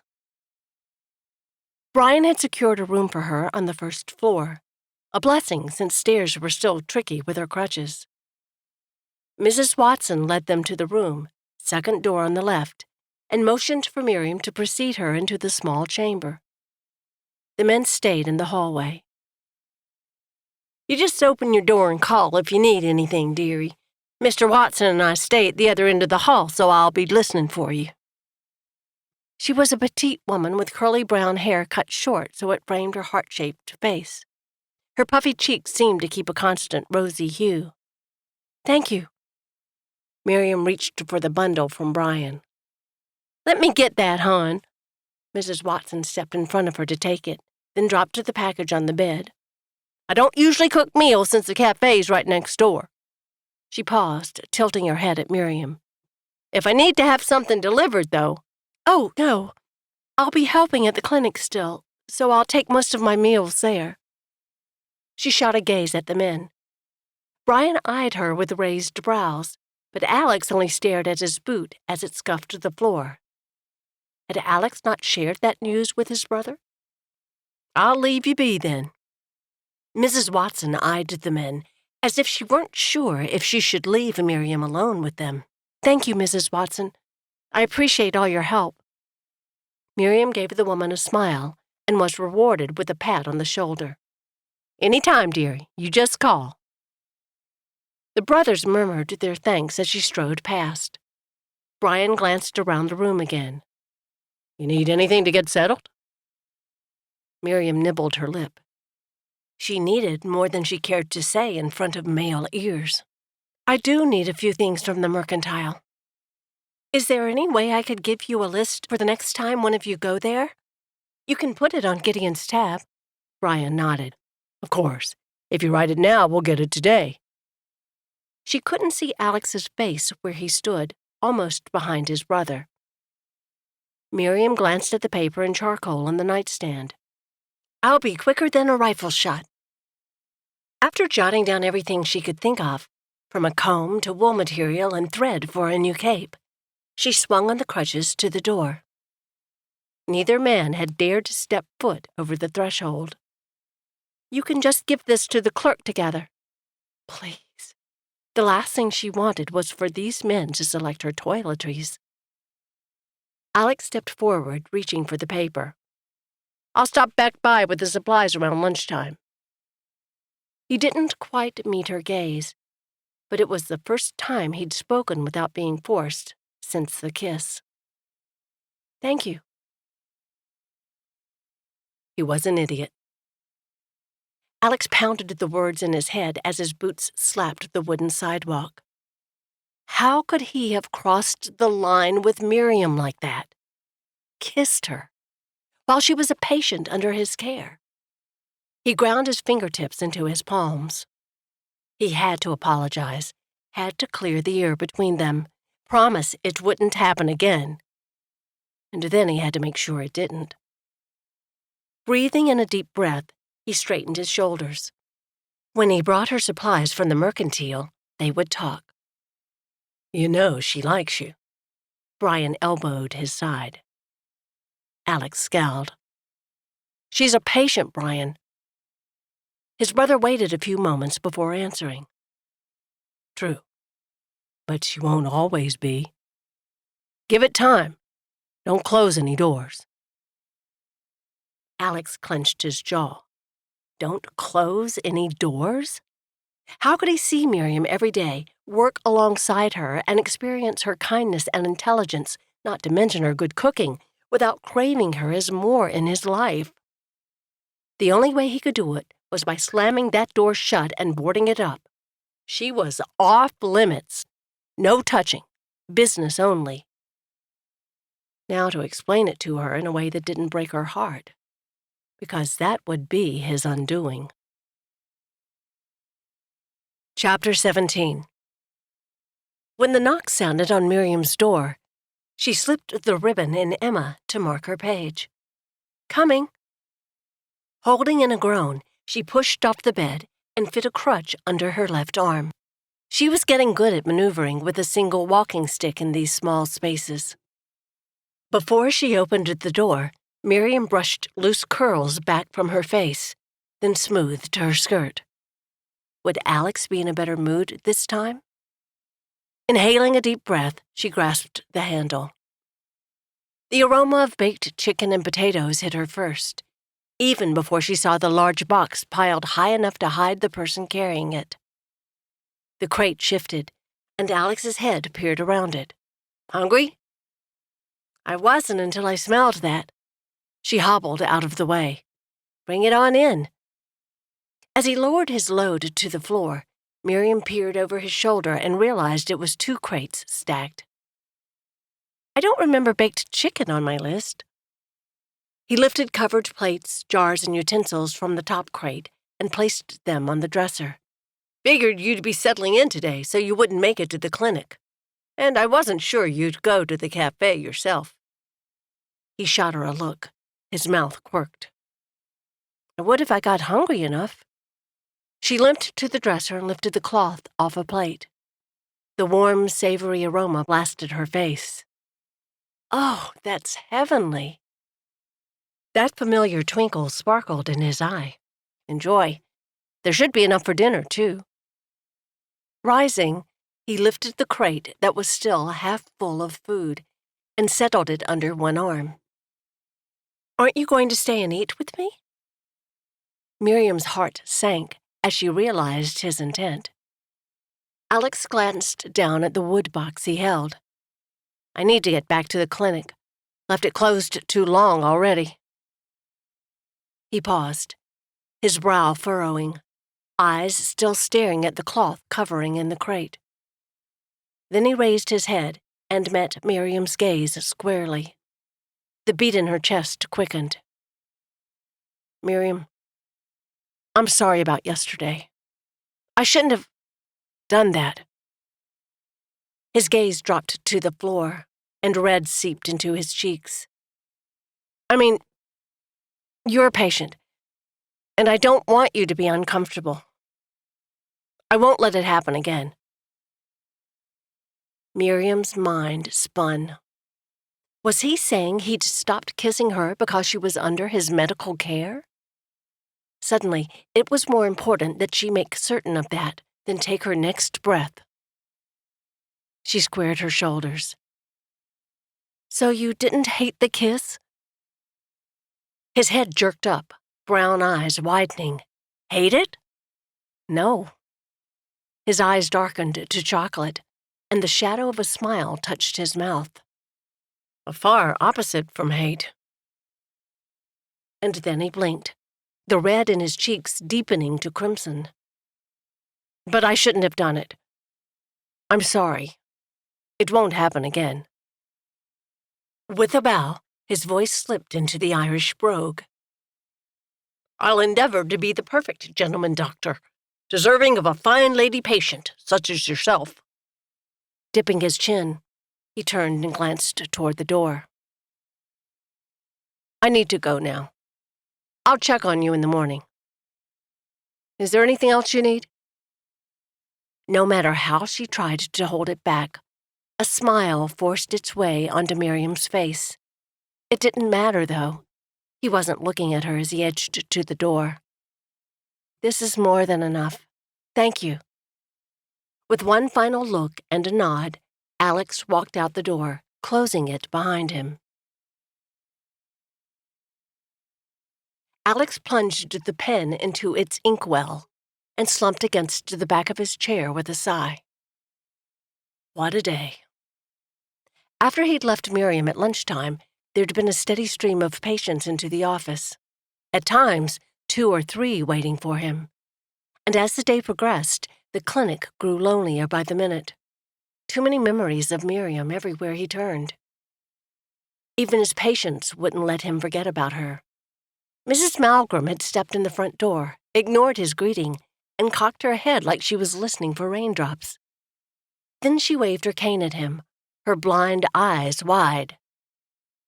Where's that pretty gal you were doctoring on? You didn't run her off, did you? Alex had pasted a smile on his face, so maybe it would come through his voice. No, ma'am. She's doing much better and staying at the boarding house now. A ship could have drowned in the frown lines covering her face.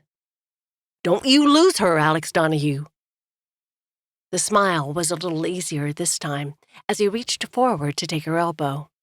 One couldn't get upset with this spunky old woman. Yes, ma'am. Come on back and we'll see how you're doing today. She jerked her arm from his grasp. Don't patronize me. You boys have moved too far away from your mama. Somebody's got to do the job. Alex couldn't help but smile at the memory of the sassy lady. But now his patients were all gone, leaving him alone. It had been dark for at least an hour, and Brian still wasn't back from his rounds. At last, the front door opened in the next room, allowing the sound of the wind to howl in, until the click of the door shut it out. Alex leaped to his feet and strode to meet his brother. It's about time you're back. Everything all right? Brian stood just inside the room as he shucked his gloves first, then his coat. Not exactly. Alex's focus jerked to the tight expression on Brian's face. What's wrong? He let out a long breath. Frank McGregor died. Every muscle in Alex's body went taut. He didn't show up for work this morning, so they sent a man to his shack. Alex's throat worked, but no sound came out. Brian met his gaze. He was in a bad way, Alex. You knew as well as I did he might not make it. Alex stumbled back, bumped into the corner next to the hallway wall, and clung hard to the doorpost. But he seemed so much better when he left here. He wasn't coughing blood anymore and his breathing was easier. Brian's lips pinched. His neighbor said his cough got worse after his first night home. Could hear him coughing all night through the walls. Then why didn't he come back to the clinic? Brian gripped his shoulder, the volume in his voice dropping. I don't know. You did the best you could, but I guess he knew he was dying. We can't fight God when a man's time comes. Alex's jaw clenched. Can't fight God? Why didn't God help these people? The ache in his chest that had grown through the afternoon without Miriam was strong enough now to double him over. He'd failed again. Alex squared his shoulders as he stood in front of Miriam's door at the boarding house. Would she be up yet? Maybe she wasn't planning to come to the clinic today. He didn't want her to think he needed her there, no matter how much that was true. Inhaling a deep breath, he raised his knuckles and tapped on the wooden door. Rustling sounded inside, then several soft thuds, and finally a muffled, "You can open it." Alex reached for the wood knob and slowly twisted it. As he pushed the door open, Miriam stood at the foot of her bed, crutches under both arms. She was more beautiful than he'd ever seen her. Her honey blonde curls were pulled up into a coif that perfectly accented her elegant cheekbones. His eyes fell to the creamy skin of her slender neck. Everything about her was stunning. "Good morning." He swallowed, trying to summon liquid into his dry mouth. "I'm ready." She hobbled forward. "Ready?" He had to pull himself together. She stopped a few feet from him. Her delicate brown brows arched, and a smile played on her lips. "To go to the clinic." He forced his gaze from her lips and focused on her eyes. A brownish green this morning, close to the olive color of her skirt, the skirt he'd picked out for her. "Oh, all right." She still stood there, brows raised and watching him as if waiting. Alex tore his gaze from Miriam and looked around. Was she waiting on him? "Well, let's go then." "Right." Alex jumped to the side, then motioned toward the hall with a flourish. "After you, milady." "Oh, I forgot my jacket. I mean, your jacket." She turned to retrieve the coat laying on the bed. "I'll get it." He almost tripped over his feet getting into the room. Smooth, Donaghue. Get a handle on yourself. When they stepped out the front door, Alex took a deep breath of the biting air. A fresh layer of snow had fallen in the night, powdery and clean still, except for the single track that had formed in the middle of the street. "Watch out for ice." He gripped Miriam's arm as she maneuvered the 2 stairs to the road so they could cross. "Thanks." Her brow puckered as she carefully placed the crutches with each step. "Thanks for coming to get me this morning. You won't have to do it every day, though. I should be fine after this first time." A smile tugged at his mouth. Such a strong-willed lass. As the clinic came into view ahead, the gloom that hovered all night settled again over Alex's shoulders. Another patient. Lost. What was he doing wrong? "Do you want to talk about it?" Miriam's voice was so soft, he almost didn't hear her over the breeze. Talk about what? Had she sensed something wrong? Or did she want to discuss their conversation yesterday? She cut him a glance. "Whatever's worrying you." Alex let out a long breath. How could she read him so well? And she wanted him to talk about it? But something deep inside him did want to confide in her. Not that she could do anything about it, but still. Frank McGregor died. Her quick inhale was loud enough to hear over the wind. No. He was getting better. Alex kept his focus planted on the boardwalk ahead of them. Appears he worsened not long after he left us. "Alex, I'm so sorry." The grief in her words made him stop and turn to look at her. Miriam touched his arm, and the pressure sank through his wool coat, like a balm to his soul. A rush of something burned the back of his eyes, but Miriam turned and continued hobbling down the sidewalk. He swallowed to collect himself. Do you think the pneumonia came back? Or was there something more? That was the question, wasn't it?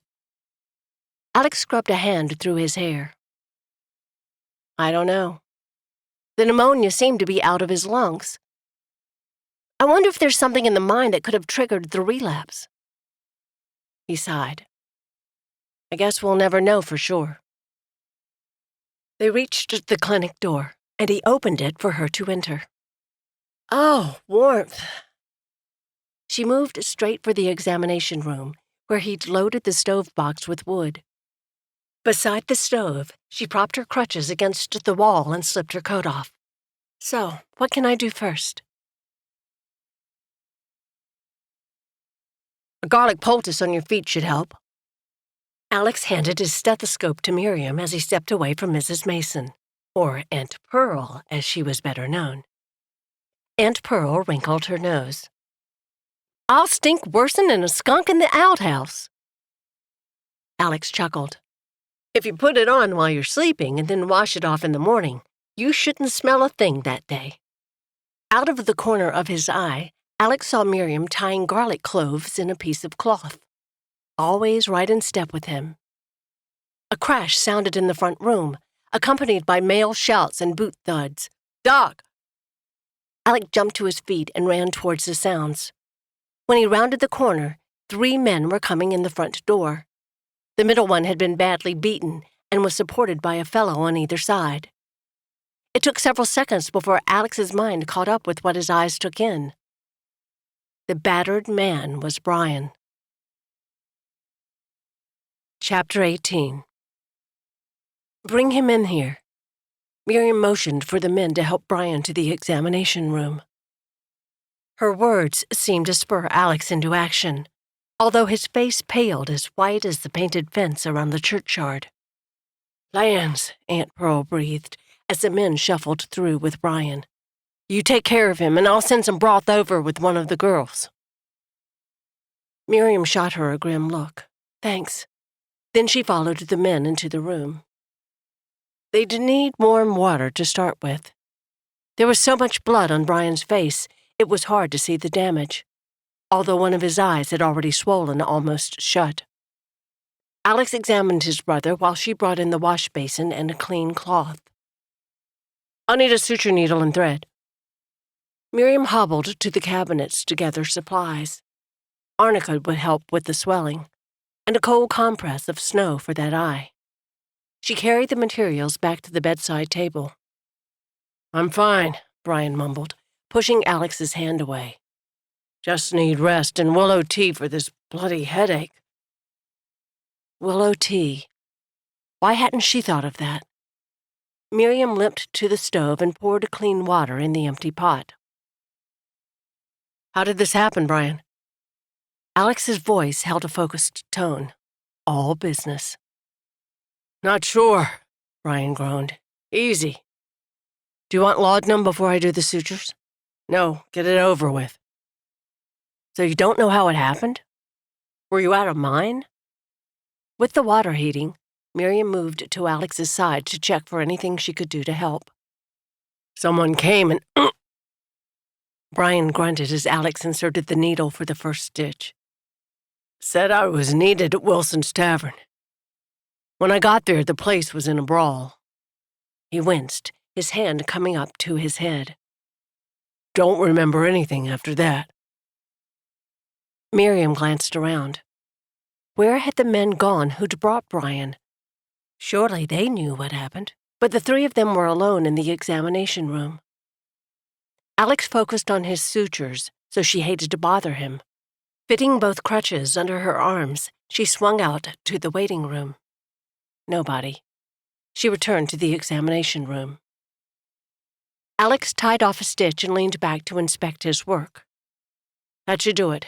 Now a bandage to keep it clean and salve for the other cuts. Should be on the table beside you. Miriam limped to the stove where steam rose from the pot. His brows gathered as he looked down. Thanks.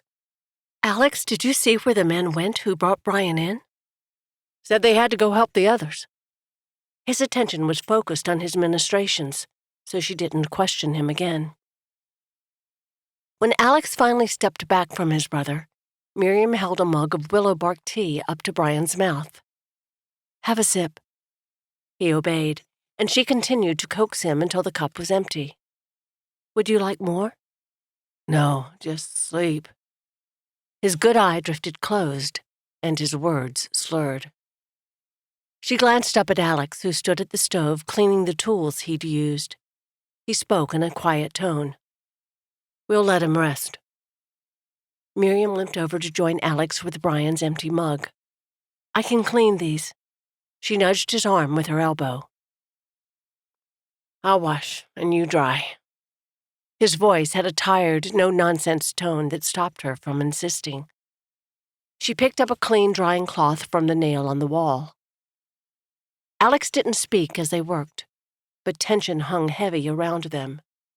She dared a glance when he handed her the dripping wash basin, now clean after he'd almost scrubbed the porcelain finish off it. The muscles in his jaw flexed. With nothing left to wash, Alex moved the pot of dirty water to the back of the stove and dried his hands on a towel.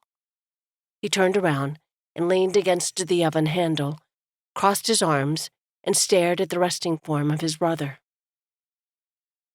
What was spinning through his mind? Miriam eyed him as she dried the basin and placed it on the work table. His back stood rigid. Every muscle in his body seemed tight enough to snap. She reached a tentative hand up to cup his shoulder. He made no sign of recognition, except the Adam's apple that bobbed at his throat. Seeing him like this started an ache in her chest. She kept her hand in place, gently sliding her thumb back and forth on the brown cotton of his shirt. They stood like that for several minutes, watching Brian as his chest rose and fell in a steady rhythm. Should she say something?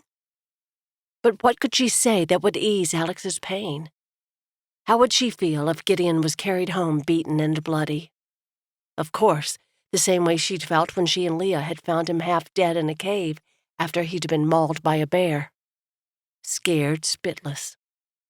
Just months after their middle brother Abel had been killed by a grizzly, Gideon's attack had broken open too many fresh scars. Her heart raced in her chest. What could she say now to help Alex? Nothing. But she could be here for him, as long as he needed her. I can't lose another sibling. She almost jumped at the sound of Alex's voice. Raw, like a knife had scraped his throat, leaving it bloody and aching. Miriam tightened her grip on his shoulder. Have you lost another brother? Her own loss, the chasm left by Abel's death, gaped wide before her. Britt, my sister. Oh, Alex. She laid her head against his shoulder. Such a paltry gesture. But she needed to touch him. A physical way to show her grief. Several moments passed before he spoke again. It was my fault. His fault? Questions raced through her mind, but she didn't move from her spot beside him. Had he been the attending physician? Surely not. Oh, that would be too much for a person to bear. She was 7. He swallowed, and his voice grew a little stronger as he continued. Followed me everywhere I went. Britt was special. Cute red curls and freckles, and the prettiest blue eyes. People loved her. How could they help it? She could charm a rock into smiling. He cleared his throat. Dad sent me out on deliveries one day, but I was miffed because I really wanted to play ball with Brian and his friends. Britt, she tagged along. His voice broke, and he paused. She had a breathing condition, where sometimes her lungs would only function to partial capacity. I was a stupid lout and jogged the whole way, never slowed down to let her catch up or rest. By the time we got home, she could only draw tiny breaths. Dad tried every remedy he knew, then sent Brian for the doctor. Her lungs stopped working before the man could get there. Oh, Alex. Watching her die was the worst. I'd caused it. And yet there was nothing I could do. His voice broke on a sob. Miriam wanted to hold him, pull him into her arms and console him, but she stayed in place at his side. She did, however, run her palm down his arm and slip her hand into his. After a moment, she dared to speak. "You were only a boy, Alex. You didn't know what would happen." His shoulder tensed, but she forged on. "Her life was in God's hands. He took her to a better place, where she didn't have to struggle to breathe." Her gaze landed on Brian. "Your brother's different. Alex, is there anything life-threatening about Brian's condition?" He stood quiet for a long moment. Had she gone too far? "I won't know for sure if there's internal damage for a day or two." Her heart-beat quickened. "Do you see signs of it?" A long sigh. "No." She squeezed his fingers. "He's in God's hands." How long did they stand there? Time faded into oblivion. At last, Alex exhaled a long breath. Miriam straightened, pulling away from his side to examine his face. "I should probably see if I'm needed at Wilson's." Tight lines gathered under Alex's eyes, a clear hint of the strain that weighed on him. Her chest ached with the desire to unburden him. "I'll tend Brian." At last his gaze found hers, searching. She met his look, willing her eyes to show the love and compassion and hope that welled in her chest. He squeezed her hand. "Thanks." "What should I give for a stomach ailment?" Miriam leaned around the open doorframe to Brian's quarters. "Mrs. O'Leary's here with her two youngest. Said they've been vomiting all morning." His brows scrunched where he lay in a low bed in the corner. "Sid and Malcolm, I'll come." "Don't you dare." Whether it was her command or the pounding in his head, Brian sat up only halfway before he stopped. His hand crept up to grip his temple. Between his eye, which was still mostly swollen and glowed a mixture of red, blue, and black, and the scrunched expression of pain on his face, the poor man was pitiful. "Give them each a dose of the blackberry tonic." He sank against the pillow. "Tell her to have them drink peppermint tea and eat dried bread. And to keep them away from the girls." "Thanks." Miriam hobbled on the single crutch back to the front examination room. As she neared the door, the sound of retching filtered into the hallway. She lengthened her stride. Poor thing. The red curls of the youngest, 2-year-old Sydney, bent over a wash basin when she entered the room. His mother cradled him while the little shoulders jerked with each heave. At last he raised his head, chest rising and falling in quick, exaggerated breaths. Miriam grabbed a cloth from the washstand, dipped it in the water and wrung it out, then handed it to Mrs. O'Leary. The lad's eyes rimmed bright red against the extreme pallor of his skin. As Miriam dosed the blackberry juice tonic, she talked through Brian's instructions with the harried mother. "Would you like me to make some peppermint tea for them to drink now?" Mrs. O'Leary scanned her sons. 5-year-old Malcolm lay on the examination table, with an arm draped over his eyes, while Sydney snuggled in her arms, a little bit of color now coming into his cheeks. "It'll be easier at home." Miriam's heart went out to the woman. She had her hands full with the children, especially with her husband working long hours at the mine. "If there's anything I can do to help, come back or send word, please." After the pitiful family left, Miriam emptied and rinsed the wash basin, then set to work cleaning the examination room. In small spaces like this room, she could limp from one support to another without her crutch. It took a lot of scrubbing to eradicate the foul smell. At last, she scanned the room. Everything looked back to rights. Her knee begged for a rest, but she needed to check on Brian again. Grabbing her crutch, she hobbled down the hallway and tapped gently on the doorframe that divided the men's quarters from the clinic. "Enter." She stepped into the open doorway. "Just stopped by to see if I can get you anything." He motioned toward the ladder-back chair beside her. "Sit and fill me in on today's patients." Miriam hesitated. She did need to rest her knee, and she supposed she could hear if anyone came in, sitting next to the doorway. Easing onto the chair, she recounted events with the O'Leary family, the poultice she'd put on Mr. Yeltsin's burn per Brian's instructions, and the other assorted cuts and colds she'd treated with Brian's advice. "I need to make case notes on everyone." Brian locked his fingers in his hair, allowing his palm to cover his eyes. "I've been doing that with each one. You can look at the book and add what I missed." She eyed the lines around his good eye. "Tomorrow." He let out a sigh. "Can't believe this laid me so low."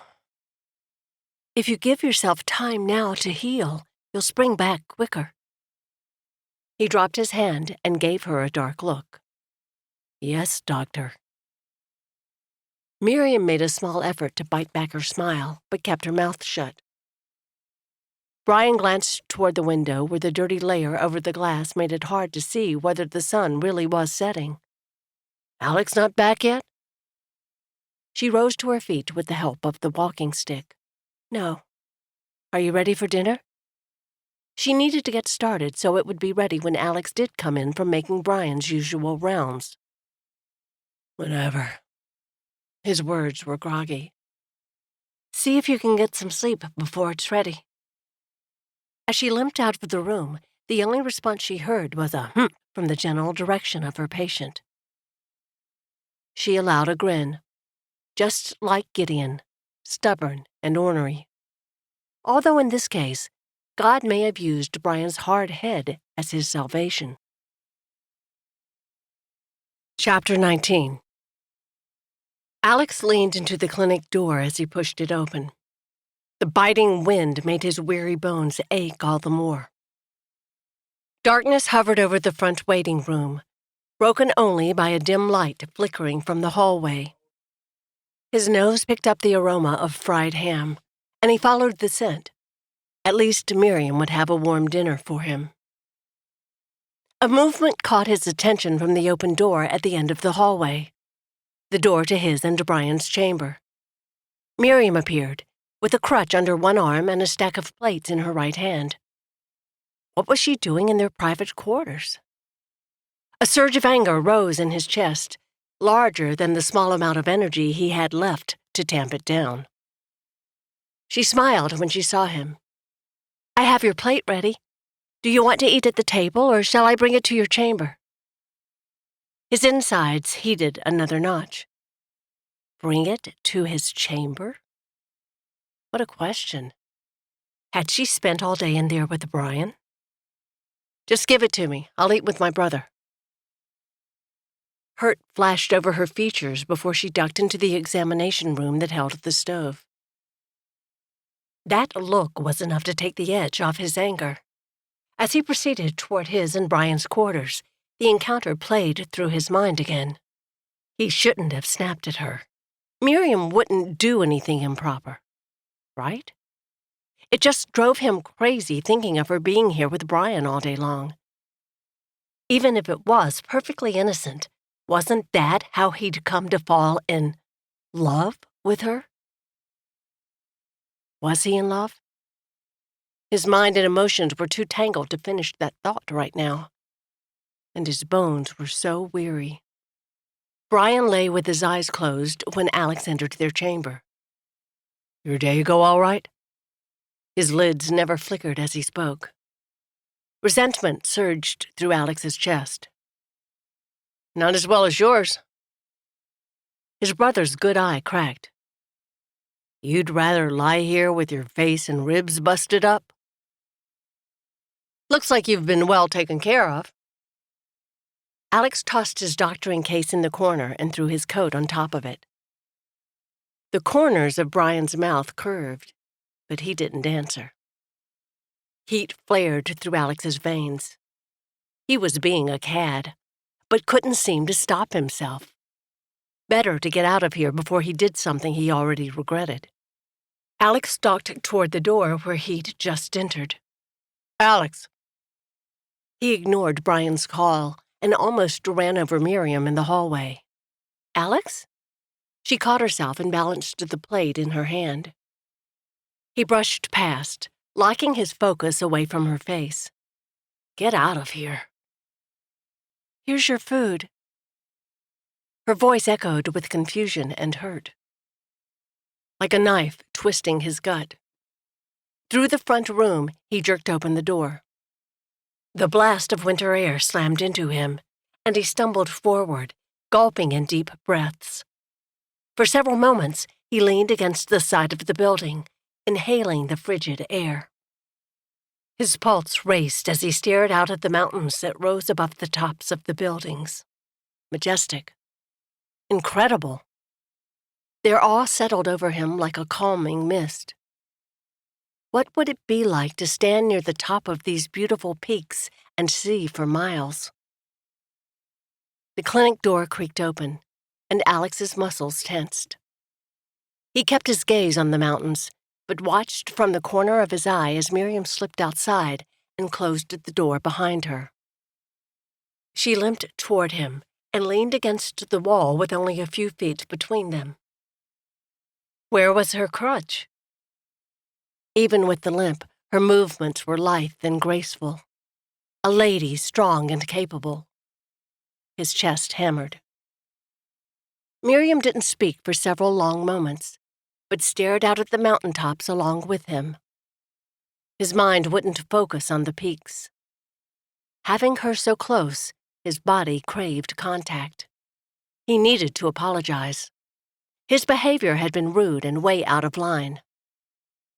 Exhaling a long breath, he gathered his nerve to speak. "There's something about them that draws you in, isn't there?" Miriam's words caught him off guard. Alex's eyes shot to her face, then followed her gaze to the mountains. A wash of awareness settled over him. They'd been her home for years now. "Do you miss the mountains?" "A little. I miss the peace, the quiet solitude. The views up there are pretty amazing." A smile pulled at the corners of his mouth. "I was thinking they must be. When the pass opens, I can take you up and show you my favorites." His gaze found her face. It glowed in the soft moonlight, her eyes sparkling a dark green. "I'd like that." He swallowed. "Miriam, I'm sorry I was such a lout in there." She searched his eyes. "Hard day?" He scrubbed a hand through his hair. "I don't know how Brian goes into all those hovels and mines every day. With those conditions, no wonder people are sick." Lowering his arm, he locked his gaze with hers. But that was no reason to be so rude. A wrinkle formed in the flawless skin of her forehead. "There's something else, isn't there?" How was she so perceptive? He let out a breath. "It's just you and Brian." His neck flamed. He was an idiot. She cocked her head, brows furrowing. "Your brother's injured. I only did what was needed to help him and the patients that came in." "I know. But The two of you together. All day. Why was he explaining this? He should clamp a hand over his mouth. The corners of her lips tipped up. I have to say, he's not as much fun as you. A surge of heat sluiced through him. What was she saying? Before he knew what happened, Miriam slipped under his arm. She wrapped her hands around his waist and snuggled against his side. Her head rested on his shoulder. His arms closed around her, pulling her tighter. Closer. I missed you today. Her breath caressed his neck as her words drifted up to his ear. He tightened his hold on her, breathing in the sweet scent of her hair. How did it always smell so clean and fresh? He pressed a kiss on the top of her head. The memory of her soft lips flickered through his mind. He could still taste her sweetness. But he couldn't make that mistake again. With monumental effort, he loosened his grip. Running his hands down her arms, he separated her clasp and stepped back. As cold air rushed between them, his body craved her warmth. He almost pulled her tight to him again, but instead raised her hands to his lips. He was struggling on tenuous ground here. As his gaze found hers, the same heat reflected there that washed through him. But there was more. Uncertainty? Her eyes held a question. Lord, please don't let me mess this up. I should walk you back to the boarding house. Something flashed in her gaze before she turned away, pulling her hands from his grasp. Let me get my things. As Miriam disappeared inside, a cold breeze whipped up, cutting through his wool shirt. Its bite helped drown the ache in his chest. Miriam tore her gaze from the sun shining through the dingy window. Maybe this was a good day to clean the glass. They'd had a warm spell these last few days, which put her in the mood for spring cleaning, even if it was the 1st of December. As she swept the front waiting room, her eyes drifted back through the window to the mountains in the distance. Snow still covered the peaks, but dark spots of pine trees showed where before there had only been white. Would Gideon and Leah make it through the pass soon? That thought should bring excitement, right? So why the dread knotting her stomach? It would be wonderful to see Leah again, and Gideon too, of course. To hear all the news from the ranch, be assured everyone was all right. But when they came, she would have to go back with them. Leave her work in the clinic. Leave the doctors. Leave Alex. The thought made her throat burn. Miriam swallowed down the lump. She'd even miss spunky Mrs. Malmgren, whose rusty voice penetrated the wall where Alex examined her in the next room. I'm getting along just fine, young man. Only wish I could convince my family of that. A bunch of worriers they are. Alex's deep tenor was too low for her to understand his response. The door opened, though, and he stepped out with Mrs. Malmgren's hand tucked under his elbow. They live in Carolina, in a little town called Charlotte. The man my daughter married took her all the way across the country, and I've only seen those precious grandbabies once. What a shame. Alex's voice held that soothing tone that could calm a raging bear. How old are your grandchildren? Let's see. Marcus is 25, so Claire Lee must be 21.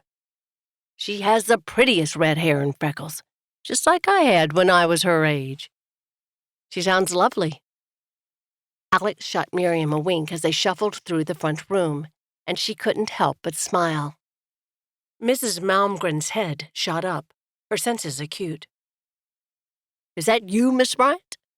Yes, ma'am. Warmth crawled up her neck. How are you today? Fine and dandy. Just had a nice talk with your young man here. Mrs. Malmgren patted Alex's arm. He's, not... Miriam turned away, resuming her sweeping while her face commenced smoking.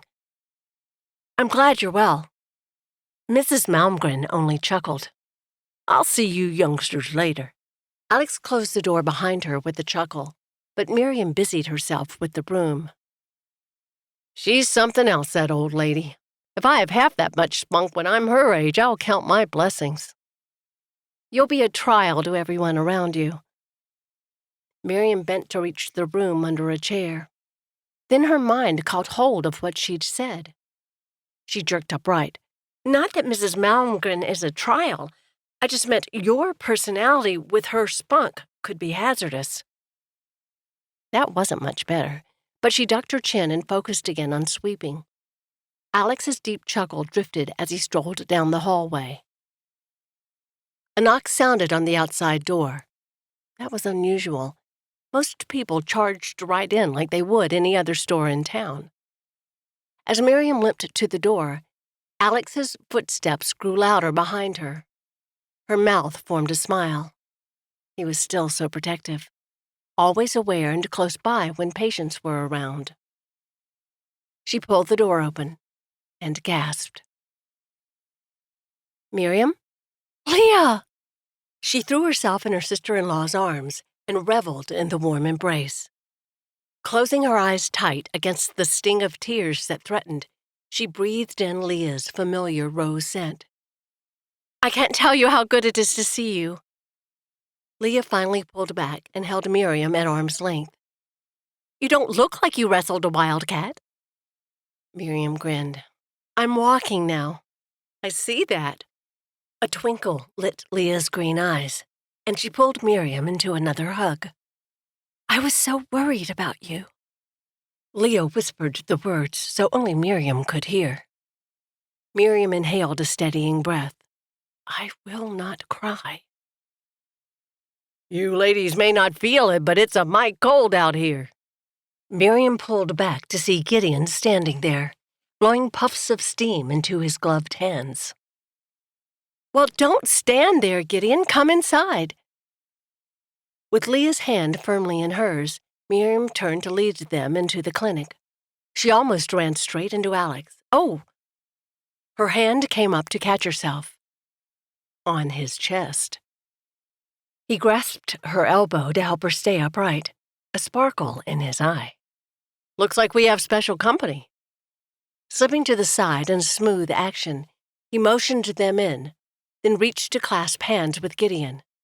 "Good to see you, Gideon. Alex, I'd like you to meet my wife, Leah."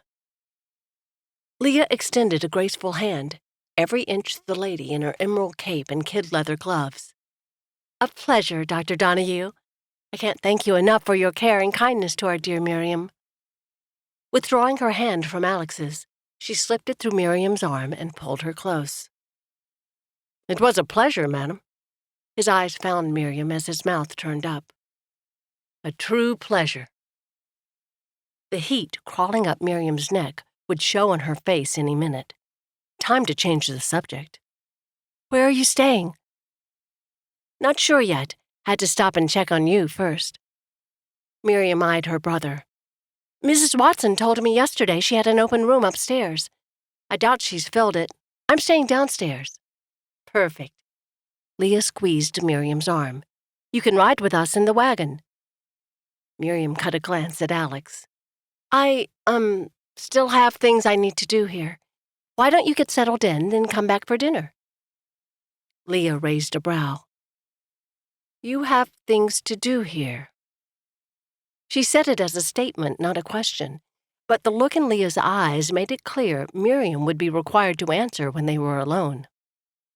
"Of course. What say we come get you for dinner at Aunt Pearl's cafe around 6? She raised her gaze to Alex. "Dr. Donaghue, I hope you and your brother can join us. It's the very least we can do to thank you for your excellent care." Her eyes scanned Miriam from top to bottom. "I see our sister is much recovered." Miriam bit back a grin. How wonderful it was to see her dear friend again, even if Leah was a bit too perceptive.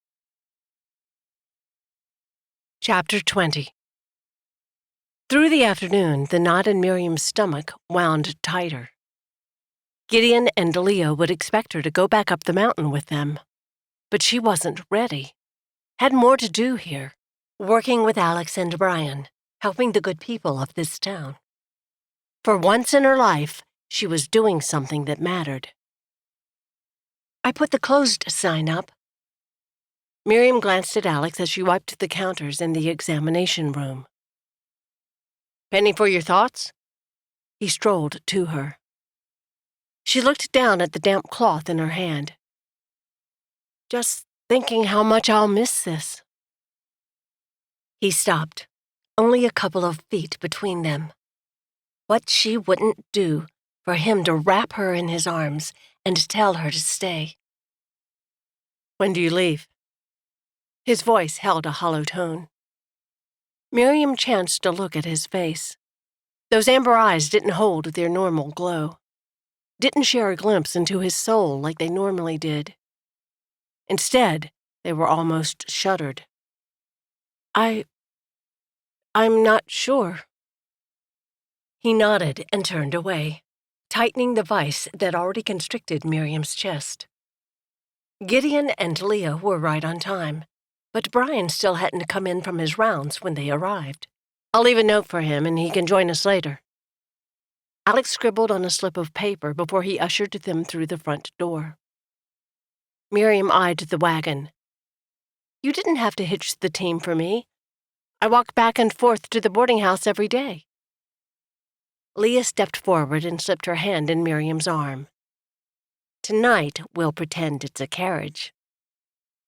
With Aunt Pearl's Cafe just down the street and around the corner, it wasn't long before Gideon reined the horses in. Alex leaped from the wagon bed and reached up to help Miriam down, while Gideon assisted Leah from the other side. Alex's hands were strong on her waist, lingering for several extra moments as his gaze found hers. Miriam fought the desire to wrap her arms around his neck. Inhaling a shaky breath, she stepped back. His gaze softened, and he extended his elbow. Might I escort you, my lady? Thank you, kind sir. Hopefully, her cheeks wouldn't be as red as they felt. Aunt Pearl herself greeted them as the group entered the restaurant. Land sakes, if it ain't the Bryants. Got a table for you right by the window. Thank you, Aunt Pearl. I've been craving your sweet cinnamon rolls for weeks now. Leah graced the woman with a soft smile as Gideon tucked her into the chair beside Miriam. Got a batch in the oven now. I'll bring 'em out while they're warm. She glanced around. I'm a bit shy of servers these days. I'll get some coffee for you folks. As soon as the woman left their table, Miriam turned to her brother and sister-in-law. Did you have trouble coming down the mountain? Not bad. Gideon's usual succinct answer. She pestered him with questions, though, until he finally brought her up to speed on the ranch and animals. Don's taking care of things for a few days. I moved the animals to the smaller south pasture so they'd be closer to his place.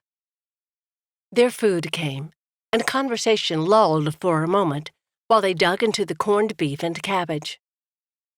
Leah was the first to speak. Miriam, I received a letter from Emily, my friend in Richmond. She's excited we're coming, but won't be able to tour the northern cities with us. Her sister's bedridden these days, and Emily doesn't feel she can leave for so long.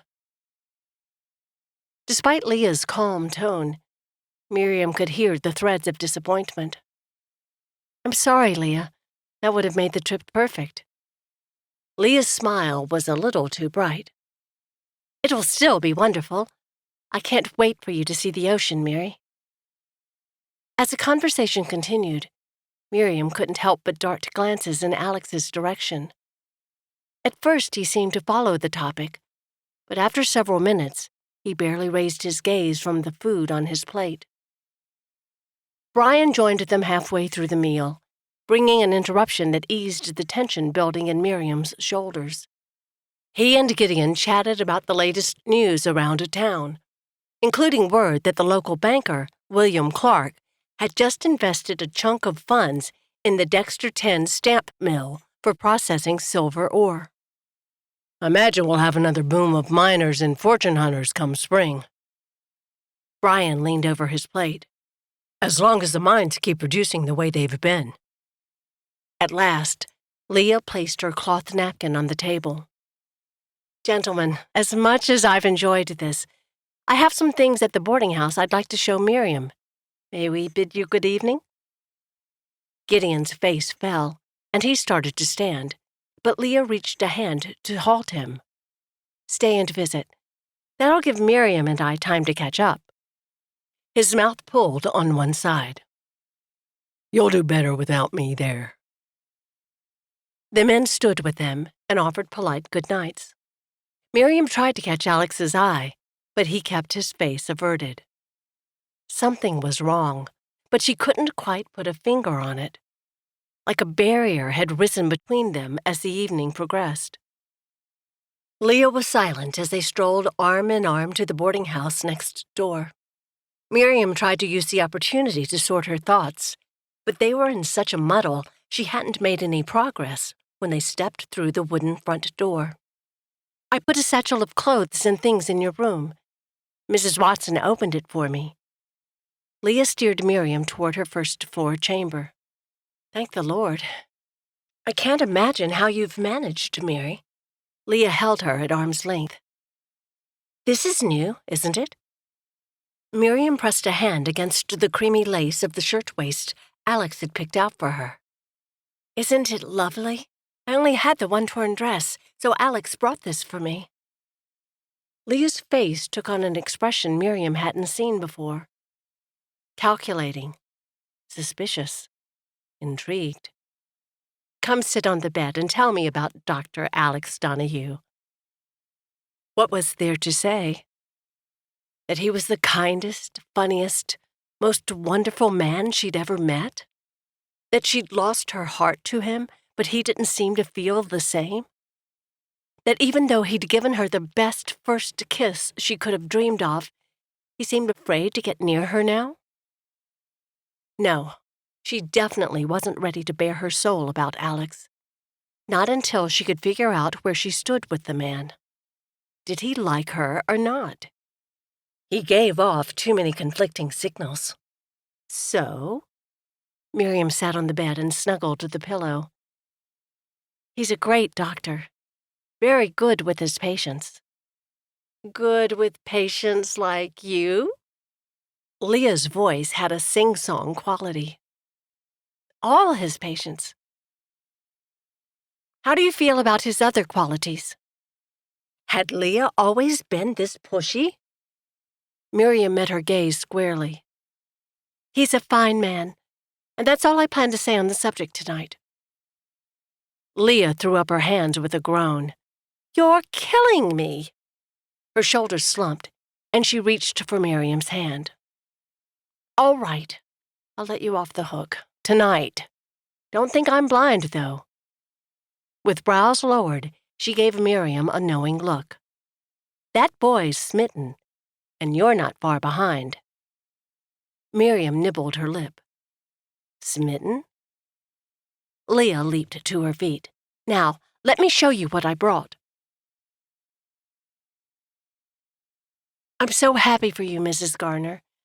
A little brother or sister for Henry. I'm sure Mr. Garner is beaming. Alex sat at the desk as Miriam assisted their patient to the front door. He should be making case notes, but couldn't keep his mind from following their conversation.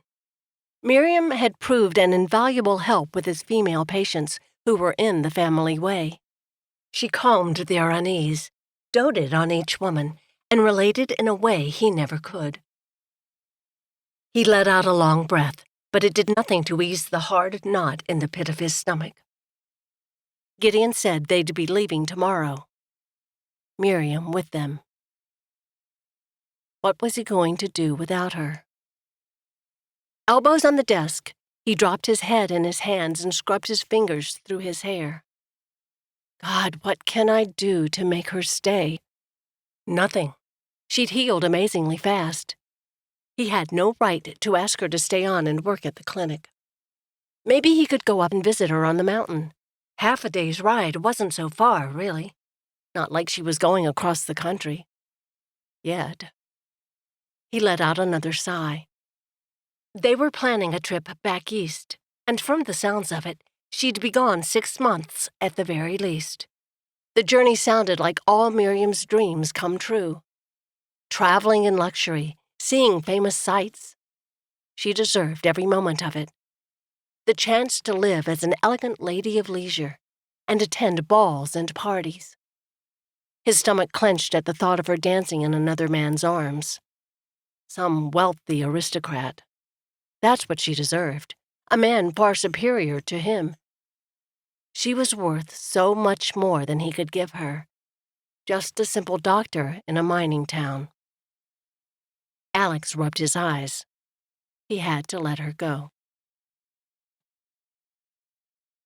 Miriam pushed the food around her plate as she listened to Gideon rattle on about the supplies he'd purchased at the mercantile. He had everything loaded in the wagon, strapped down and covered in case they had rain or snow on the way up the mountain. Tomorrow. Why did they want to leave so soon? That was a silly question. Of course, Gideon needed to get back to the ranch. But tomorrow? How could she leave the clinic? The patients? Alex? The brothers would have to go back to eating Alex's burned gruel and rubbery eggs. Who would keep the cobwebs away and sweep after the miners came through with their muddy, soot-covered boots? Heaven knew that hadn't been done very often before she came. And what about the babe growing in Mrs. Garner's abdomen? She'd never get to see the child. And Mrs. Malmgren. At least she could count on the feisty older lady to keep Alex in line. A grin threatened a corner of her mouth, but it wasn't hard to overcome as she thought of leaving them all. "You going to eat that slice of ham?" Miriam looked up at Gideon's question, then back down at the chunk of salted pork she'd been pushing around her mashed potatoes. "I guess I'm not that hungry." "Mind if I take care of it?" Gideon's eyes held a covetous gleam. She'd barely slid her plate 2 inches in his direction before his fork swooped in and speared the meat. You'd think the man hadn't eaten in weeks. Leah's smile had a hint of apology before she turned a stern gaze on her husband. "If you're still hungry, dear, I see the gentleman behind you hasn't licked the gravy from his fork yet." But the twinkle in her eye belied her sternness. Gideon gave a casual shrug, a grin tugging at his lips. "Just didn't want good meat going to waste." "Can't have that." Leah rolled her eyes toward Miriam. But as Leah looked back at her husband, their eyes locked in that sweet, mushy smile where they seemed to forget about everyone around them. The sight sent a pain through Miriam's chest, all the way to the core of her. Alex had looked at her like that, right before his face had twisted into a tortured expression.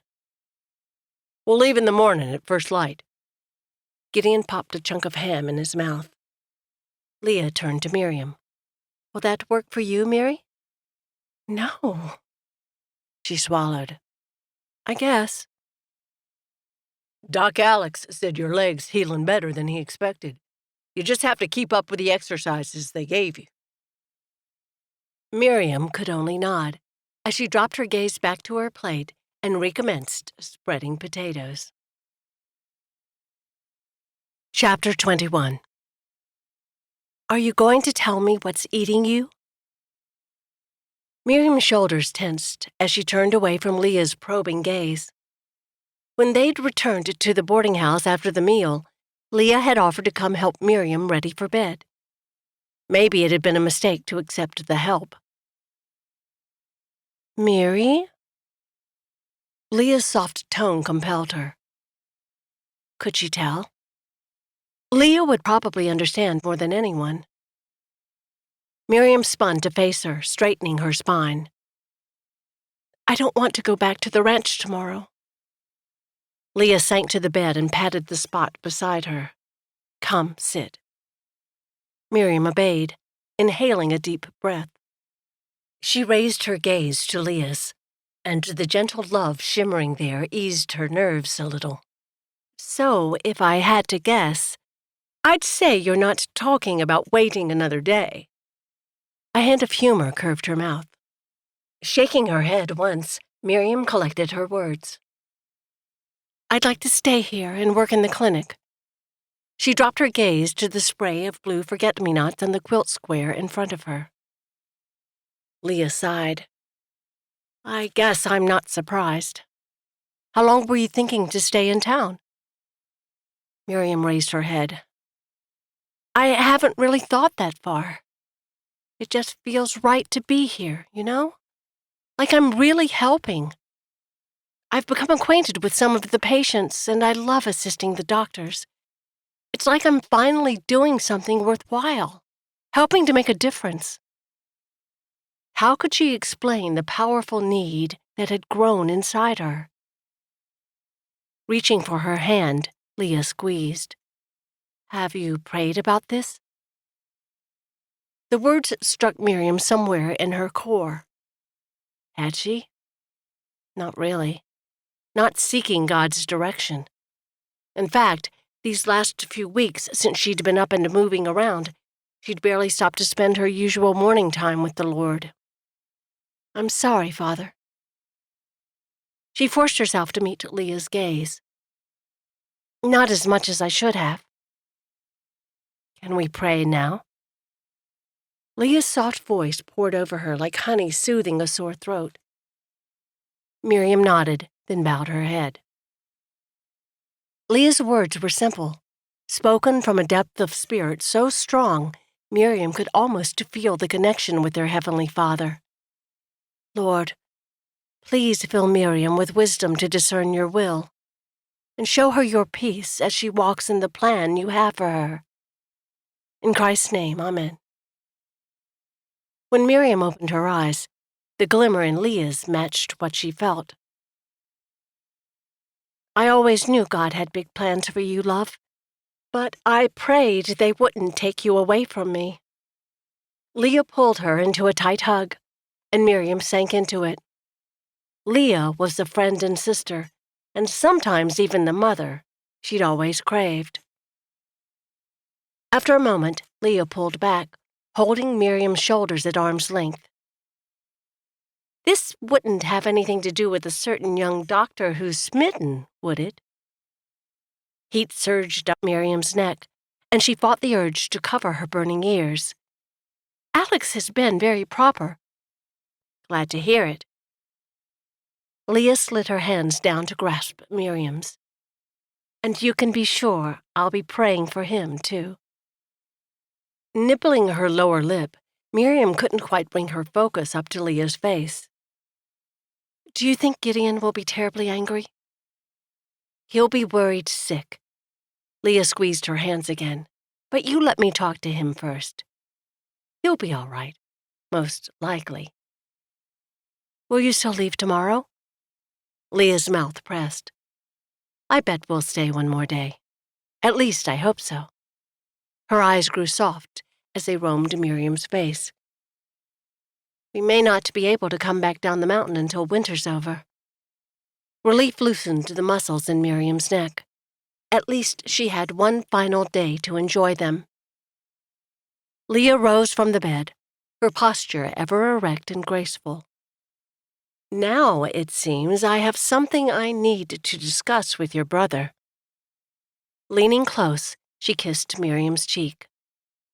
Good night, love. I'll see you in the morning. Alex pushed another log into the fire in the cook stove, but even the heat from the blaze inside couldn't burn away his bad mood. Miriam would leave today. Gideon had said as much at dinner 2 nights ago. She hadn't come to say goodbye yet, so they must be getting a late start. Right? His heart beat faster. She wouldn't have left without saying goodbye, would she? This last month had been too good to be true. Meeting Miriam, having her so eager to help around the clinic. She was an amazing lady. Intelligent, caring, fun. But what had he been thinking to imagine there could ever be anything serious between them, even after she was no longer his patient? Their goals were so different.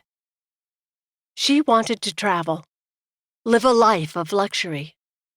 And she deserved it, too. Deserved to be treated like a princess. Deserved to be so much more than the wife of a simple doctor in an uncivilized mining town. With a sigh, Alex rose and turned to look through the window at the mountain peaks on the horizon. It's a good thing he'd worked so hard to keep some semblance of a boundary between them. Except for that kiss. The memory of it flowed through him even now, over a week later. That kiss still tortured him. The hinge on the front door squeaked, and the sound of a wagon passing outside grew louder. Patients already? Or the Bryant family coming to say farewell? With a tight chest, he strode toward the front room. He almost bowled Miriam over as he turned the corner, and grabbed both her elbows to keep her upright. "So sorry." "Oh, my." Her cheeks and nose were flushed red from the cold, and she wore a navy wool coat. "Sorry I'm late. How does bacon and biscuits with gravy sound for breakfast?" His stomach clenched. She was close enough he could smell the rose scent in her hair. And why was she talking about breakfast? He took a step back, releasing her elbows. "You, don't need to worry about cooking today. I'm sure Gideon wants to get an early start." Her brow pinched, then smoothed as understanding and a suspicious twinkle dawned in her green eyes. "They're going to stay one more day since I won't be going back to the ranch with them. By the way, would you mind if I take the afternoon off? Leah wants to take me shopping since I'll need some things for the rest of the winter." What was she saying? His mind honed in on one fragment. I won't be going back to the ranch with them. Did that mean she was staying in town? Here? All winter? His heart soared, but he couldn't let himself believe it yet. His hands gripped her shoulders. "Are you saying you want to hang around here for the winter?" Her face took on that shy smile. "If you'll let me." Joy surged through him. He almost picked her up and swung her in a circle, but caught himself just in time. Instead, he pulled her tight against him, wrapping his arms around her. With her touching him, so close, his pulse sped, and his mind recalled that kiss again. Oh, sweet peppermint, but he wanted another. Leaning his head back, he clamped his lips against a groan. This might be the hardest winter of his life. Miriam raised the soft cotton cloth to examine the tiny checkered pattern. That would make a pretty accent material for a spring overskirt. Leah peered over Miriam's shoulder. Can you imagine it with ruffles trailing down the side and over a low bustle? Or imagine how nice it would look as a man's shirt. In her mind's eye, the fabric stretched across Alex's shoulders, tapering to his trim waist. She nibbled her lip. Would it be proper for her to make him a shirt? Probably not. Miriam dropped the cloth back on the stack. Do you want to purchase some to make a dress over the winter? Leah's gaze scanned her face. Not right now. Miriam tried to affect a casual air. Leah slipped a hand around Miriam's waist as they strolled down the aisle away from the cloth and notions.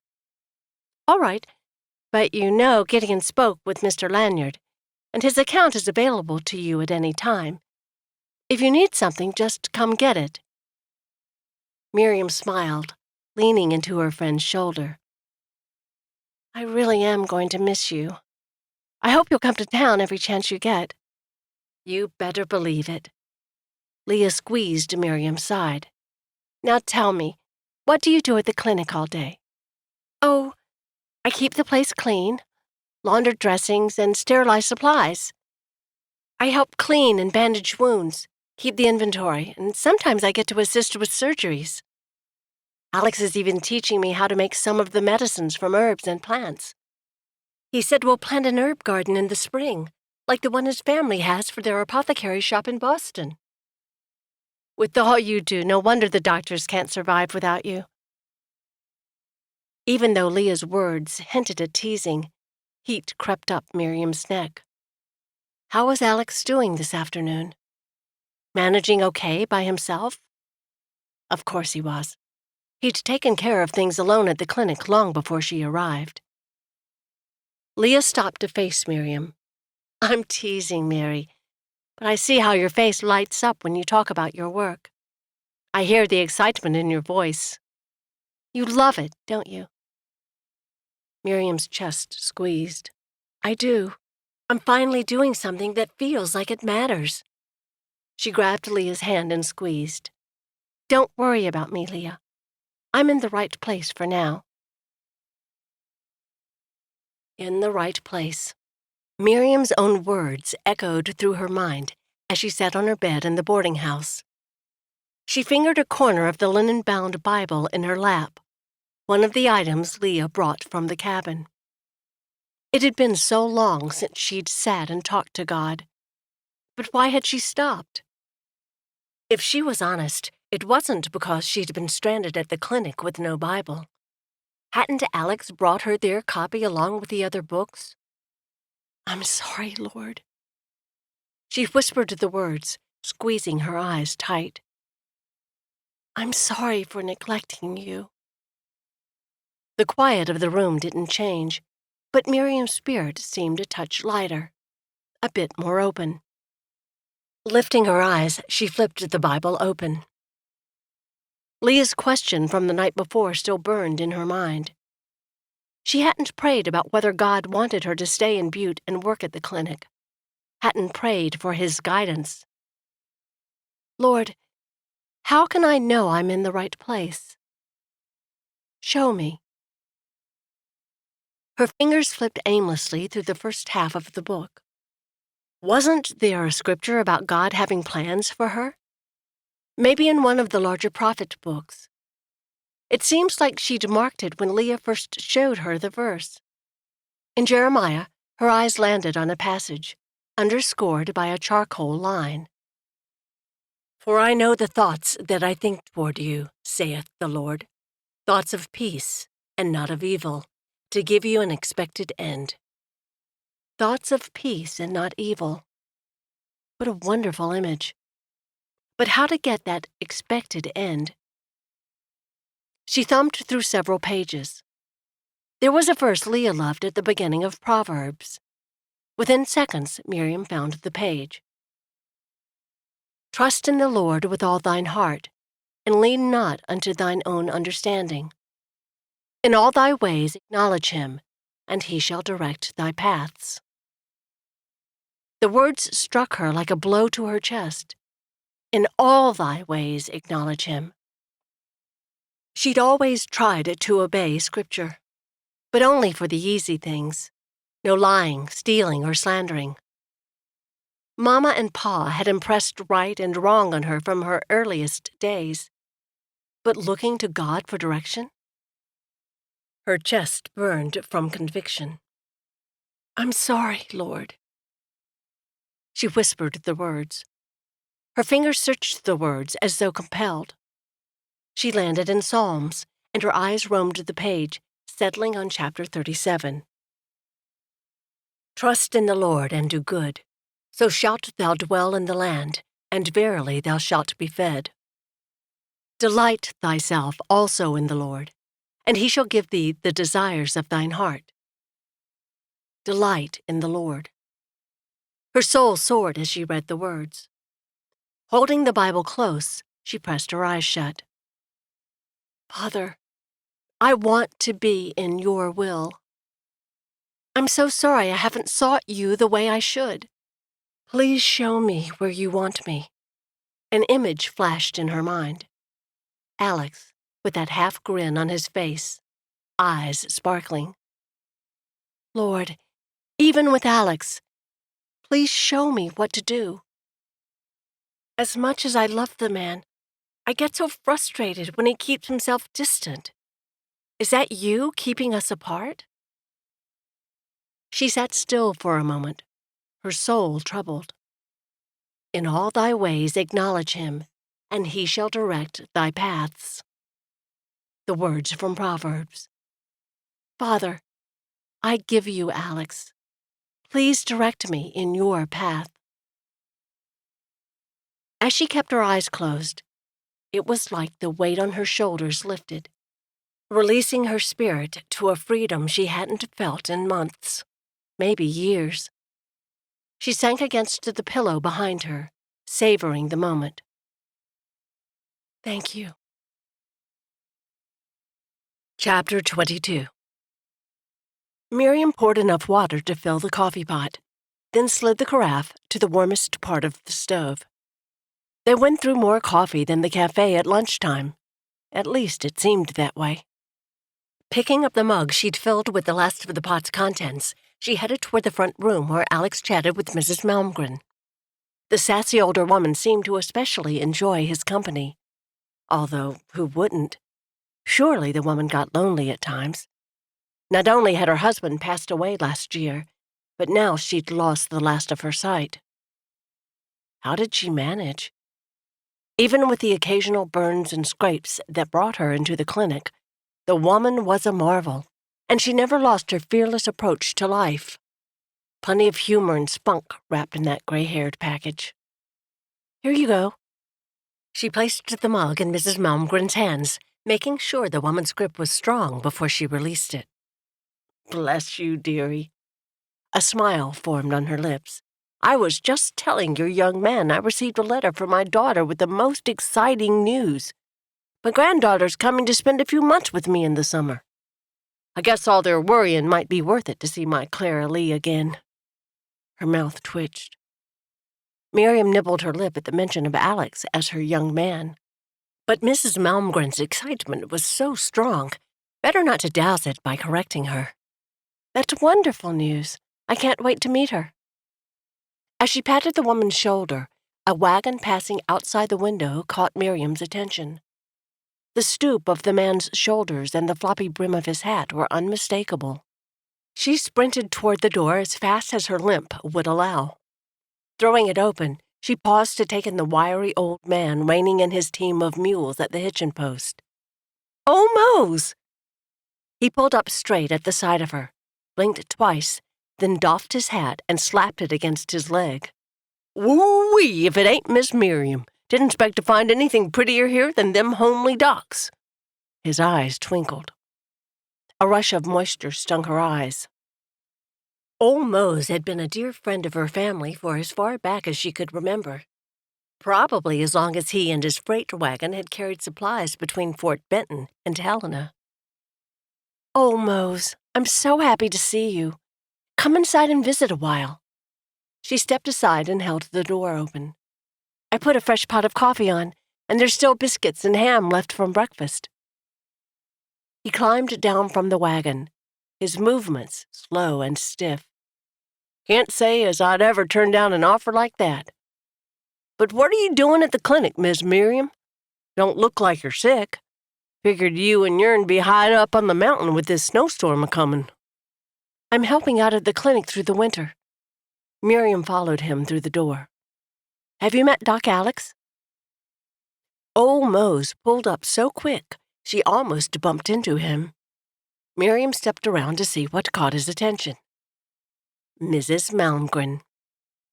His face formed a lopsided grin, evident even through his whiskers, and he rolled the brim of his hat with both hands. Mrs. Malmgren, may I present a dear friend of mine, Mr. Mose? She skimmed her memory.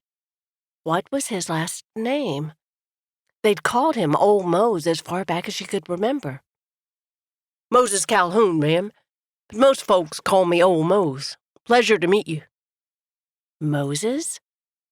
Miriam's mouth tipped, especially since his posture had slackened when she said Mrs. for Mrs. Malmgren's introduction. Miriam addressed her next comment to the woman. I've so enjoyed getting to know you these last several weeks. It's a pity I didn't get to meet Mr. Malmgren before he passed away last year. Old Mose straightened next to her. Alex had been watching from Mrs. Malgren's side with a twinkle in his eye, but now a coughing fit seemed to overtake him, although the shaking of his chest strangely resembled laughter. "Why don't the two of you sit and visit while Doc Alex and I pour fresh coffee?" Miriam glided to Mrs. Malgren's side, extracted the coffee mug from her hand, and led the woman to one of the waiting room chairs. Old Mose didn't need to be told twice, but as he sank into the wooden spindle chair across from Mrs. Malgren, his feet shuffled uneasily. "Have you, been in this area long, ma'am?" Miriam retreated toward the hallway, grabbing Alex's hand as she passed.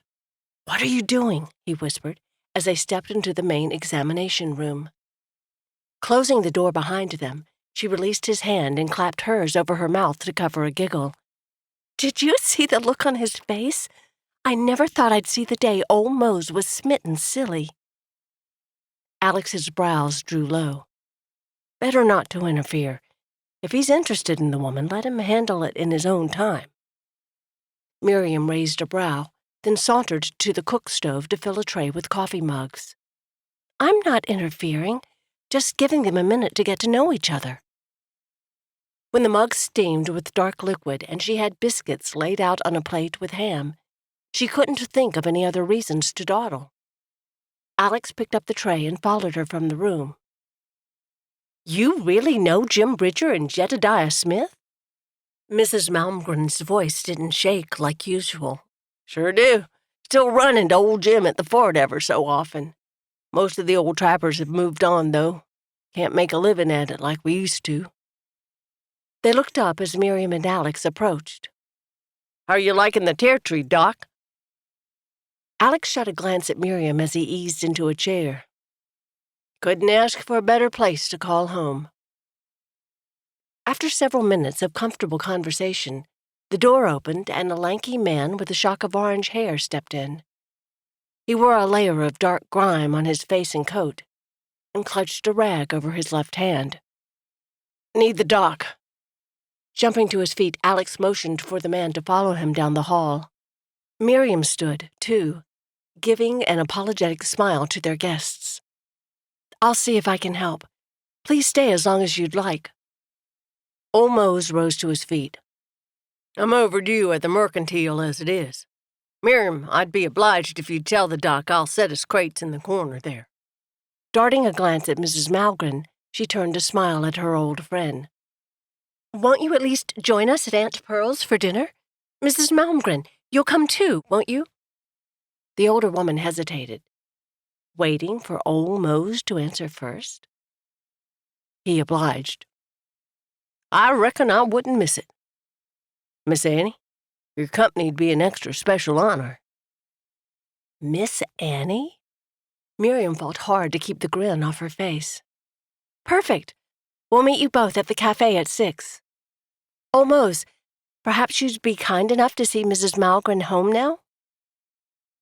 Warmth spread through her as old Mose helped the blind woman to her feet and tucked her gnarled hand under his arm. "I'd be pleased to introduce you to my traveling companions, ma'am. It's not often Zeke and Zeb get to meet a fine lady like yourself." A smile spread across Miriam's face as she thought about old Mose and Mrs. Malgren. She rubbed the wet cloth over the plate's crusty surface under the dishwater. Who would have thought her old friend would find love at his age? Of course, it may be too soon for love, but there were certainly sparks flying between them. Alex stepped into the room. "I found 2 new editions of the British Medical Journal in one of the crates old Mose brought." His voice was eager, like she'd just offered him warm cinnamon sweet rolls. Not a bad idea. She'd need to add cinnamon to the list for the dry goods store. "Any interesting articles?"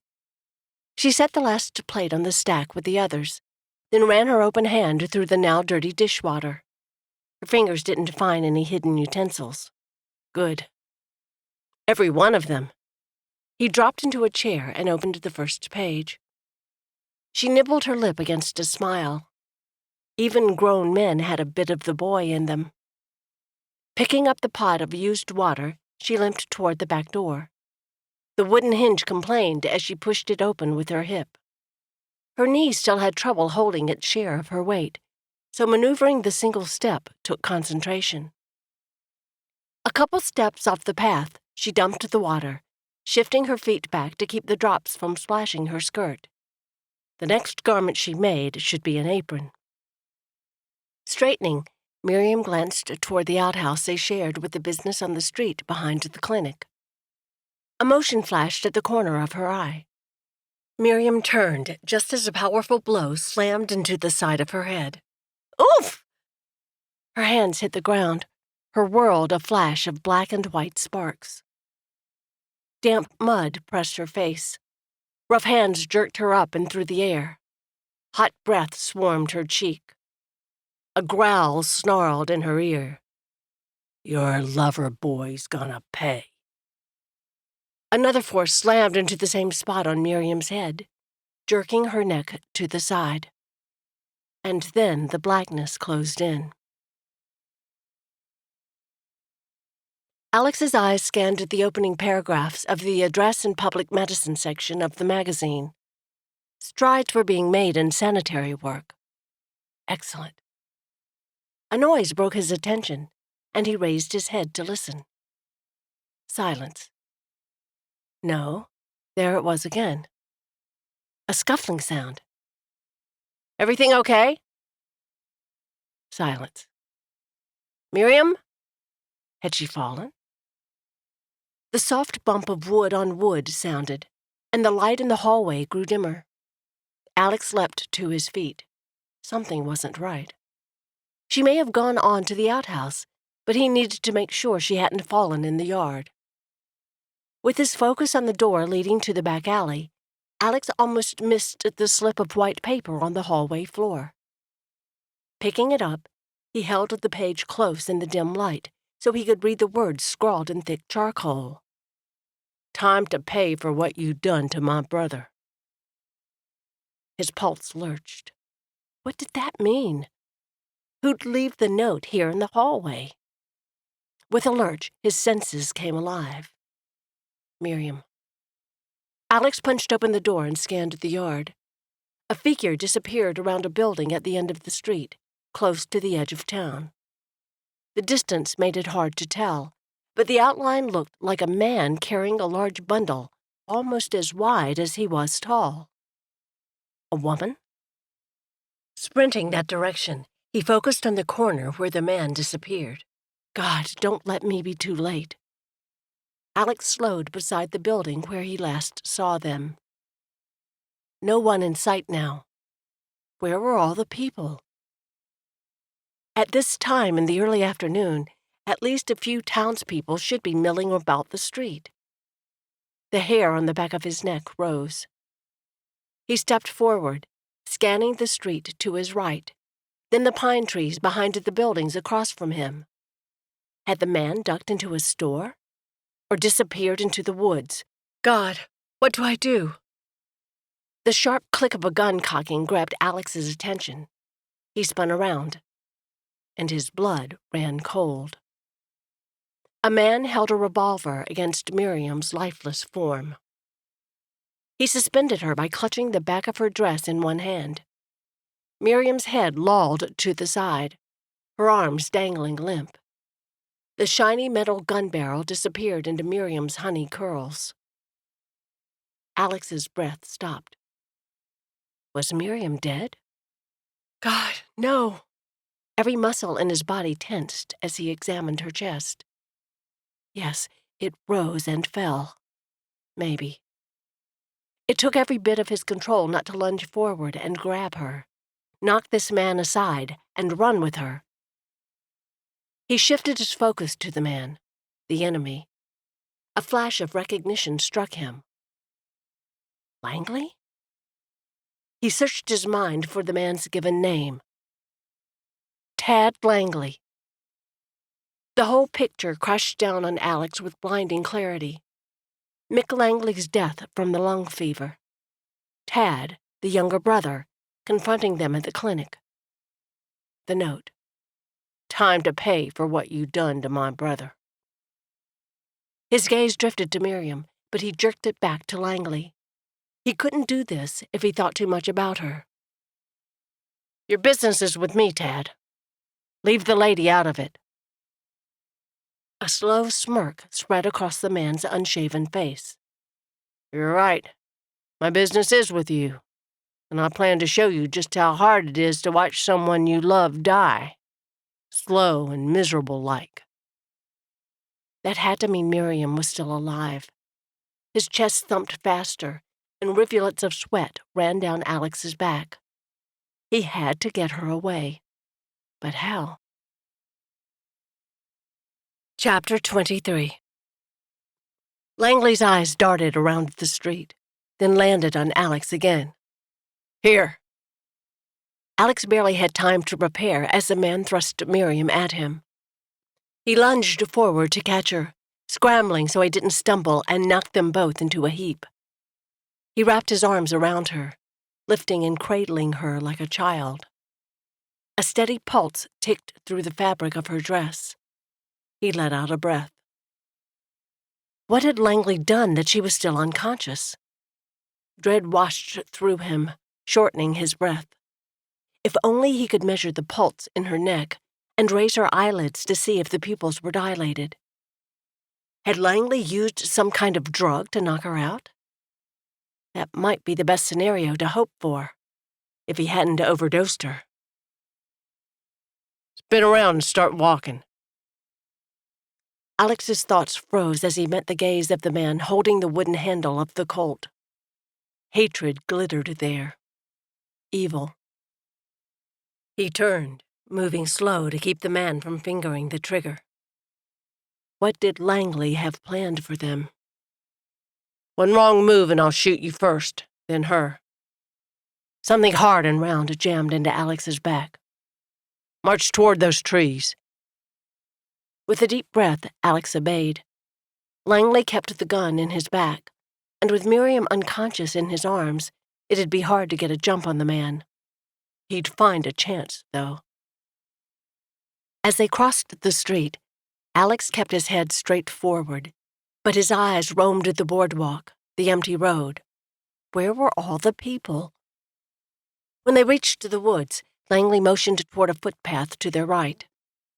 Alex followed the direction without speaking. This must be one of the trails the miners used as a shortcut from the quarries to town. Which mine was he taking them to? Surely any of them would have people around to help.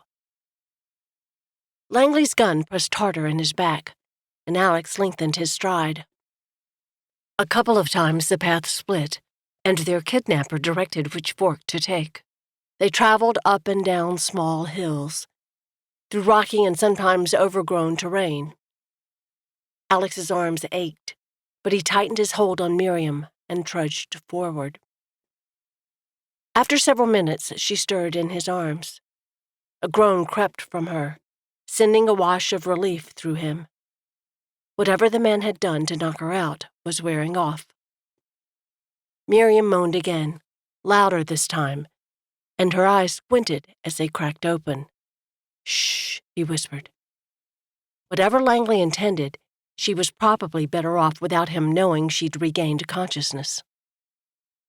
Her eyes opened wider, and she clutched his shirt, fear and confusion flashing across her face. He tightened his grip and shook his head just enough for her to catch the movement, but he couldn't hold her gaze long. The trail they traveled was not so obvious now, overgrown by branches and small shoots of trees clogging the path. He slowed to step over a fallen trunk. Where were they headed? At last, they stepped into a clearing. The winter-brown grass rose to his knees, almost hiding the rocks that cluttered the ground. On one side, a hill rose up, a mixture of rock and scraggly pine trees covering its surface. Langley's gun barrel pushed Alex toward the side of the steep slope. His stomach sank as if he'd swallowed one of the stones he stepped around. A mine? As they neared the stone wall, Alex's fear developed into reality. A hole in the rock face yawned before them. "Get in," the man barked. Another jab from the metal poking his back ended Alex's hesitation. He had no other choice. Darkness smothered the instant he stepped through the opening. Alex slowed, trying to feel in front of him with his fingers. The last thing Miriam needed was for him to ram her into a stone wall. "Stop there." Alex froze, then strained to see anything in the blackness. His eyes were starting to adjust to the dim light that filtered in from the opening behind them. Langley fumbled with something, a scraping noise accompanying his efforts. Then a flash of light as a match flamed to life. It illuminated a dirty lantern, which the man lit, then tossed the match to the floor. "Move on." The hard metal jammed into Alex's back again, and he stumbled forward. Regaining his balance, he took a tentative step.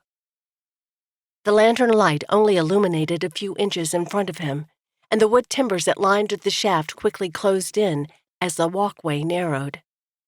He lost track of how long he walked. With Miriam cradled in his arms, he traipsed blindly through the underground passage. He had to shift almost sideways as the tunnel contracted, so he didn't bump Miriam's head and feet against the wooden braces. Openings split off to the side in both directions. At one of these, Langley motioned for him to take a path to the right. "Turn here." Dread settled into Alex's chest as he obeyed. How much deeper would they go? After several more minutes, his foot struck something solid, knocking Alex off balance. He fell to his knees with a cry, gripping Miriam tight and twisting his body so she didn't bear the brunt of their fall. She screamed, clutching his shirt. Pain coursed through him as his knees hit hard stone and something sharp pressed into his left shin. Alex knelt there, sucking in air. His arms rested on the stone floor, still cradling Miriam. "Are you okay?" "Yes."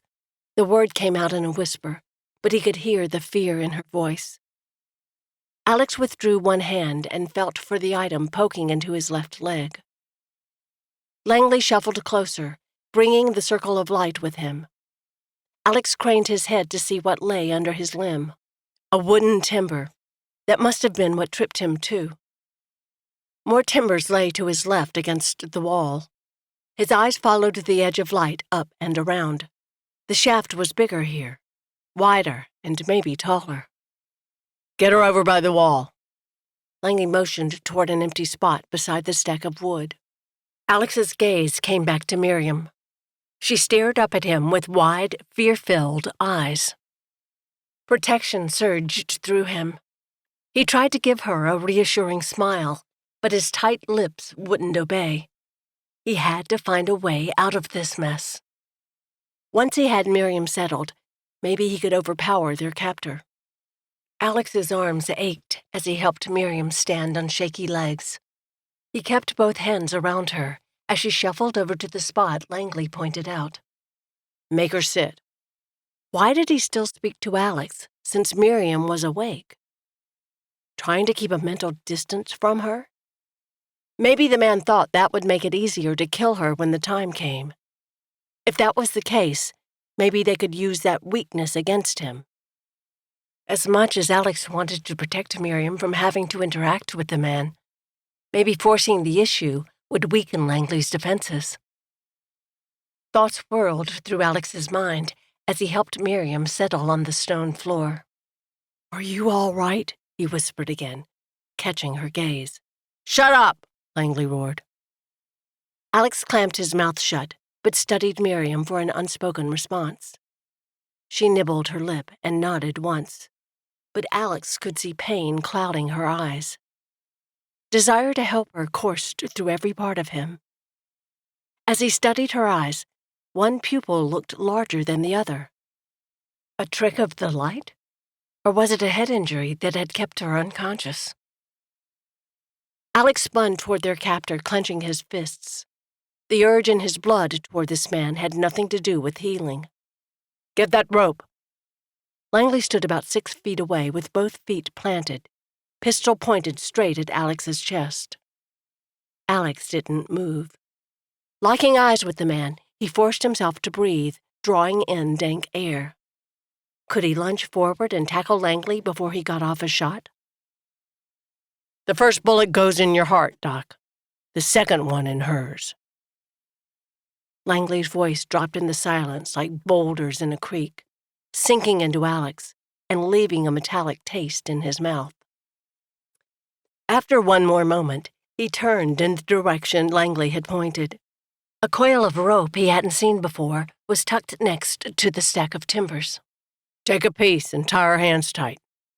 Bile rose up in Alex's chest as he knelt beside Miriam with the braided leather rope. Her eyes shimmered with forgiveness, courage, a whole host of emotions he couldn't stop to examine. She held up her wrists, palms facing. "Behind her," Langley growled with the words. Miriam scooted around and crossed her wrists behind her. They were so delicate and creamy, even in the dim light of this tunnel.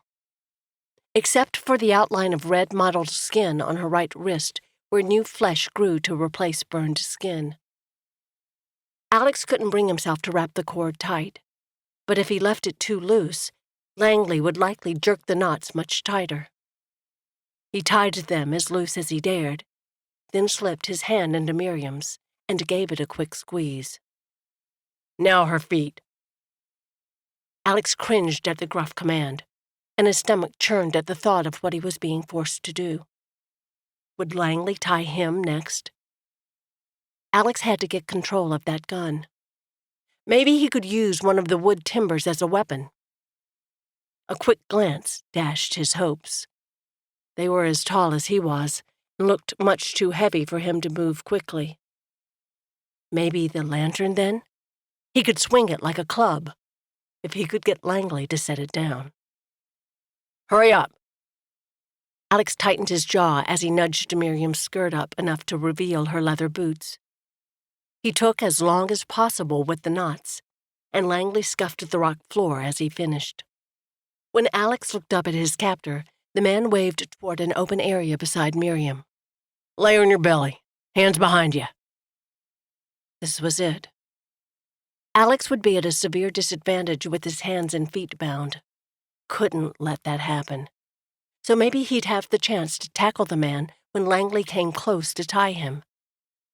Alex laid on the floor as instructed and crossed his wrists behind him. With his head facing the man, he watched Langley set down the lantern and approach. The burly oaf eyed him, holding the Colt well in front and aimed directly at Alex. Did it shake a little? Maybe that was the dance of the flame through the lantern's glass. Langley gripped a piece of rope and tucked the pistol between his knees as he bent over Alex. His grip was like a vice as he seized Alex's wrists and jerked them up to wrap the braided cord. Alex twisted to the side in a quick motion, drawing his legs forward and kicking hard at Langley's knees. But the man was too fast. He grabbed the handgun and leaped back in a lightning-fast movement. A mighty boom rent the air, an explosion of sound ricocheting off the stone walls and vibrating the ground beneath them. Miriam screamed before she could stop herself. Her hands strained at the rope in an instinctive ache to cover her ears. Was that a nitroglycerin explosion? Would the mine cave in around them? She craned her neck to watch for falling timbers. Clouds of dust wafted through the air, but no part of the tunnel seemed to be moving. "Next time I'll aim for her." She jerked her attention back to the man pointing the pistol exactly where he'd said. At her chest. That same area seized. God, I'm not ready to die. "I'll be still." Alex's voice was hard as the stone around them. Langley slowly lowered the Colt, his gaze flicking between the two of them. He muttered several words Miriam had only heard once, when a group of rough miners came into Aunt Pearl's cafe. They'd made her feel dirty then, but now they sank through her veins like ice. Langley made quick work of binding Alex's hands and feet, jerking hard on the knots with a grunt each time. Miriam's eyes scanned the cavern where they sat. Wooden beams supported the sides and ceiling every few feet. What did Langley intend to do with them? Leave them here to die of starvation? That might be the best possible scenario. It'd give them time to find a way out, even if they had to dig through to the surface. Langley pulled one final time on the rope at Alex's feet, then backed away. "Get over by that A fit of coughing interrupted his words. The wet hacking struck a familiar chord in Miriam's mind. Wasn't that the same sound his brother had made before he died? Was this man suffering from the same illness? Another feeling seized her chest. It couldn't be sympathy, not when the man held a gun on them. But his pistol shook with his shoulders now as Langley tried to stop the coughs. Out of the corner of her eye, she saw Alex slide his legs underneath him. Langley saw it too, because the click of his gun cocking echoed through the tunnel. Alex froze. Langley finally stopped coughing, his breath wheezing as he struggled to catch it. "Get over to that wall." He motioned with the gun toward a spot on the wall where Alex would be separated from her by a pile of timbers. A wave of disappointment washed through her. If she and Alex could sit together, maybe they could try to untie each other's bonds, or at the very least, she'd have his presence, and maybe they could brainstorm an escape plan together. Their captor stepped toward the opposite wall and picked up something just outside the circle of light. A can of some sort. He tucked the pistol in the waistband of his pants, then removed the lid and strode toward her. He veered at the last moment and dumped the contents over a pile of wood a few feet to her left. As a sickeningly sweet odor permeated the air, it awakened a terrifying realization. Langley was planning to set the place on fire. Chapter 24. Terror roiled in Miriam's stomach. For the first time, it was a very real possibility they might not come out of this alive. Langley pointed to the spot he'd just doused and glared at Miriam. "Sit there." She hesitated only a moment. Clenching her lip in her teeth, she scooted up and crawled over the wood planks to where he pointed. The man turned and retrieved another can, then dumped the contents onto the pile of timbers between her and Alex. He jerked his head toward it, barely glancing at Alex. "You. There." Alex obeyed, scooting up to sit on the pile of wood. Once he was settled, he looked back at Langley as the man turned away from them. "Your brother was a good man, Tad." Alex's voice rose steady and calming, that reassuring accent he used with patience. No hint of fear. How did he do it? Langley stopped mid-stride and glared at Alex, then spit onto the floor and tossed the empty can into the darkness. The clatter resounded against the stone walls for several seconds. "Until you killed him." The venom in his words could have slain a grizzly bear. "I did everything I could for Mick, but the long fever was too advanced. I know you miss him, Dad, but killing us won't bring him back." The man turned with a roar, fists clenched at his sides. For a second, it looked like he might charge Alex and tear him apart with his bare hands. "You killed my brother." Langley stood there, shoulders heaving. Miriam cringed, willing Alex not to respond. The man was obviously not in any condition to reason with. After a few moments, Langley spun and stepped back to the far wall where he'd retrieved the cans of kerosene. He knelt down and seemed to be fiddling with something. The smell of the oil so near made her stomach churn, and Miriam tried not to breathe through her nose. She glanced at Alex, but he stared at their captor, jaw set and mouth pinched in a narrow line. She sank back against the stone behind her. Was she ready to die? So many things she still wanted to do and see, and she'd never had the chance to tell Alex how much he meant to her. Even if he didn't return the feelings, she loved him with every ounce of her being. That was clear now. Another glance at him sent a surge of longing through her chest. She turned away and stared down at her skirt. Faces paraded through her mind. Mrs. Malmgren, with her spunky outlook on life. Dirty faces of miners who'd been kind and respectful, many of them with lung illness or breathing difficulty. There were so many still to help. Together, maybe she and Alex could have made a difference. God, I prayed for your will. If this is it, be with those others. Send someone else to help them. Alex stared at Tad Langley's back as thoughts tumbled through his mind. His own death wouldn't be any great tragedy. Maybe he deserved it after all the times he'd failed with his patients. With Britt. But Miriam, she didn't deserve to die. Someone so amazing, full of life and kindness, and so many talents. She deserved to marry a wealthy gentleman, travel the world, have babies to love.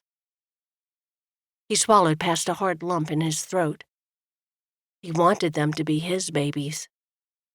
God, why are you letting it end like this?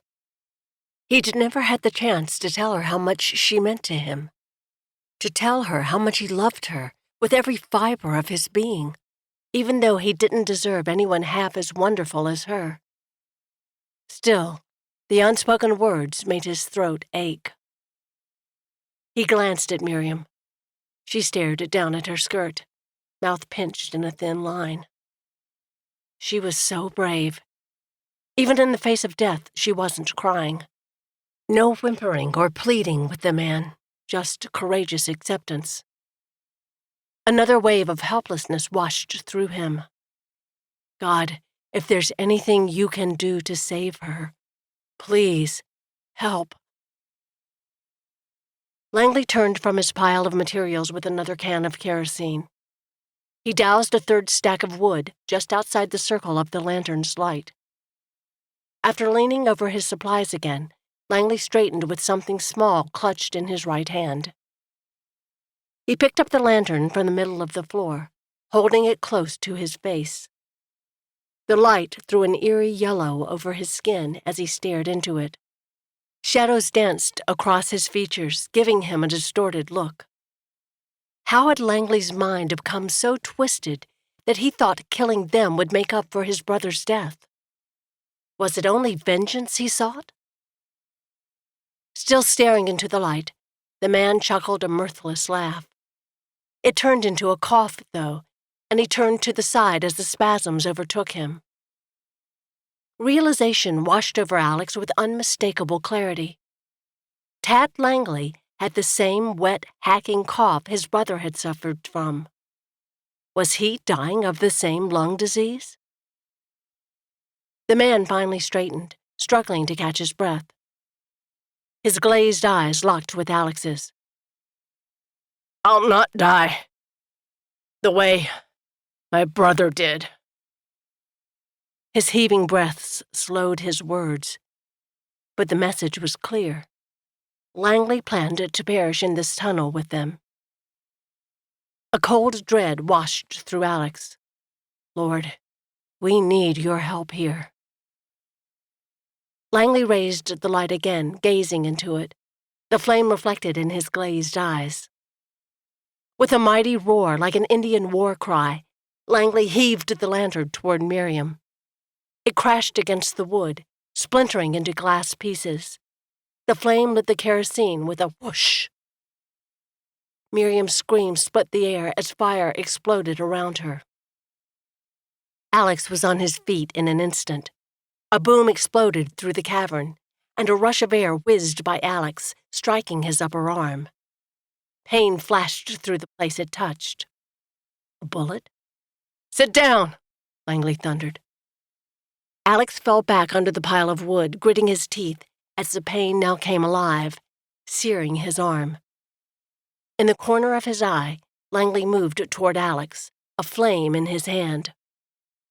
With a rush, fire burst around Alex. He fought against it, scooting back to the wall as the flames took hold of his trouser legs. A scream permeated his awareness. Miriam. His mind clearing, Alex rolled over, passing through the flames. Searing heat and fire lit his legs.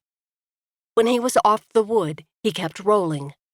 In seconds, the flame doused. As he leaped to his feet, the bond at Alex's feet broke free. The fire must have weakened it. With his hands still tied, he sprinted toward Miriam. She'd moved off her pile of burning timbers, too, but now lay in another blaze, as flame billowed from her skirts. She cried out, a sort of half-scream, half-moan. Alex fought to pull his hands free, but the rope held fast at his wrists. "Roll over!" he yelled. Was it loud enough to penetrate Miriam's pain and fear? With his boot, he pushed against her legs. She got the idea and rolled several times until the flame finally burned out. With that disaster abated, Alex spun to face the next threat. Where was Langley? Flames from the two piles of wood rose almost as tall as Alex, popping and roaring as they devoured the kerosene and wood, and the air. He spotted Langley, on his knees, doubled over as his shoulders shook in a coughing fit. Now was his chance. Eyeing the nearest fire, Alex strode toward it. He turned his back to the fire and craned to see as he shuffled backward until the cord at his wrist touched the flame. Heat seared his skin, but Alex clamped his jaw against the pain. The moment the rope pulled free, he jerked his arms away and stumbled forward, grabbing his wrists with both hands. The pain almost blinded him as he clutched his burning flesh. But he still had a job to do. God help me. Eyeing Langley, he spotted the pistol in the man's front waistband. Alex crept around behind him. He'd have to be quick enough to get the gun before Langley did, but that would be a challenge because of the way the man doubled over from coughing. Inhaling a breath, Alex lunged, wrapping his arms around the man's thick mass as he reached for the Colt. The force of his charge propelled them both to the ground. Langley cried out. Then his body went limp under Alex. Alex scrambled to turn the man over until a glint of silver appeared within the folds of his shirt. He closed his fists around the wooden handle and jerked it free, then clambered backward until he was a safe distance away. He pointed the handgun at Langley, clutching it with both hands to keep from shaking. But Langley still didn't move. No coughing, no struggling to rise. Just lay there with his body contorted into the position Alex had rolled him. Goosebumps raised over Alex's arms, despite the heat from the fire just feet away. Were they safe? Or was Langley bluffing, trying to lull him into a sense of security so he could pounce? Or had he hurt the man? Nausea rose into Alex's throat. He'd never intentionally caused injury to another human being. It warred against everything within him, against the Hippocratic oath he'd sworn to uphold. Pressure on Alex's arm jerked his attention, and he whirled to face the threat. Miriam. Pain and fear washed in her eyes through the smoky haze. He had to get her out of here. He reached for her hand, but stopped. Her wrists were still tied behind her back. Were her feet bound, too? Alex scanned the area. What could he use to cut the straps? The flames had grown taller beside them, shoulder height now. Any moment they would spread to the timbers that lined the walls and ceiling. They had to get out. His gaze landed on Langley.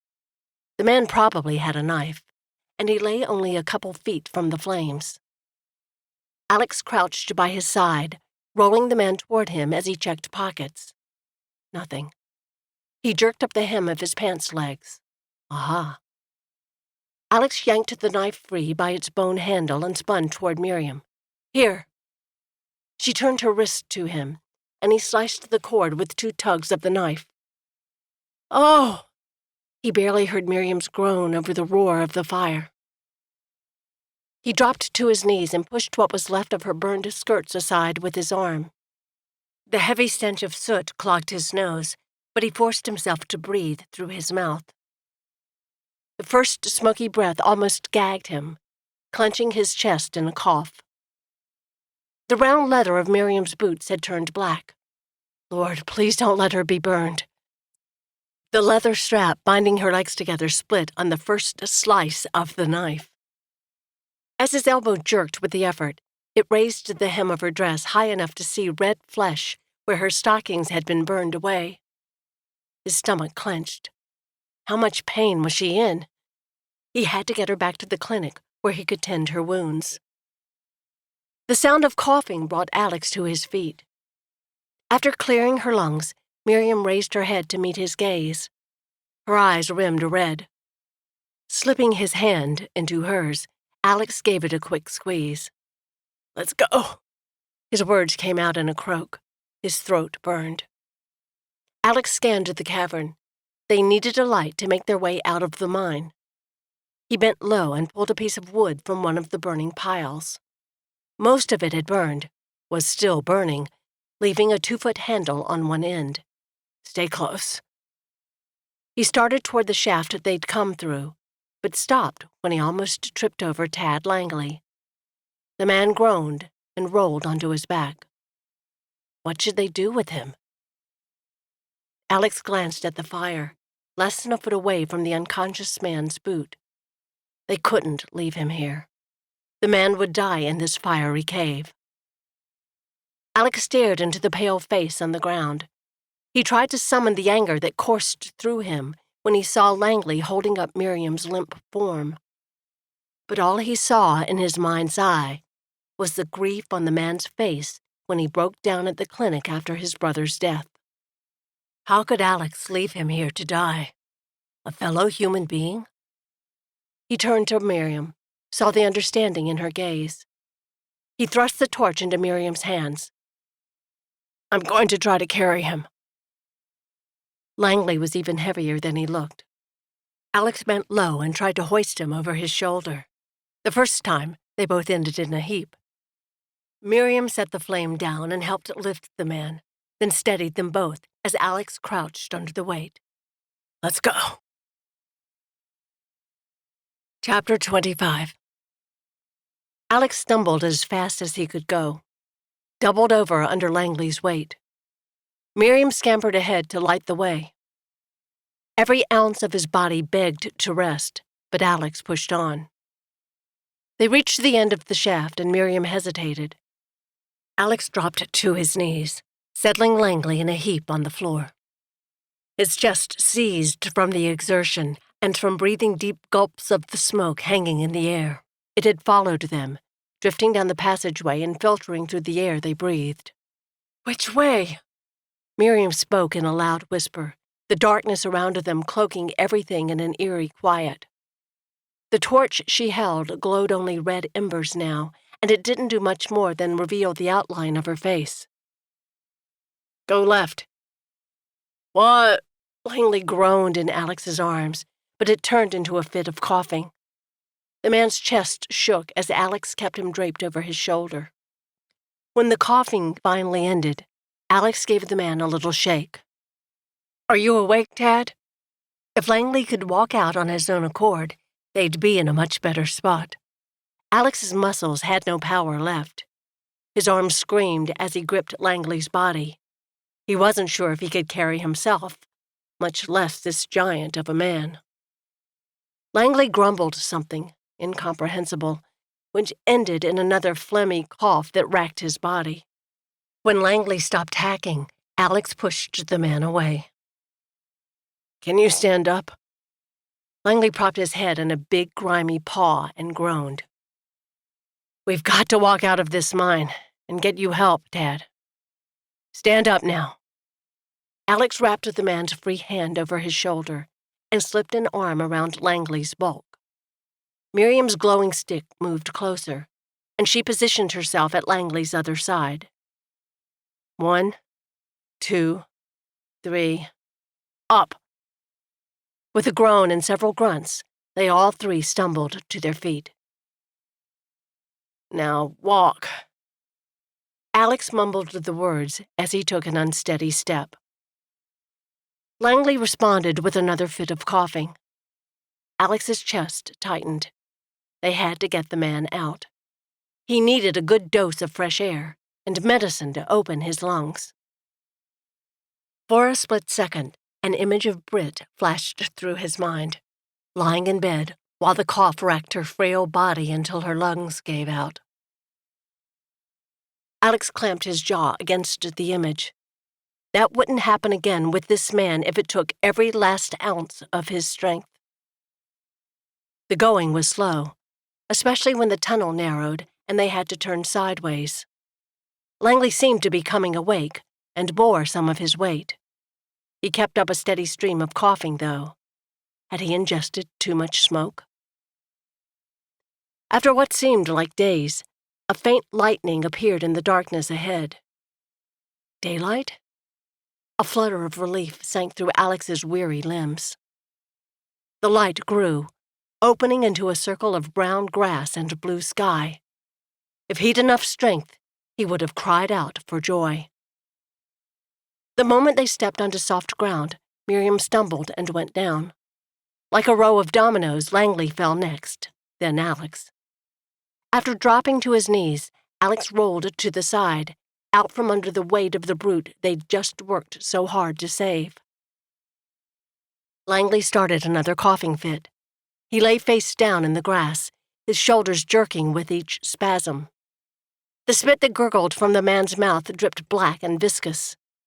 Each racking cough sounded like the last contraction of the man's lungs before they collapsed. When the coughing spell finally ended, Langley crumbled to the ground, his back rising with each gasp for air. Alex struggled to his knees and leaned close, pressing his ear against the man's back.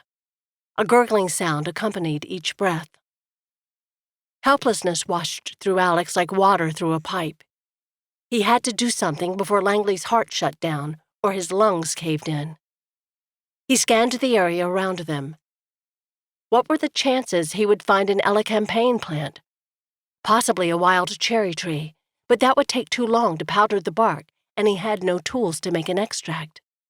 God, help me help this man. What's wrong, Alex? His head jerked to meet Miriam's troubled gaze. I don't have anything to help him. If you stay here and pray, I'll run back to the clinic and get what you need. A surge of anger sluiced through him. The man's about to die, Miriam. I've seen this before, and he won't last until you get back. She leaned forward to rest her hand on Alex's arm. Then pray, Alex. Put him in God's hands. That won't... He cut himself off before he spoke the blasphemous words. But bitterness quickly overshadowed the anger in his chest. Britt's lifeless form filled his mind. Pale. Just a ghost of the vibrant child she'd been before he failed her. That won't what? Miriam's voice was soft, yet probing. Alex sank onto his heels, his chin dropping as he stared at the man's heaving back. That didn't make a difference with Britt. He mumbled the words, but her quick intake of breath told him she'd understood perfectly. Another fit of coughing from Langley interrupted their silence. This one was shorter, but the convulsions more severe, if that were possible. They were going to lose him, and there was nothing Alex could do except sit there and watch. It wasn't your fault, Alex. His hands gripped into fists where they rested on his thighs. She didn't understand. You were a 13-year-old boy. He clenched his jaw. Nothing she said would change the way he'd failed his sister. If only he could go back in time, erase that awful day, or at least take her place on that deathbed. Do you think you're powerful enough to change God's will? He jerked his head up. What? God has a plan for every person he creates.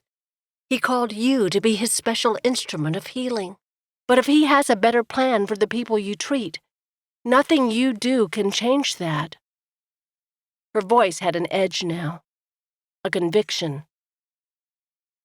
The thought struck him like a blow to the chest, but was he getting in God's way? How can he want these people to die? How could he want Britt to die? His voice cracked on the last two words. Maybe Britt had accomplished what he created her for. The gentleness crept back into Miriam's voice.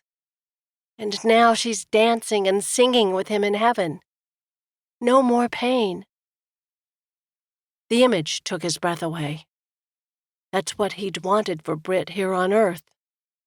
Had she been enjoying it in heaven all these years? A blanket of peace settled over him, lightening his shoulders. Do what God called you to do, Alex, and let Him handle the rest. Alex's eyes drifted shut as he absorbed the words. Let Him handle the rest. He inhaled a deep breath and released it. God, how could I have it wrong all these years? I want to be your tool. Use me to help these people, but don't let me forget you're in control. Langley started coughing again, deep, shaking spasms of his whole body. Lord, I give you care of this man. Into your hands I commit him. Alex bowed his head. Help him. The voice was so clear, Alex's eyes flew open to see who had spoken. Miriam leaned low over Langley, brushing the hair from his face and speaking soothing words. Hadn't she heard the voice? Help him. Lord? Alex raised his eyes to the clear blue sky. A single white cloud surrounded by a blue so rich no artist could duplicate it. Is that you, God? Show me how. What's this? Miriam's words brought his focus down. She held up a small glass bottle. It was in his shirt pocket. Alex sucked in a breath, reaching for the jar with clumsy fingers. Could it be? The white label held words scribbled in his own hand. Elecampane root extract. Thank you, God. His face stretched into a wide smile as he gazed at Miriam. It's what he needs. Help me turn him so he can sit up. Langley was barely conscious as they adjusted his position. Miriam propped herself behind his back, since the man didn't seem to have the strength to hold himself upright. With trembling fingers, Alex poured a hefty dose into Langley's mouth. That should help right away. He held the bottle up to peer through the amber glass. There's enough here for one more dose, just enough until we get him back to the clinic. He took in Miriam with his gaze. Do you know how to get back to town from here? She looked around, and his eyes followed her stare. There seemed to be an overgrown driveway through the wood to their left. I should be able to follow that to a road I recognize. Together they laid Langley down on the grass. The man's eyes cracked open, settling their unfocused gaze on Alex. Feeling any better? The slightest of nods. I'll give you another dose in a few minutes. Alex's mouth quirked on one side. If I'd known you had elecampane in your pocket, we could have saved us all some worry. One corner of the man's mouth raised a fraction of an inch, as his eyelids drifted shut again. It's a good thing Langley didn't try to talk. His vocal cords would likely take days to recover from the smoke damage. Miriam started to rise, and Alex scrambled to do the same. As he stepped around Langley's feet, his gaze wandered to the overgrown trail that he hoped led to a road. How far outside of town were they? It had seemed like forever on the walk out here, but they'd probably traveled about 15 minutes. Still, that was the shortcut. What if she met up with some rowdies on the road? What was he thinking sending a woman, this woman, off by herself in the middle of nowhere? I'll be all right, Alex. Miriam slipped her hand into his, pulling his attention to her face. She was beautiful. Everything about her touched his heart and soul in a way he hadn't thought possible. She cared about people more than anyone he'd ever known. Even this rough miner who'd knocked her unconscious, bound her hands and feet, and tried to burn her alive. Yet, she still ministered to him with compassion and kindness.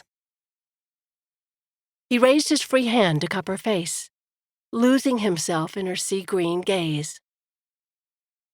"You're an amazing lady, Miriam Bryant. How could I help but love you?" Her lips parted as she inhaled a breath. He was too far gone to turn back now. "You deserve so much better. But I can't imagine my life without you. Please say you'll marry me." A sheen of moisture washed her eyes, and they glittered in the sunlight. Her mouth pressed tight, as if she were holding back tears. Had he upset her? What was he thinking to propose out here after they'd just been kidnapped and almost murdered? He swallowed. "I'm sorry. I shouldn't have sprung that on you. It's just, after today, we never know what tomorrow will bring. And no matter what, I want you with me." He took both of her hands in his own and raised them to press a kiss on her fingertips. "If you want to go back east, we can. We'll tour the world if that will make you happy. Just say the words." Miriam fought back a sob of joy. Alex loved her and wanted to marry her. Oh, God, thank you! It was too good to be true. She had to get control of her emotions before Alex kept talking and had them on a ship bound for the West Indies. She pulled her fingers free from his grasp and touched them to his lips. He froze mid-sentence, and she rewarded him with a smile. "I would love to marry you, Alex." He closed his hand over hers and planted a kiss on her fingertips, then another on the fleshy part of her palm that sent shivers through her. His brown eyes darkened as he slipped a hand behind her neck and drew her close. His lips settled over hers in a touch gentle and achingly sweet. Oh, heaven. His kiss was everything she'd dreamed of, and so much more. Her whole body answered, filling her response with all the love that had grown within her for this man. With a groan, he tore himself away. His chest heaved as he lowered his forehead to hers. "Have I told you lately how amazing you are?" Miriam smiled as she worked to steady her own breathing. She cupped his face with her hands, skimming the hint of stubble that had grown since the morning. "You're pretty incredible yourself." He nipped at her little finger, holding it for a second between his lips. The act made her want to pull his mouth down to hers again. A cough from Langley broke through her thoughts. Miriam nibbled her lip. "I'd better go for help." He blinked, his brows furrowing as if he were trying to interpret her words. Then he planted a final kiss on her palm and stepped back. "I'll go. No telling who you might run into on the road." A flare of determination whipped through Miriam. "You need to stay with Mr. Langley. I'll hurry, and I'll be fine." As if to prove Alex's necessity, the man on the ground released another deep cough. Alex glanced between her and Langley, obviously torn. She squeezed his hand and stepped away. "I'll be back as quick as I can." "Wait." Miriam stopped as he closed the distance between them, gripped her shoulders with both hands, then swooped down for another kiss. This was not the gentle caress from minutes before. It spoke of his urgency, his desperation, his desire to control, even though he knew it was beyond his control.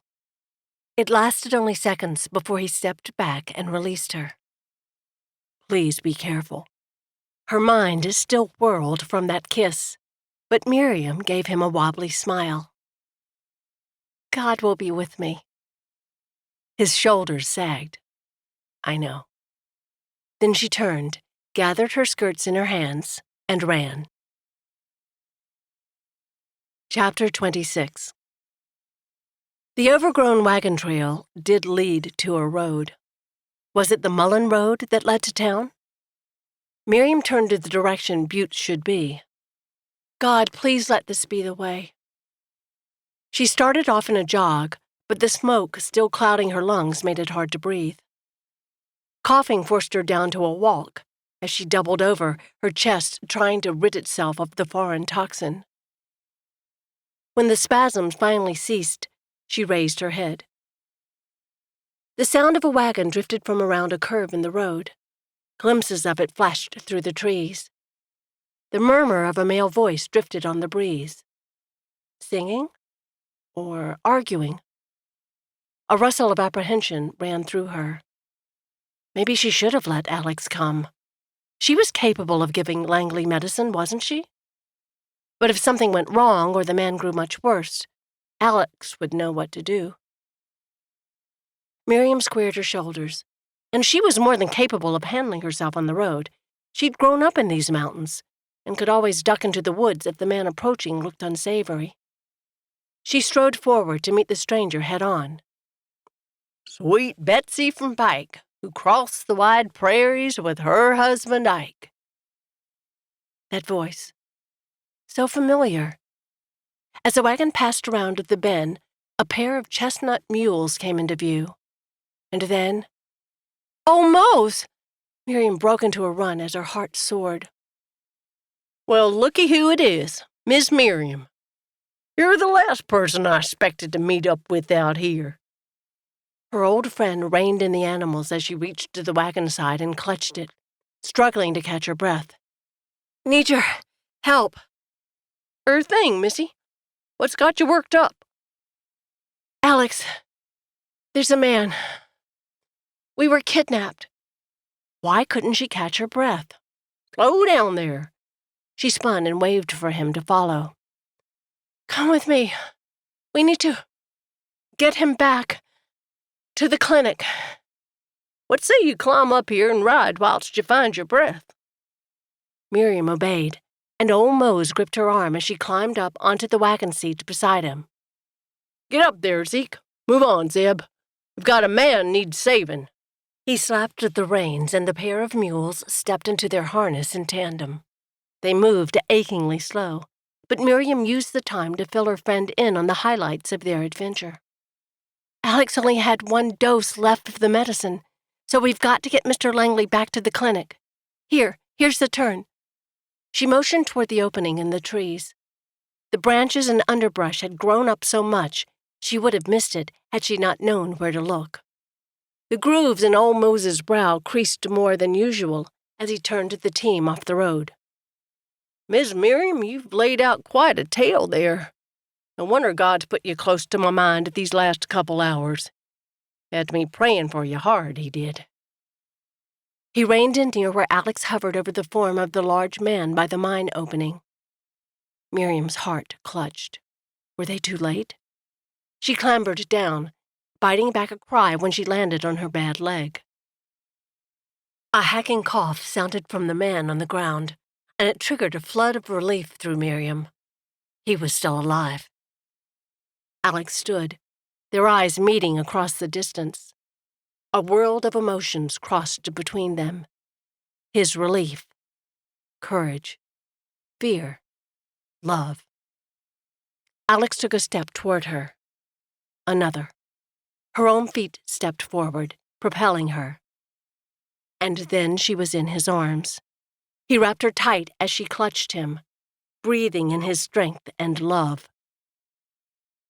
Alex loosened his grip too soon, but he slipped an arm around her waist as he turned to face old Mose, who stood over Langley. "I just gave him another dose of Ellie campaign. He'll need more within the hour, so we need to hurry." "Can you walk, young feller?" Old Mose eyed Langley, who looked up at them through barely squinted eyes. Each breath rasped as it raised his chest. "Yeah," the man wheezed, but he didn't make a move to rise. Giving her side a final squeeze, Alex stepped away and squatted beside the man. "If you can get that side, almost, let's lift him up." Grunts sounded as they raised Langley between them and shuffled toward the wagon. Miriam limped ahead to take off the rear board so they could lay him in the back. The men propped Langley against several sacks of cornmeal. "'Twas out making deliveries to the mines," old Mose said, motioning toward the half-dozen crates stacked beside the bags. "I'll sit back here with him." Alex hunkered down beside Langley. Miriam's heart squeezed at the sight of her beloved. Even though this ne'er-do-well had kidnapped and tried to kill them, Alex did everything possible to save the man's life. How many other men would do the same? "Thank you, Lord, for bringing Alex to me." The ride to the clinic took forever. Alex had Langley propped completely upright, but the coughs still shook his entire body. This cold air wasn't helping any, especially when the wind whipped up. Brian met them on the boardwalk in front of the clinic, a hand shading his eyes against the glare of the late afternoon sun. He didn't speak, but the question on his face was clear. "This man's in a bad way. Help me get him in, to a cot." Alex rose to his knees while he motioned to his brother. Brian obeyed, murmuring a greeting to Tad as they lifted him from the wagon. Miriam had already headed inside to get things ready. "Reckon I'll go get the sheriff if you youngsters have things in hand here," Olmo said from his perch on the wagon. Brian's gaze jerked up to Alex. "The sheriff?" Alex pinched his lips together as his mind skimmed over what they'd been through. "Langley kidnapped Miriam and marched us into an old mine at gunpoint. Set the place on fire and planned to kill all three of us. The smoke knocked him out first, though, so we were able to get out." Brian jerked upright. He looked like he would step back and leave Langley to fall in a heap. "Come on, man. Help me get him inside." Alex nodded up the steps to the clinic door as he teetered under the weight of the giant. Brian's gaze skittered from the doorway, where Miriam had disappeared, to Langley, then up to Alex. "This man tried to kill you and now you're saving his life?" Brian didn't add, "Have you gone daft?"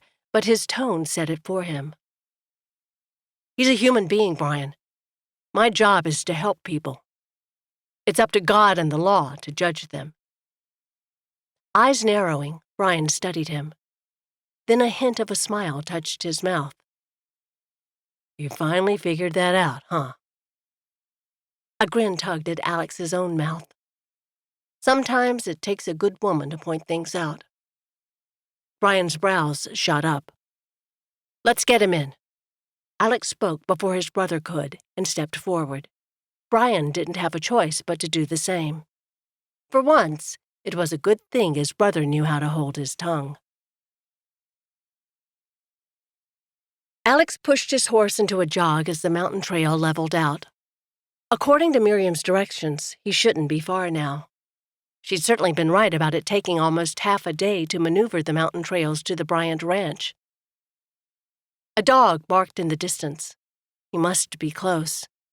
A side road split off from the main wagon path he traveled, and Alex took the smaller fork left. The trees opened to a clearing where a log cabin first caught his eye. Its structure was simple, with a railed porch spanning the front. White curtains hung in the windows, and rocks outlined a few barren shrubs in front of the porch. Would those spindly plants produce flowers in the spring? To the left stood the barn, with fences fanning out on three sides. One of the large double doors opened, and out frisked a mid-sized dog. It glanced back inside the door and barked as Gideon emerged. Alex's chest tightened at the sight of the man he'd come to see. Surely Gideon wouldn't be angry at his news, would he? When Gideon saw him, his face broke into a grin and his wide steps veered from the path to the house as he approached Alex. Alex dismounted and stepped forward to shake the man's hand. "Donaghue, good to see you." and then Gideon's face clouded as his grip tightened. "Where's Miriam? What's wrong?" Alex held up his other hand to stop the barrage. "She's fine. Sends her love to you and Mrs. Bryant. I just stopped by to discuss something with you." Gideon relaxed and stepped back as Alex gazed around the clearing. "Nice place you have here." He turned back to Gideon with a grin. "It's peaceful." "That's what we like about it." Gideon reached for the reins. "Come inside while I put your horse away. Leah'll have something good to feed you." That didn't sound like a bad offer, so Alex followed Gideon toward the front steps where the man let loose a whistle, then waited expectantly. Gideon's profile favored Miriam's. Her features were softer and her coloring more fair, but they had the same strong jaw and chin, the same tip at the end of their nose, the same wide eyes. His chest ached as he thought of her. Leah Bryant appeared on the front porch, wiping her hands on her apron. Her face brightened when she saw him. "You brought Miriam home?" Her gaze flitted over the horse, then drifted around the yard. "Where is she?" He felt like a heel. "Sorry, ma'am. She said she had too many things to take care of in town, and I wasn't sure her knee was ready for so many hours on horseback to get up here. She sends her love, though." Mrs. Bryant worked hard to cover her disappointment. "Well, please come in, Dr. Donaghue." Her southern accent crept out as she stepped to the side and held the door for him.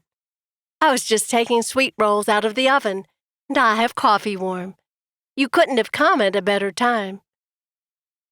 The three of them chatted an amiable conversation over coffee and cinnamon rolls that melted on his tongue. Gideon was a bit reserved, occasionally eyeing him as Alex answered one of Mrs. Bryant's questions. The man was plainly curious about his business here, but he didn't seem hostile. Had Alex expected him to be? Still, Alex's palms were damp as he drained the last sip of his coffee, and not just from the heat of the mug. "I have a mare in the barn that should be foaling soon. Care to have a look at her, Doc?" Gideon leaned back in his chair, watching Alex. Alex met the man's gaze. "Be happy to." They strode along the well-worn path to the barn. Alex clenched and unclenched his fists as he tried to find a way to raise his question. The inside of the barn was dark, and Alex blinked as his eyes adjusted to the dimness. A mare nickered to them, and Gideon met her at the stall door, taking her large head in his hands as he crooned. "Howdy, girl. You feeling okay today? Brought the doc to see how close you are." Alex slipped into the stall and ran his hands down the mare's neck, over her distended abdomen and across her hindquarters. He bent down to peer at her udder, then eased his hand under to feel of its firmness. A drop of white milk appeared on the tip when he touched it. Lastly, he raised the mare's tail and eyed the loosening of the muscles underneath. He turned to Gideon, resting a hand on the horse's back. "Gideon, to be honest, you've probably seen more pregnant mares than I have. She looks close to me, today or tomorrow." The other man nodded, approval reflected in his eyes. Was it because of his diagnosis? Or the fact that he'd been honest about his experience not equaling Gideon's? Alex let himself out of the stall and draped an arm over a rail as Gideon continued to stroke the mare. Now was the time. He cleared his throat. "I, would like to ask you something." Gideon didn't answer. Didn't turn, just kept running his hands down the horse's jaw as she dozed. He wasn't making this easy. "I'd like to marry your sister, Gideon. I'd like your blessing, if you're willing to give it." There, it was out. But he couldn't take a breath as he watched Miriam's older brother. The man's gaze rose to somewhere in the distance, farther than the stall wall where his eyes landed. His expression was impossible to read. Finally, he spoke a single word. "Why?" Alex swallowed. No, not making this easy. Because I love her. She's the most amazing woman I've ever met. How did he put into words how he felt about Miriam, especially to her brother? Gideon nodded, then stood quiet for another moment. At last he sighed. It's all right with me. He turned to look at Alex dead on. But the final decision is Miriam's. Relief coursed through Alex. He wanted to let out a whoop, but settled for a grin. Thank you. Reaching into his coat pocket, Alex pulled out a paper, folded and sealed. Miriam said I had to wait until after I asked to give you this. Gideon raised a brow, but took the paper, split the wax seal, and started reading. Alex licked his lips as he eyed the man, but it was like watching an expert card sharp. No facial expression except for a single raised brow, before he refolded the paper and slipped it into his pocket. After a final pat on the mare's neck, Gideon turned to Alex and rested a hand on his shoulder. I reckon it's settled then. Let's go tell Leah the good news. Chapter 27. Did they say when they're coming down for the wedding? Miriam tugged Alex's arm as they strolled on the road skirting the edge of town. Alex had returned from Gideon and Leah's late last night, and he'd left Brian in the clinic again today, while Alex saw to business around town. Now evening had come and the clinic was closed, so she'd finally stolen him away to hear the details of his conversation with her brother. 2 weeks. He tried to convince me to wait until spring, but I held my ground. Alex shot her a grin that warmed all the way to her toes. 2 weeks is good. She turned her face up to absorb the last few rays of the setting sun. They walked in silence for several minutes, until Alex spoke. I talked to the sheriff today. She jerked her gaze to him. What'd he say? Wanted to move Langley to a cell. I told him he needed to stay at the clinic for a couple more days at least. She studied his expression. Having the man there where she worked still sent a tingle of unease down her spine. But he was so sick, barely strong enough to feed himself. They couldn't send him away just yet. And Brian had taken over the man's care completely, so she didn't have to spend time around him. Alex stopped walking and searched her eyes. Would you rather I have him moved to the jail? She forced her face into a smile, but it wasn't so hard. No, he's where he needs to be. The line of his mouth eased. You're amazing. Miriam couldn't hold his gaze as warmth crept up her neck. Did the sheriff say what he'd do with Mr. Langley when he's better? He's working on an idea. I thought it a good one myself. She raised her brows. Since Langley's mental state is questionable, he thought it best the man leaves this part of the territory. He's sending him back to Kansas. That's where the brothers hail from, and apparently Tad still has family there.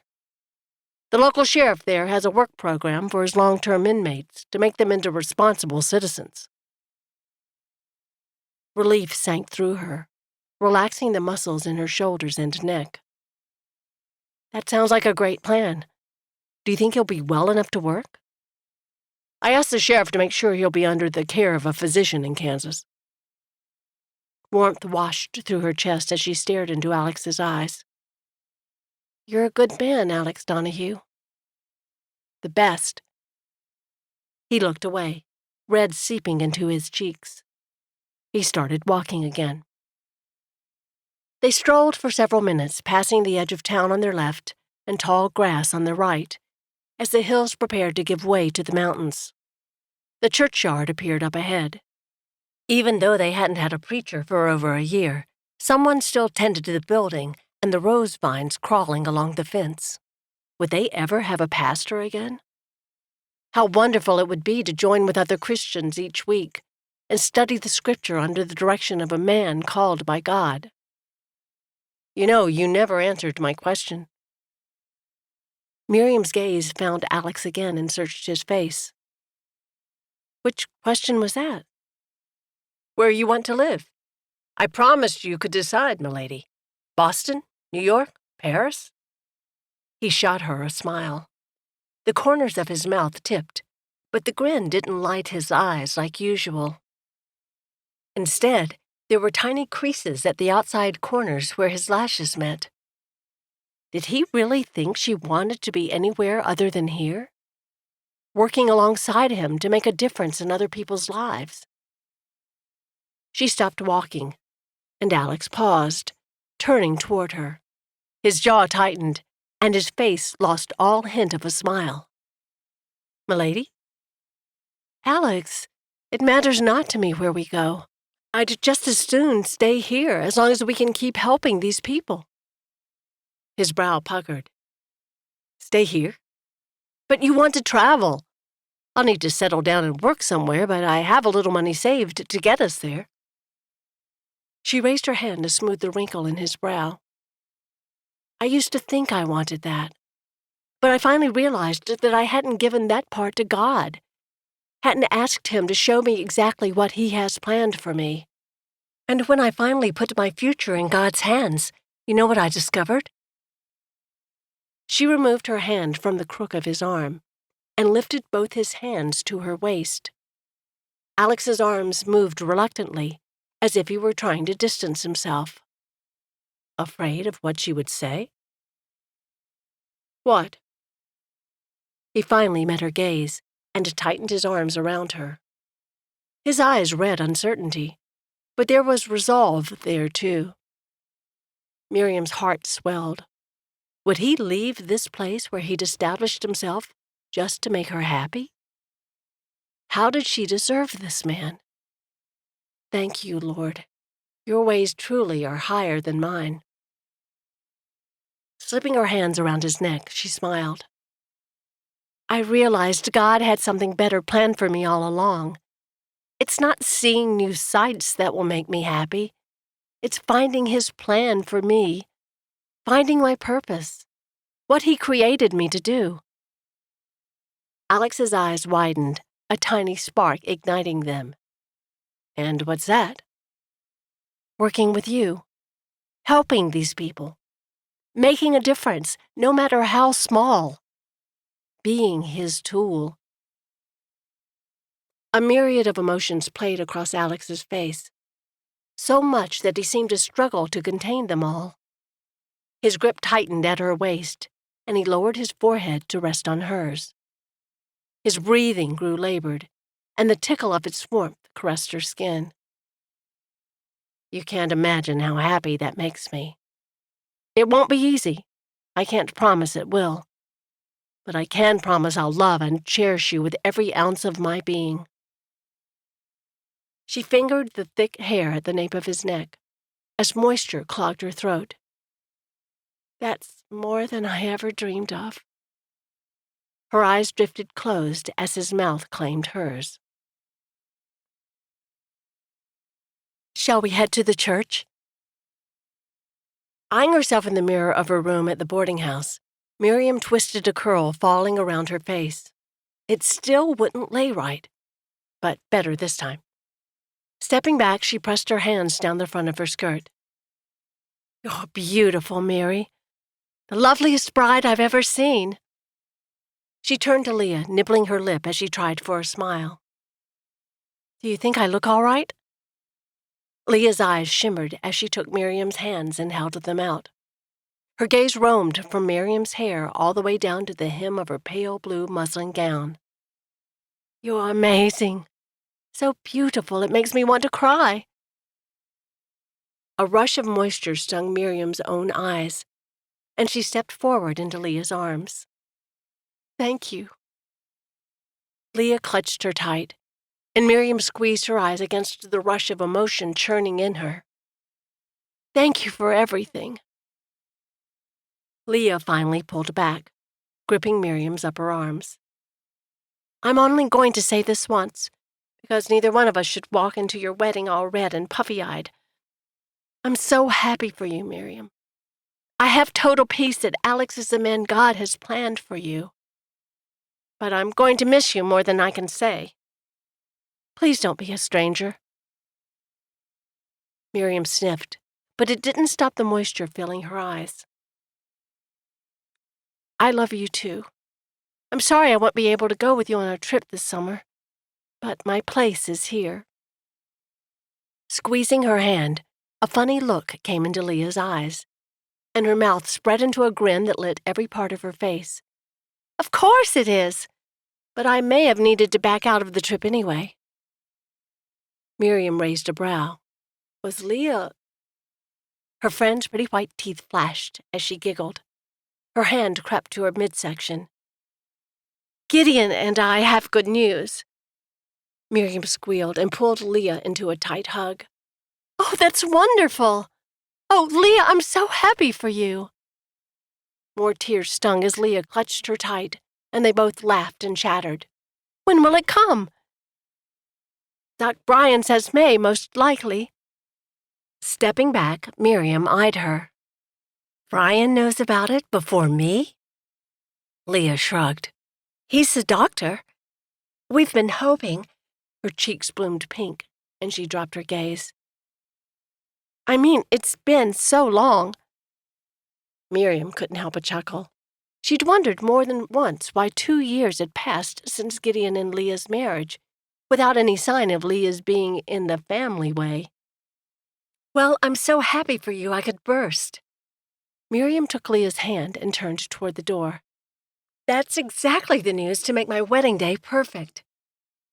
Leah gasped, tightening her grip on Miriam's hand. "Your wedding! We have to get you to the church." Alex shuffled from one foot to the other as he stood in the front of the church. What was taking so long? A chuckle drifted from Brian, who stood beside him. "He's coming, man. Relax." Of course she was coming. Alex adjusted the string tie at his neck. Right? Miriam wouldn't back out now. He scanned the crowd. It was amazing how many people had come for their little ceremony. So many of their patients. The sight sent a warmth through his chest. Old Mose sat in the second row beside Mrs. Malmgren. The old freighter had his hair slicked to the side, and a grin split his face like a proud tomcat. What was going on between those two? The back door opened, grabbing his attention and tightening every muscle in him. Leah Bryant slipped through, a smile lighting her face as she stepped down the aisle and stopped across from him. She gave him a secretive grin. Anticipation tightened his stomach as he focused his attention on the back door. Miriam had to be next, right? At last, the wood hinge creaked as the door opened. Gideon was the first over the threshold, and on his arm walked a woman so beautiful she took his breath away. Miriam's hair was coiled high, revealing the slender grace of her neck. A few loose curls hung down, framing her heart-shaped face. Her lips formed a gentle smile. Even now, his own mouth remembered their taste and feel. As she strolled toward him, Alex's eyes roamed up to hers. His breath caught. The love in her gaze. The devotion. The purity. It flooded his soul, swelling his heart to overflowing. Lord, help me deserve her. A peace washed through him. Yes, with God's help. He would love this woman with every fiber of his being. As Miriam reached the front of the church on her brother's arm, Alex was barely aware of the judge speaking beside him. "Who gives this woman in marriage?" "My wife and I do." Gideon's deep voice rumbled the words as he shot a glance at Leah on Miriam's other side. Miriam reached up to kiss her brother on the cheek, murmuring something in his ear.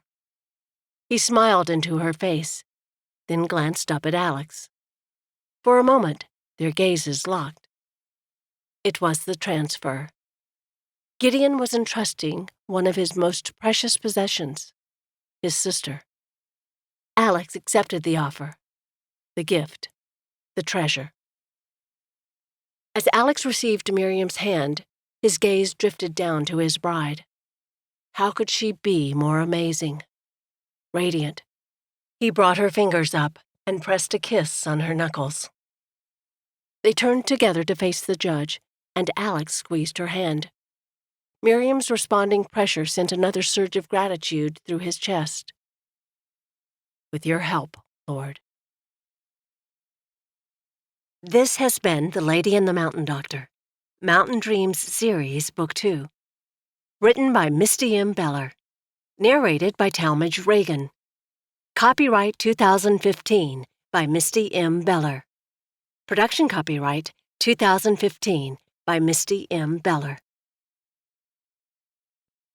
And here's a peek at the next book in the series, The Lady and the Mountain Fire, Doc Bryan's story. Chapter 1. June 22nd, 1877, Butte City, Montana Territory. Claire Sullivan hated fire, but the magnificence of this flaming sunset took her breath away. Hues of crimson, amber, and magenta lit the evening sky as they outlined the towering peaks of the Rocky Mountains. Such a far cry from the green rolling hills of the North Carolina home she'd left 2 months ago. She stood on the front porch of the cafe, where she'd stopped for directions, and scanned the area. Everything about this mountain town loomed wild and larger than life. Not just because of the peaks easily seen beyond the buildings on all sides, but also because of the rough-looking men in workers' garb filing in and out of the cafe door beside her. Claire inhaled another deep breath. The woman in the cafe, Aunt Pearl, had said Graham's house stood just 2 doors down, facing the street behind the little restaurant. Gripping her skirts, Claire gingerly descended the 2 stairs to the dusty road. She nodded to a man who'd stepped aside, waiting to climb those same steps. "Good evening, sir." His head bobbed a single nod.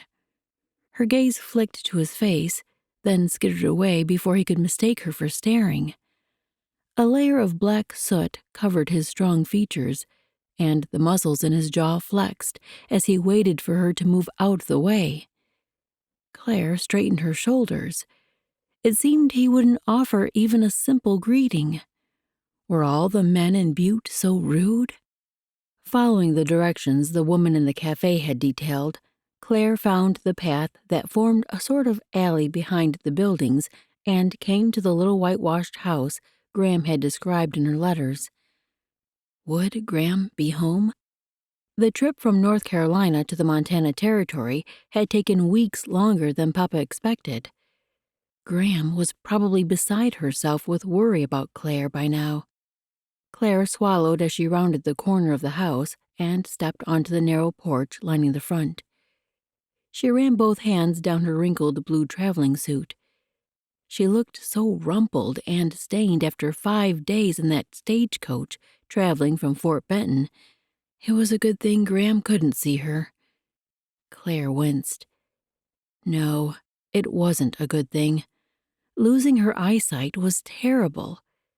If only Graham had been in North Carolina with them, where Papa could have treated her eye disease effectively. He could have made a difference. Not let her go blind like these mining town snake oil doctors had done. Facing the door with its peeling white paint, Claire raised her fist and knocked. 3 solid taps. Lord, please let her be happy I've come.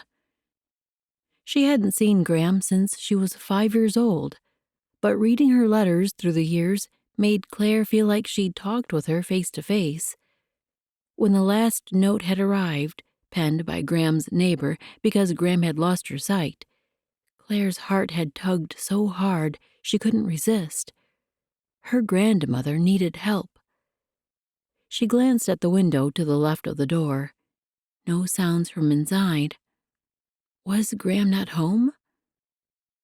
The steady rhythm of wagons and pedestrians drifted from behind her, the townspeople going about their business. Surely Graham wasn't out there alone. It wasn't safe. How could a blind woman traverse these streets on her own? Claire knocked again, this time louder, more forceful. A scream sounded inside, the crashing of metal. "Graham?" She grabbed the wooden knob on the door and twisted, ramming her hip against the wood to force it open. She needn't have tried so hard. The door swung easily, and Claire stumbled inside, staggering to catch her balance. A flash of fire blazed to her left. A tortured moan filled the room as Graham stumbled back from the stove. Flame leaped at least a foot off the stove's surface. Claire's mouth went dry, and her feet froze on the wood floors like they were weighted with millstones. She closed her eyes against the old images the blaze summoned. She had to think, had to help Graham. Forcing her eyes open, her gaze darted around the room. What could she use to put the flames out? The coffee pot on the back of the stove. Lord, please let it be full. Claire used the hem of her skirt to protect her hand as she gripped the handle and dumped the contents over the fire. About a cup of liquid and damp coffee grounds drizzled out, but it was enough to steal the power from the blaze. She smashed the base of the pitcher over the remaining flames again and again until they were nothing but acrid smoke. Who is it?" The weak voice from behind made her spin. Graham bent over at the waist and clutching her right hand to her abdomen. "It's me, Graham, Claire. Are you hurt?" She inched toward her grandmother, then pressed a cautious hand to the thin shoulder. "Can I see your hand?" Claire slid her fingers down Graham's sleeve and closed on the frail forearm. "Hurts." Graham's word was more of a gasp as she pulled away from Claire. "I know. I need to see how badly you're burned. I can help." Graham eased her resistance, and Claire finally pulled the injured hand out where she could get a better view of the palm. Crimson skin peered up at her, mottled in spots by white blisters. Claire's throat closed as the sight merged into another image seared into her mind. Huge splotches of deep red covering the young flesh of her childhood friend. She sucked in a breath. Graham wouldn't die from this burn, not like Mandy. She couldn't. "Get water." Graham's voice quavered like it might crack. "Yes." Claire scanned the room. There was a basin on the counter she hadn't seen when she was looking for something to put out the fire. She ran to it and peered inside. Water filled half the container and looked relatively clean. Good. "Come, sit at the table." She moved the basin to a place she could work, then gripped Graham's elbow and led her toward the chair. Graham's milky eyes stared straight ahead as the fingers of her good hand gripped the wood. She eased herself into the chair. Once Graham was settled with her hand in the water, Claire stepped back. "Stay here while I get a doctor." "No need. There's some cream in the bedroom. Just have to wrap it." Claire glanced at Graham's hand, the seared red palm peeking up from the water. "This burn is really bad. You need more care than I can give you." Something to ward off infection, for sure. The lines on Graham's forehead deepened. "We don't need to bother them." "It won't be a bother, Graham. We need medical help." "Lord, please let me find someone competent. Don't let me regret forcing this." "Stay right here, and I'll be back as soon as I can." She didn't give her grandmother a chance to object as she rushed for the door. When Claire stepped off Graham's porch, she pulled up short. Where to find the doctor? The lady at Aunt Pearl's cafe would probably know. She hiked her skirts and ran back the way she'd come only minutes before. She was panting by the time she charged through the cafe's front door. A few people at nearby tables glanced up, but the steady murmur of voices never wavered. Claire searched the faces for the woman she'd spoken to before, or anyone who looked like they belonged to the establishment. no one she recognized. Skirting the tables, she marched toward a curtain that probably marked the kitchen. As she grabbed the fabric to pull it aside, the cloth jerked from her hand. A woman charged through, and Claire jumped to the side just in time. The look of shock on the woman's face turned to horror as she twisted to balance a full tray in her left hand and a pitcher in her right. Claire's instincts kicked in, and she reached for the tray. Just in time. Her hands closed on the edges, holding it steady. "Let me have it." The woman, the one who'd given her directions to Graham's house, eased the tray down as Claire took possession of it. "If you set it back on my hand, I can balance it. You just gave me a fright is all." Claire held tight to the wooden sides of the heavy platter. "No, ma'am. I'll carry it to where you need." The woman's shoulders sagged. "Thank you, dear. Set it on the corner right here." She motioned toward a table on the second row where two men in rumpled vests and bowler hats had watched their entire incident. The woman turned back to her. "Now, can I help you with something?" Claire's mind sped. "I need a doctor. My grandmother burned herself. Bad. Can you tell me where the clinic is?" Aunt Pearl twisted to eye Claire as she poured coffee into a mug for one of the bowler hat men. "You're in luck. Doc Bryant's right here." "Where?" Claire glanced at the men under the hats. The one facing her possessed a mustache that hung over the corners of his mouth like the roof on a house, making his face look especially long. Was he the doctor? "Doc Bryant, this is Alice Malmgren's granddaughter. She's a-needin' you." The long-faced man didn't look up at Aunt Pearl's words. A wave of the woman's hand brought Claire's attention to the table beside them. A soot-covered man wiped his fingers with a cloth and stood, scooting his chair back in a single fluid motion. He was a doctor? Claire squinted at him as recognition slipped in. The man she'd met by the cafe stairs after her first visit. The one who couldn't be bothered to speak a greeting. "Doc Bryant's the best you'll find anywhere." Aunt Pearl patted his shoulder like a doting mother. Claire cringed at the black grime that must surely be on the woman's hand now. Could she trust this ruffian? Perhaps she could find an apothecary and treat Graham herself. But she might be too late. The man moved to the aisle, a black physician bag in his hand. His shoulders sagged as though the case weighed 100 pounds. He raised his eyes to hers, their brown depths surprisingly clear. He wasn't as old as she'd first thought. 30, perhaps. Maybe less than that, though who could tell under the grime? "Is she at home?" The doctor's voice shook Claire from her thoughts. "Yes, follow me." She turned and motioned for him to follow her. "I know where she lives." The sharp tone in his voice caught her up short. She glanced back at him. Why did his rudeness continue? He strode close behind her, as though he might run her over if she didn't get out of the way. She squared her shoulders and strode toward the cafe exit. She had to half jog to Graham's to keep up with the man's long strides. He didn't seem to be trying to leave her behind, just going about his business without regard to her or anything else besides his purpose. Lord, please let his doctoring skills be better than his bedside manner. At the very least, she'd get salve and bandages from him and care for Graham herself.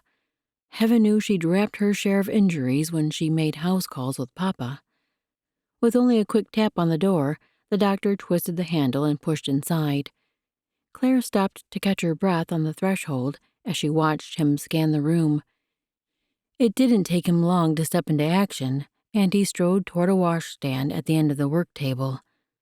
Claire moved to Graham's side and watched as he scrubbed his hands, bits of gray leather flicking onto the counter. After he dried them on the cloth, he stepped to the table and knelt beside Graham. He murmured something Claire couldn't hear as he reached for the burned hand and pulled it from the water to examine. "Silly me," Graham said. I touched the stovetop when I knew better." The lines on her face folded to a grimace as he fingered the fiery red skin. "Oh," she hissed. Claire stepped closer. "Don't make it worse. Be careful with her." Her fingers itched to jerk the man back. She gripped them in fists to fight the urge, for now. "When you do something," the doctor said, "you don't go halfway, do you?" He kept his focus on Graham as his deep voice rumbled. He rested her hand, palm up, on the table while he dug for something in his bag. There was a hint of a brogue in his tone. Maybe Irish? He pulled out a small bottle, removed the cork, and placed the glass in Graham's good hand. "Take a little swig of this, and you'll feel better." "What are you giving her?" Before Claire could stop her, Graham obeyed. At last, the doctor applied salve and wrapped the palm with a long bandage. Claire caught a quick glimpse of discolored spots on the angry red skin before she pinched her eyes shut against the sight. But the images in her mind were worse. Seared flesh, burns so deep they looked almost purple. Spinning around, she forced her eyelids open and stared out the window. Anything to distract herself. A woman trudged down the street, one hand holding a basket, the other clutching the wrist of a red-haired boy. A swelling in the woman's abdomen signaled the pending arrival of a new sibling within a few months. Would it be a brother or sister to the child? "There now," the doctor said. "A few days with that on, and you'll be good as new." Claire spun at his words. He'd worked in silence until now, not a very talkative chap. "Thank you, Brian. I'm feeling better already." Graham patted his shoulder with her good hand. Claire cringed. What was it with ladies touching this man's dirty shoulder? Of course, Graham had no way of seeing how filthy he was. Even though he'd washed his hands, his face could use a good scrubbing. And his clothes? It'd take 2 tubs of water to get them clean. She cleared her throat. "You can finish washing up while I help Graham to bed." No sense in giving him an option in the matter. He only nodded as he closed the leather case and stood, his knees cracked like an old man's. Maybe he wasn't any younger than 30. Claire bit back a grimace at the unkind thought. "Sorry, Lord." Brian Donaghue scrubbed the soap over his cheeks and forehead, closing his eyes as much to enjoy the clean lye scent as to keep out water. Too bad he couldn't dunk his entire head in the little tin wash basin. What he wouldn't do for a big tub of warm water in front of the cook stove like Mum used to prepare when they were kids. With the suds rinsed off, Brian eyed the stained white cloth on the counter. Had he left those gray smears when he'd washed earlier? How much more damage would he do if he used it now? This dust from the mine was like a plague, infecting everything within reach. He ignored the towel and scrubbed a palm down his face, then shook his hands dry. He turned to lean against the ledge while he waited for Mrs. Malmgren's pretty visitor to come out of the sleeping chamber. News of her arrival hadn't reached him before tonight, although Mrs. Malmgren had chattered about her coming for months. The feisty older woman got around pretty well without her sight, but it was a good thing family finally came to help her. What took them so long? Of course, the snooty lady hadn't done such a great job keeping her grandmother safe so far. She may be a pretty thing, but she'd do better to help her grandmother instead of being rude to people who were trying to do that very thing. He glanced around the dingy room. When had she arrived? It must not have been long ago. Either that, or she could do a better job of cleaning, too. Brian forced out a long sigh. That wasn't fair. She'd traveled thousands of miles to help her grandmother. He was just so blasted tired, he couldn't think straight. He crossed his arms and allowed his chin to drop to his chest. Every bone and muscle in his body ached. He'd spent most of the afternoon at the Trevona mine. helping pull timbers off trapped workers after a nitroglycerin explosion blew too early.